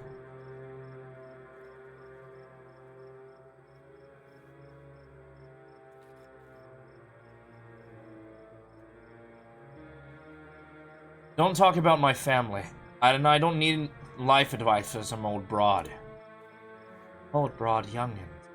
Whoever we're talking to has been dead for a really, really long time. I'm sure by now you've realized the young lady doesn't plan on leaving with you. But it's not for the lack of desire, as you well know. It's Enoch. Even if you dragged her over the town limits, his hold over her would make sure neither of you were ever happy again. Just think of what happened to your poor mother and father. Do you want that to be the two of you? What do you know about Enoch, Tabitha? Our great-great-grandfather. He was in charge of the mines when they collapsed. I don't know much besides that, so don't bother asking.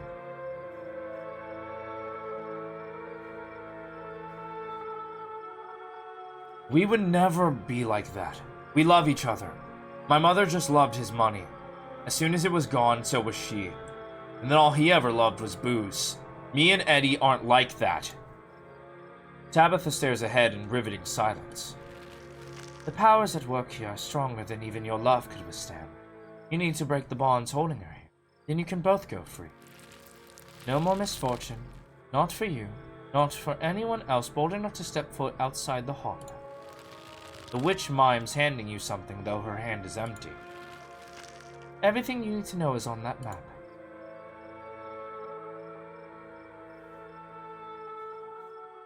I don't understand. Is this a map? And some kind of poem? That's where you'll find them. You'll need her there, then read what I've written down, and be careful. Good luck to the both of you. I hope you get your happiness. And then she's gone. Tabitha sighs. Okay, let's find the way out. Unless you have any ideas, I don't think there's anything else we can do until we get to the end. Or until we die, Whichever. Before the two of you leave, a smell hits you. Sweating, suffocated flesh with a tint of the saturine, stomach-churning scent of decay. Oh, fuck. There you are. I would have found you sooner, but the resident clearly doesn't want me here. He doesn't seem to have the same issue with these miserable little parasites. Bottom feeders always manage to slip through the cracks, don't they?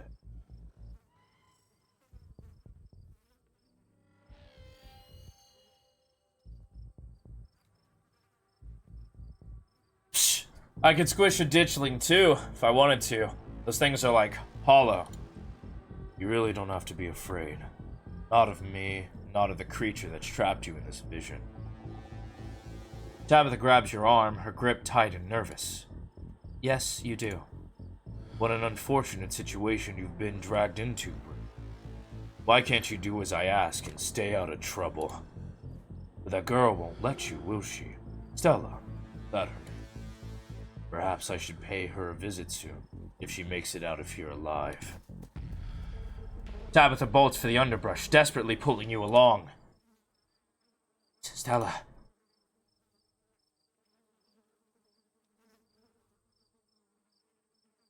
I actually could care less. I don't care if you killed him. I'm honestly down for you to kill him, but I'm more worried. Oh no, what is he gonna do? We can't think about that right now. We have to focus on getting out of here. I'm sure everything will be back to normal and everyone will be fine once we do. If that thing's got in, there must be a way out. Come on, we gotta keep going. Oh. Man, this sucks. I don't like this. The two of you step out from the brush and into a long wooden corridor lined by bottles and rails. A figure rises to attention, blocking your way. I'm afraid he doesn't have long. If there's anything you need to say to him, say it now.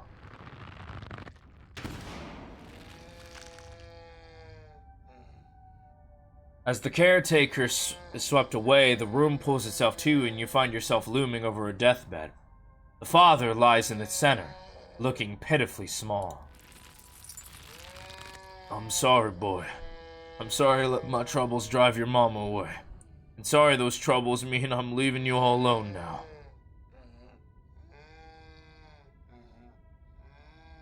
You're getting what you deserve.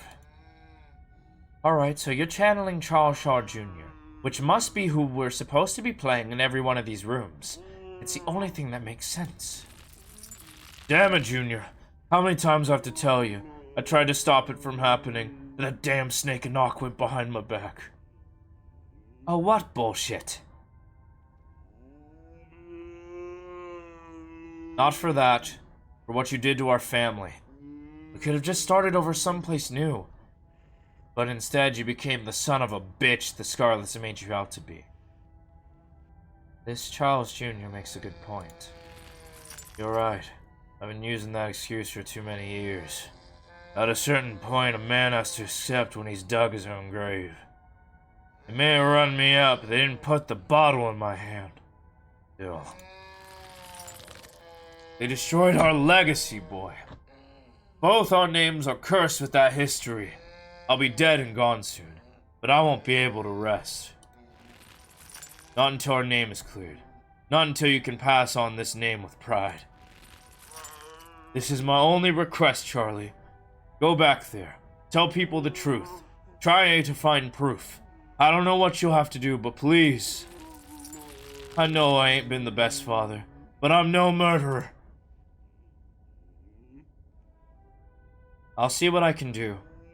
Get some sleep. I'll see you in the morning. Damn it, boy. I may not have till the morning. Promise me. Promise you'll go back. And at the very least show that Enoch bastard what for. I promise. I'll go back.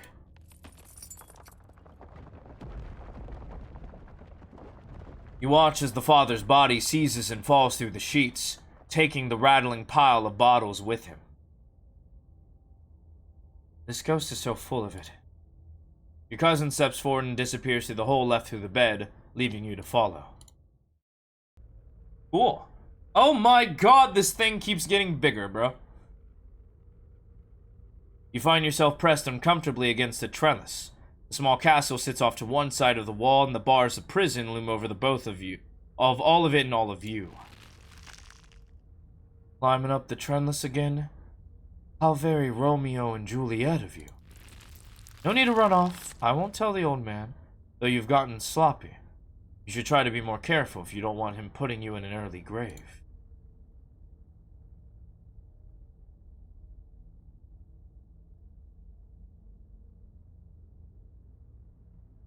I think this is more story-driven. I'm gonna do story. I like the story. Who are you? Are you one of Eddie's brothers? I thought they were dead. No, not one of her brothers. I'm a prisoner. Another victim of the Scarlet's lies. Like you, Charles Shaw. I'm not him. Me, a generation makes no difference. His blood runs in your veins, does it not? Now it runs in hers. Yes, it seems you're a little Tyrus before fruit. And oh, will you ever be in trouble when the old man finds out? Tabitha's eyes go wide. How do you know that? Who are you? Shh. Let it talk. I think this might be important. You don't know, you don't have to keep dangling. Come inside. You'll be able to hear me through the door just fine.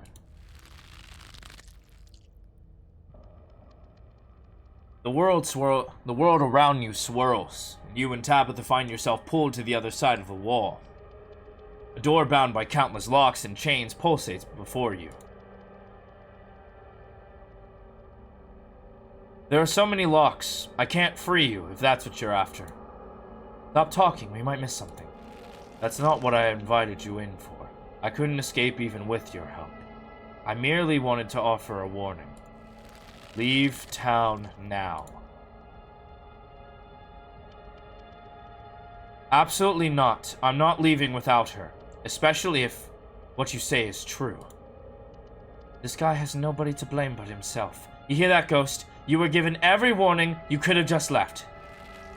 You can't take her with you. It's not possible. You can always stay and die, but if I were you, I would use my healthy legs and run as far away from Scarlett Hallow as possible. I hear the beaches are nice. Why don't you take a permanent vacation there? You're wrong. I know it's possible. I have that weird map, I have the spell or whatever it is. Me and her are going to get out of here. Ah, you've been talking to the witch then. How very interesting. Charlie, get away from the door. Don't listen to it. Stella! Eddie, are you pregnant?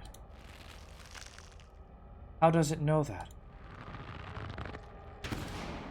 This is too much. I just want to go home. Do you feel sick? I feel sick.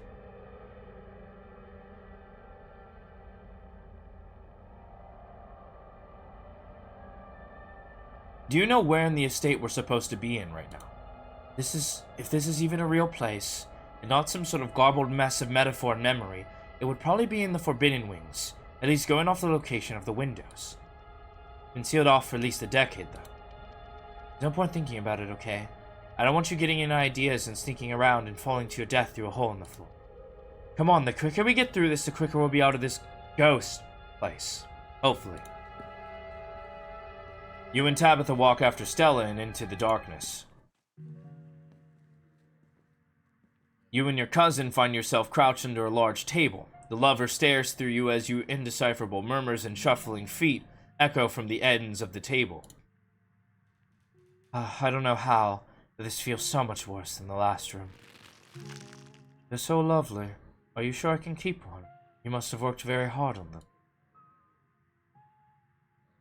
Of course, it's a present. When you look at it, you can remember all the fun we've had. So now you and Stella are both doing baby voices. Don't expect me to let you live this down if we get out of here. I'll try to keep it away from my brothers so they don't smash it. Though I wish I could make it move like you can. You can even do the voices, you know. You could probably make real money if you put it on a show for people. Dang, even possessed style out here trying to monetize hobbies. Damn. That's the plan. I want to be a traveling performer. Why don't you come with me? We can go from town to town, putting on show for other kids. Guess that didn't work out for him. A traveling show, and you want me there too? Oh, could we do the towns along the beach? I heard the Outer Banks are the most beautiful in the world.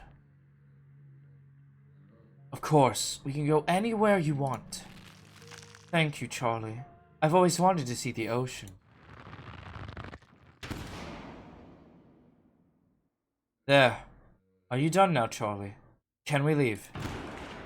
Everything crashes to a thunderous black before you or Tabitha can get in another word.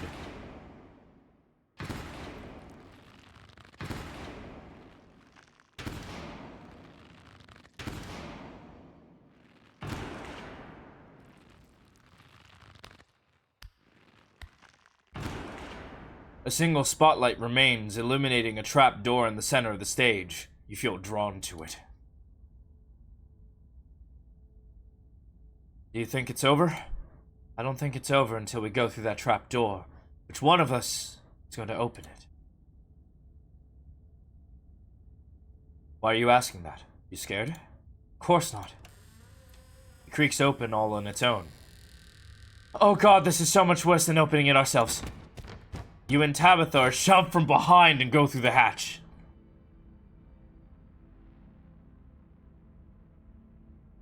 Took some digging, but it's there.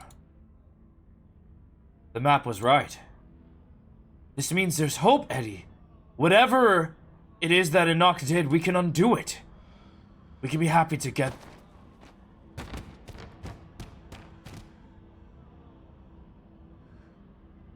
Eddie?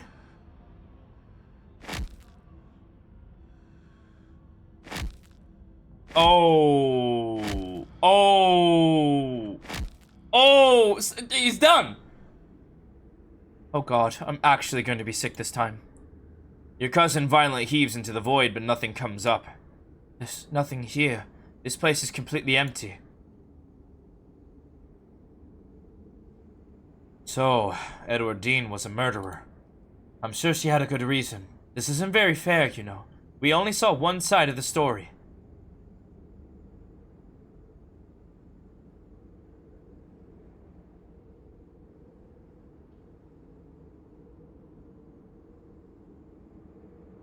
Isn't only one side of the story what the Scarletts have been giving since 1918?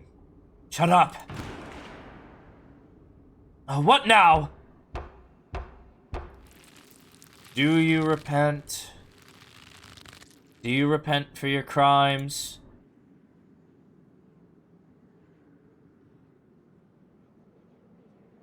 The names are back to normal. They must not be in character anymore. Maybe it's getting weaker. You must answer for your crimes committed by your scarlet blood. Or maybe it's getting stronger. I hate it here! I hate it here so much! Until you do, I cannot die.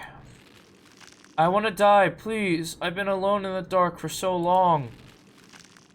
All I ask is for some of your years. To pay for the years that were taken from me. What are you saying? My life was stolen from me. I want some of yours. It's only fair. No, it's absolutely not fair. You've got to be kidding me.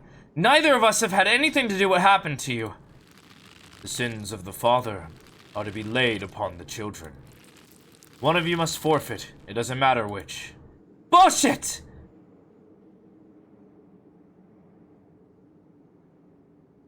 You can't actually make either of us do anything, can you? I can keep you here. And I can do whatever I want with them. You can refuse, but if you do, then I will stay. I will stay until I get what I'm owed. I don't understand. You will live a shorter life, and I will finally be satisfied. I will have justice. I will finally die. I will leave this house at last. How much shorter would my life be?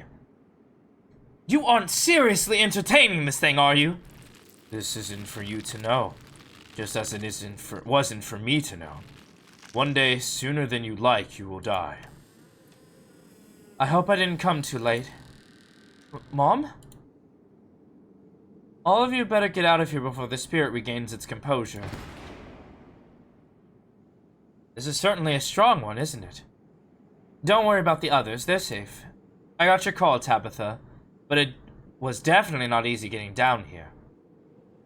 Get us out of this pit, Sybil. Tabitha, I don't think it's wise to leave something like this where anyone could stumble across it. Why is that my problem? It wants something, doesn't it? And I think you know which of you should volunteer. You must be joking. You're the eldest cousin. You're the one who actually lived in this town. It's only right. Absolutely not. We should not leave. I'm not giving in to the demands of some dead guy.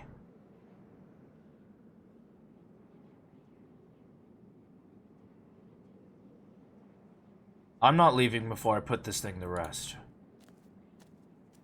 You take a step forward towards the spotlight. As you move forward, you feel Tabitha's hand on your shoulder. Briggy, what are you doing?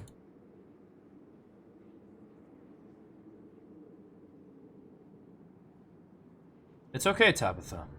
This is what family's for, right?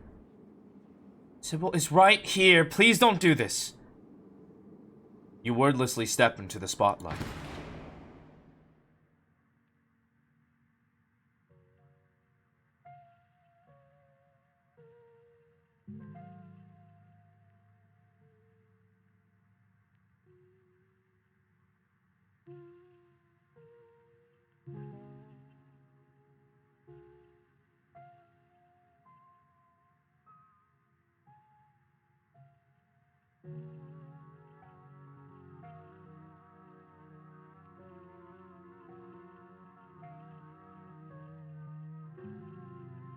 Watching from bed? Yeah, don't worry about it, man.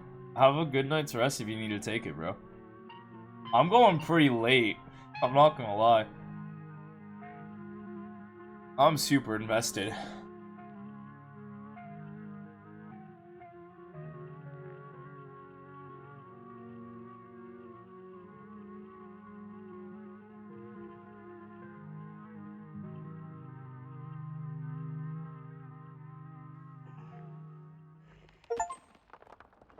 Resolve the haunting without using a special trait. Oh, huge. For the first time in what feels like hours, the earth around you feels solid, real, but also soft.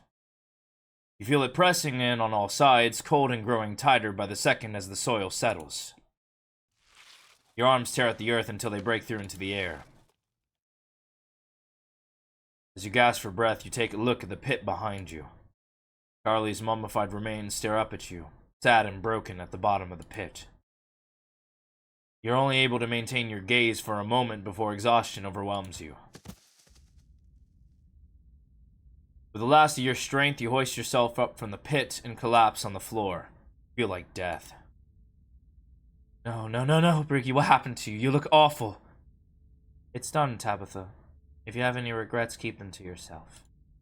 You try to think of words to say, but you're still delirious from what happened. You struggle to form coherent thoughts. Come along, Briggy. Let's get you home. You quietly walk towards the stairs. Sybil lends you her arm and guides you out of the library, Tabitha trailing close behind. You're outside. It's real this time. The cold breeze chills you deeper than it should. You realize just how drained you feel. Your legs are heavier, harder to lift as you make your way down the steps of the library, your lungs wheezing as if you'd run a marathon. You can almost feel how pale your face has become, your lips dry and thin, your hands almost trembling with effort of raising them to your face as you trace the new lines and furrows that have formed there. I'm gonna wait by the car. Just let me know when you're ready to go home. Your cousin walks off before you get the chance to respond. I'm gonna peace out too. Back-to-back encounters with my own mortality. I got a lot to ponder. See you, Rosalina. See you, Alexis. Zane walks off down the road. I'm so sorry. I wasn't there for you earlier in the night. I had no idea what y'all are planning to do. How are we supposed to know it would be like that? Things have been strange around here, sweetie. Now's not the time to be poking around in the supernatural. I thought you learned that lesson yesterday. But magic isn't real. I mean, it's not supposed to be.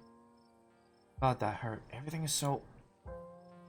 Kaneka stops mid-sentence as she realizes what's happened to you. Oh my god, Briggy, poor thing. My bones were meant to bend like that. I'm gonna be hurting for a few days at least. Poor Rosalina. I'll make sure to bring them both some tea later. I have just the thing. Mom, this is no time for tea. Jesus, the girl's lost a leg. She needs real medication. Real medication comes from natural ingredients, doesn't it? What I have to offer is no different from what Dr. Kelly would prescribe. Besides, after all you've seen, are you really so sure you have that much of a grasp on the real and unreal?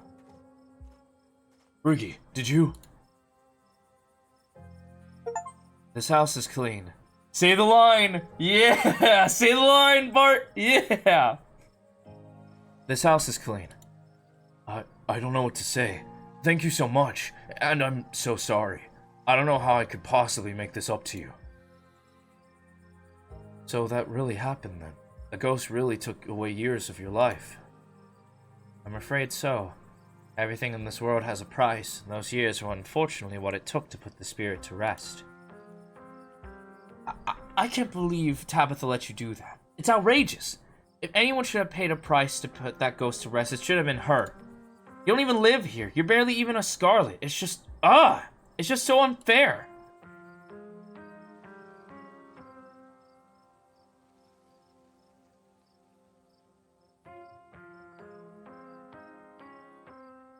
I wouldn't wish what happened to me on my worst enemy. I'm not gonna wish it on my family. See, this is why Tabitha should have done it. You're the last person who should be taking on this burden. I agree, it is unfair. But I did my best to sway her, and what's done is done. There's no use in dwelling on things. Yunika takes a deep breath and sighs. Can't believe I let Rosalina go in there. How could I be so careless? After everything she went through in the last day, how could I let this happen?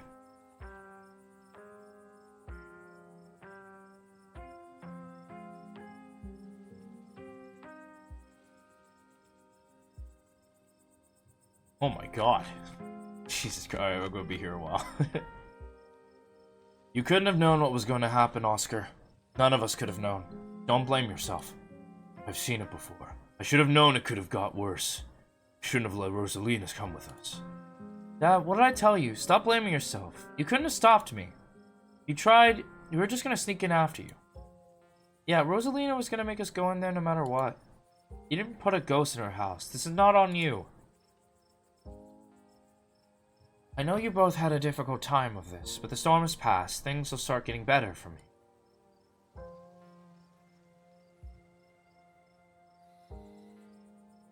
I ran into Wayne in one of those rooms. He vaguely threatened Stella if I kept poking around. Wait, are you serious? Should we be worried about her? He also crushed a ditchling with his bare hands. Pretty scary. I mean, they're kind of soft, right? They wouldn't be that hard to crush, maybe? There was something else in there? But that's my house. Rosalie and I live there. Do you see anything else to you? We don't need to trouble Briggy for any details. No one pay any mind to that man. He's just a drifter. He'll be gone soon enough. In the meantime, steer clear and he won't make trouble.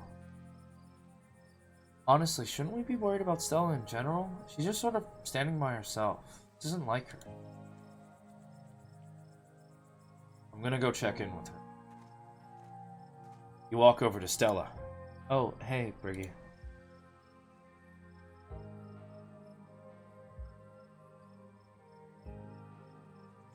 I'm so sorry I couldn't get you out of there sooner. So sorry, Briggy. I don't think I can talk right now. I'll call you, okay? He hurries off down the road.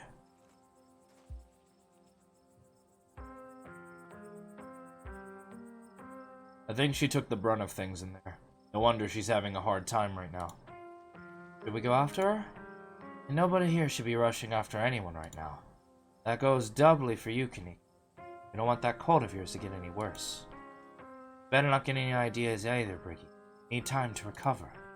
And don't pay too much time to the Drifter's empty threats. I'll make sure not a hair comes to harm on that girl.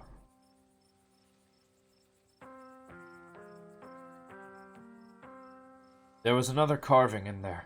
They keep giving me visions. I wonder if those things are tied to everything supernatural that's been happening.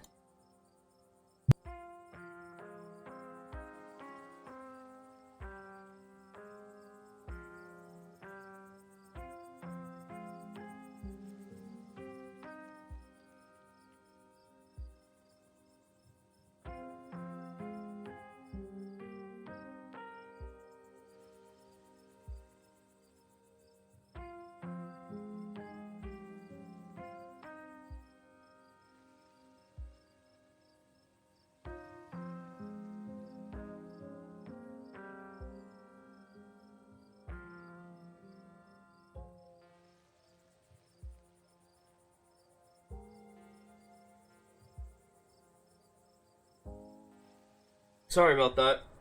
I think everything about me is about to, like, explode from sickness.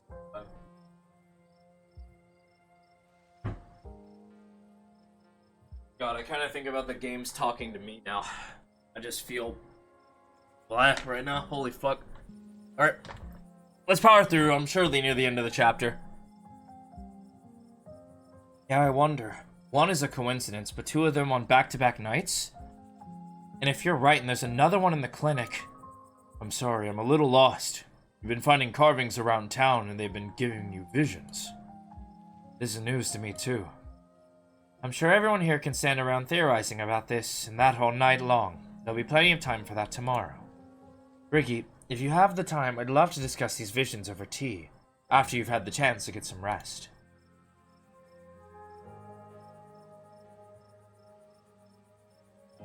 Do any of you know who you were supposed to be? No idea. The words just came out.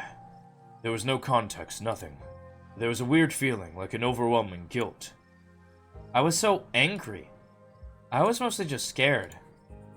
I didn't feel any of those things. I don't know how to describe it. I felt powerful. I was just cold. Were you all conscious that whole time?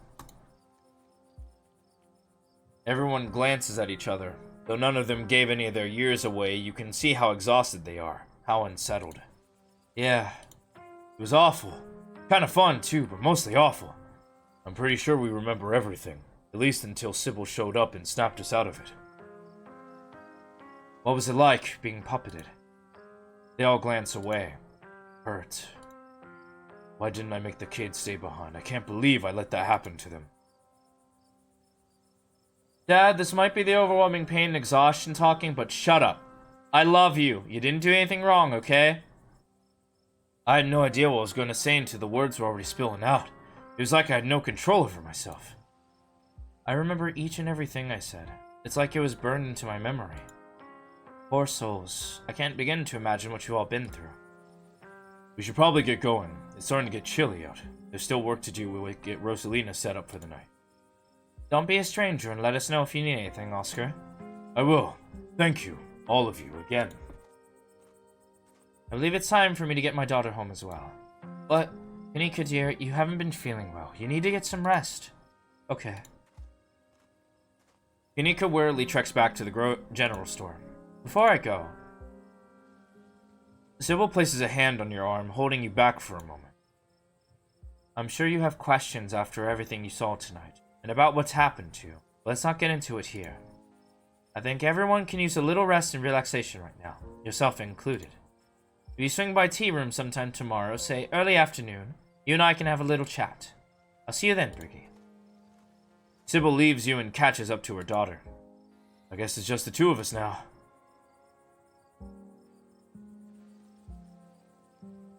So you have no idea who you are. I could roughly place most of the others.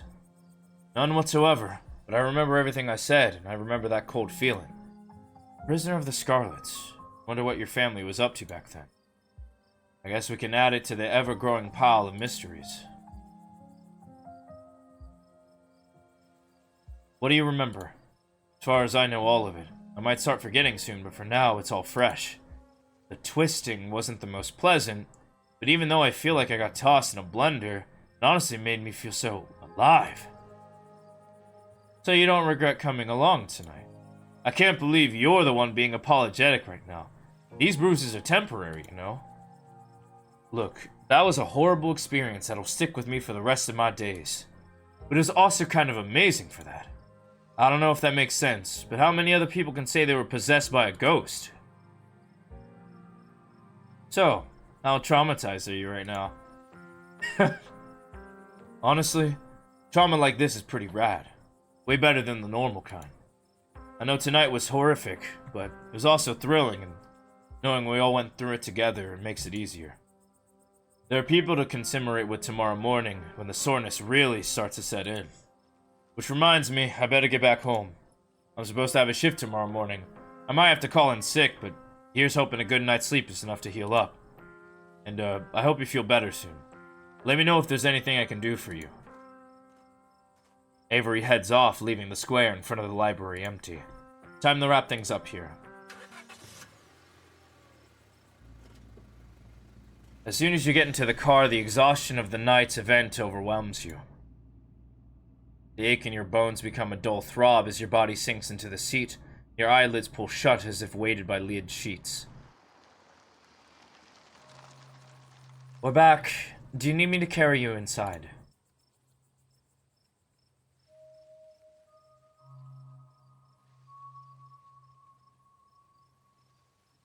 That would be really nice, actually. It hurts to be alive. I was kidding. I'm not actually going to carry you. Now come on, let's get you to bed. You're back inside. The chill of the night breeze is a little better here, but your legs are numb with exhaustion. Well, we're back. I have to imagine you want to get to bed.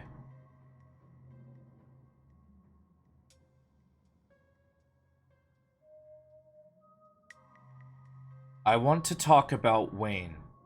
Really, talk. Do you really have the energy to keep talking?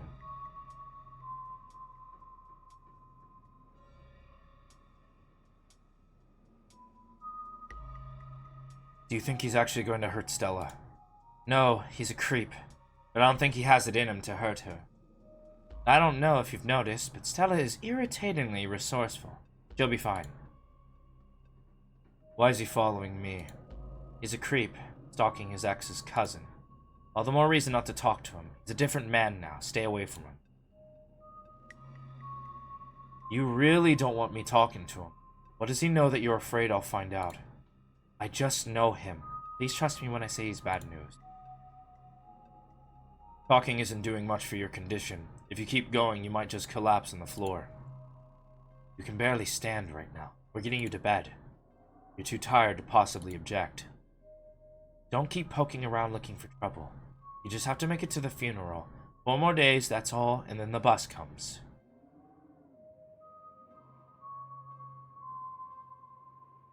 You know, I don't have to leave the holler. You're used to this place. You're delirious. Anyway, night. See you tomorrow. Time to go to bed.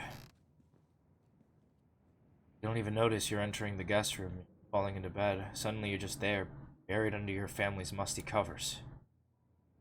Wednesday night. Half a week has passed since you first arrived in town, and little over half a week remains until the bus comes to take you home. The spirit of Charles Shaw Jr. has been put to rest at the expense of unknown years of your life. The specter of the night's events will linger over you for every day you have left, a grim reminder of the price you've willingly paid for the crimes of a family you never met. Maybe it'll be easier in the morning. Maybe your joints will ache just a little less than they do now.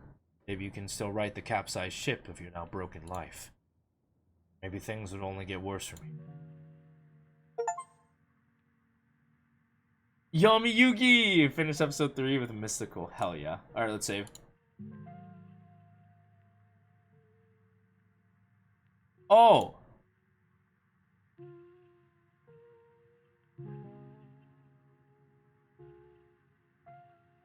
Oh my god, wait, there's more? Oh shit, wait, wait, there's more. Okay. So I'm not gonna continue. I totally didn't know that. But that's it for today. I'm gonna call it a night. Thank you guys so much for watching. If you still are, you're all dismissed, and I'll catch you all later. Hope you guys enjoyed. Bye-bye.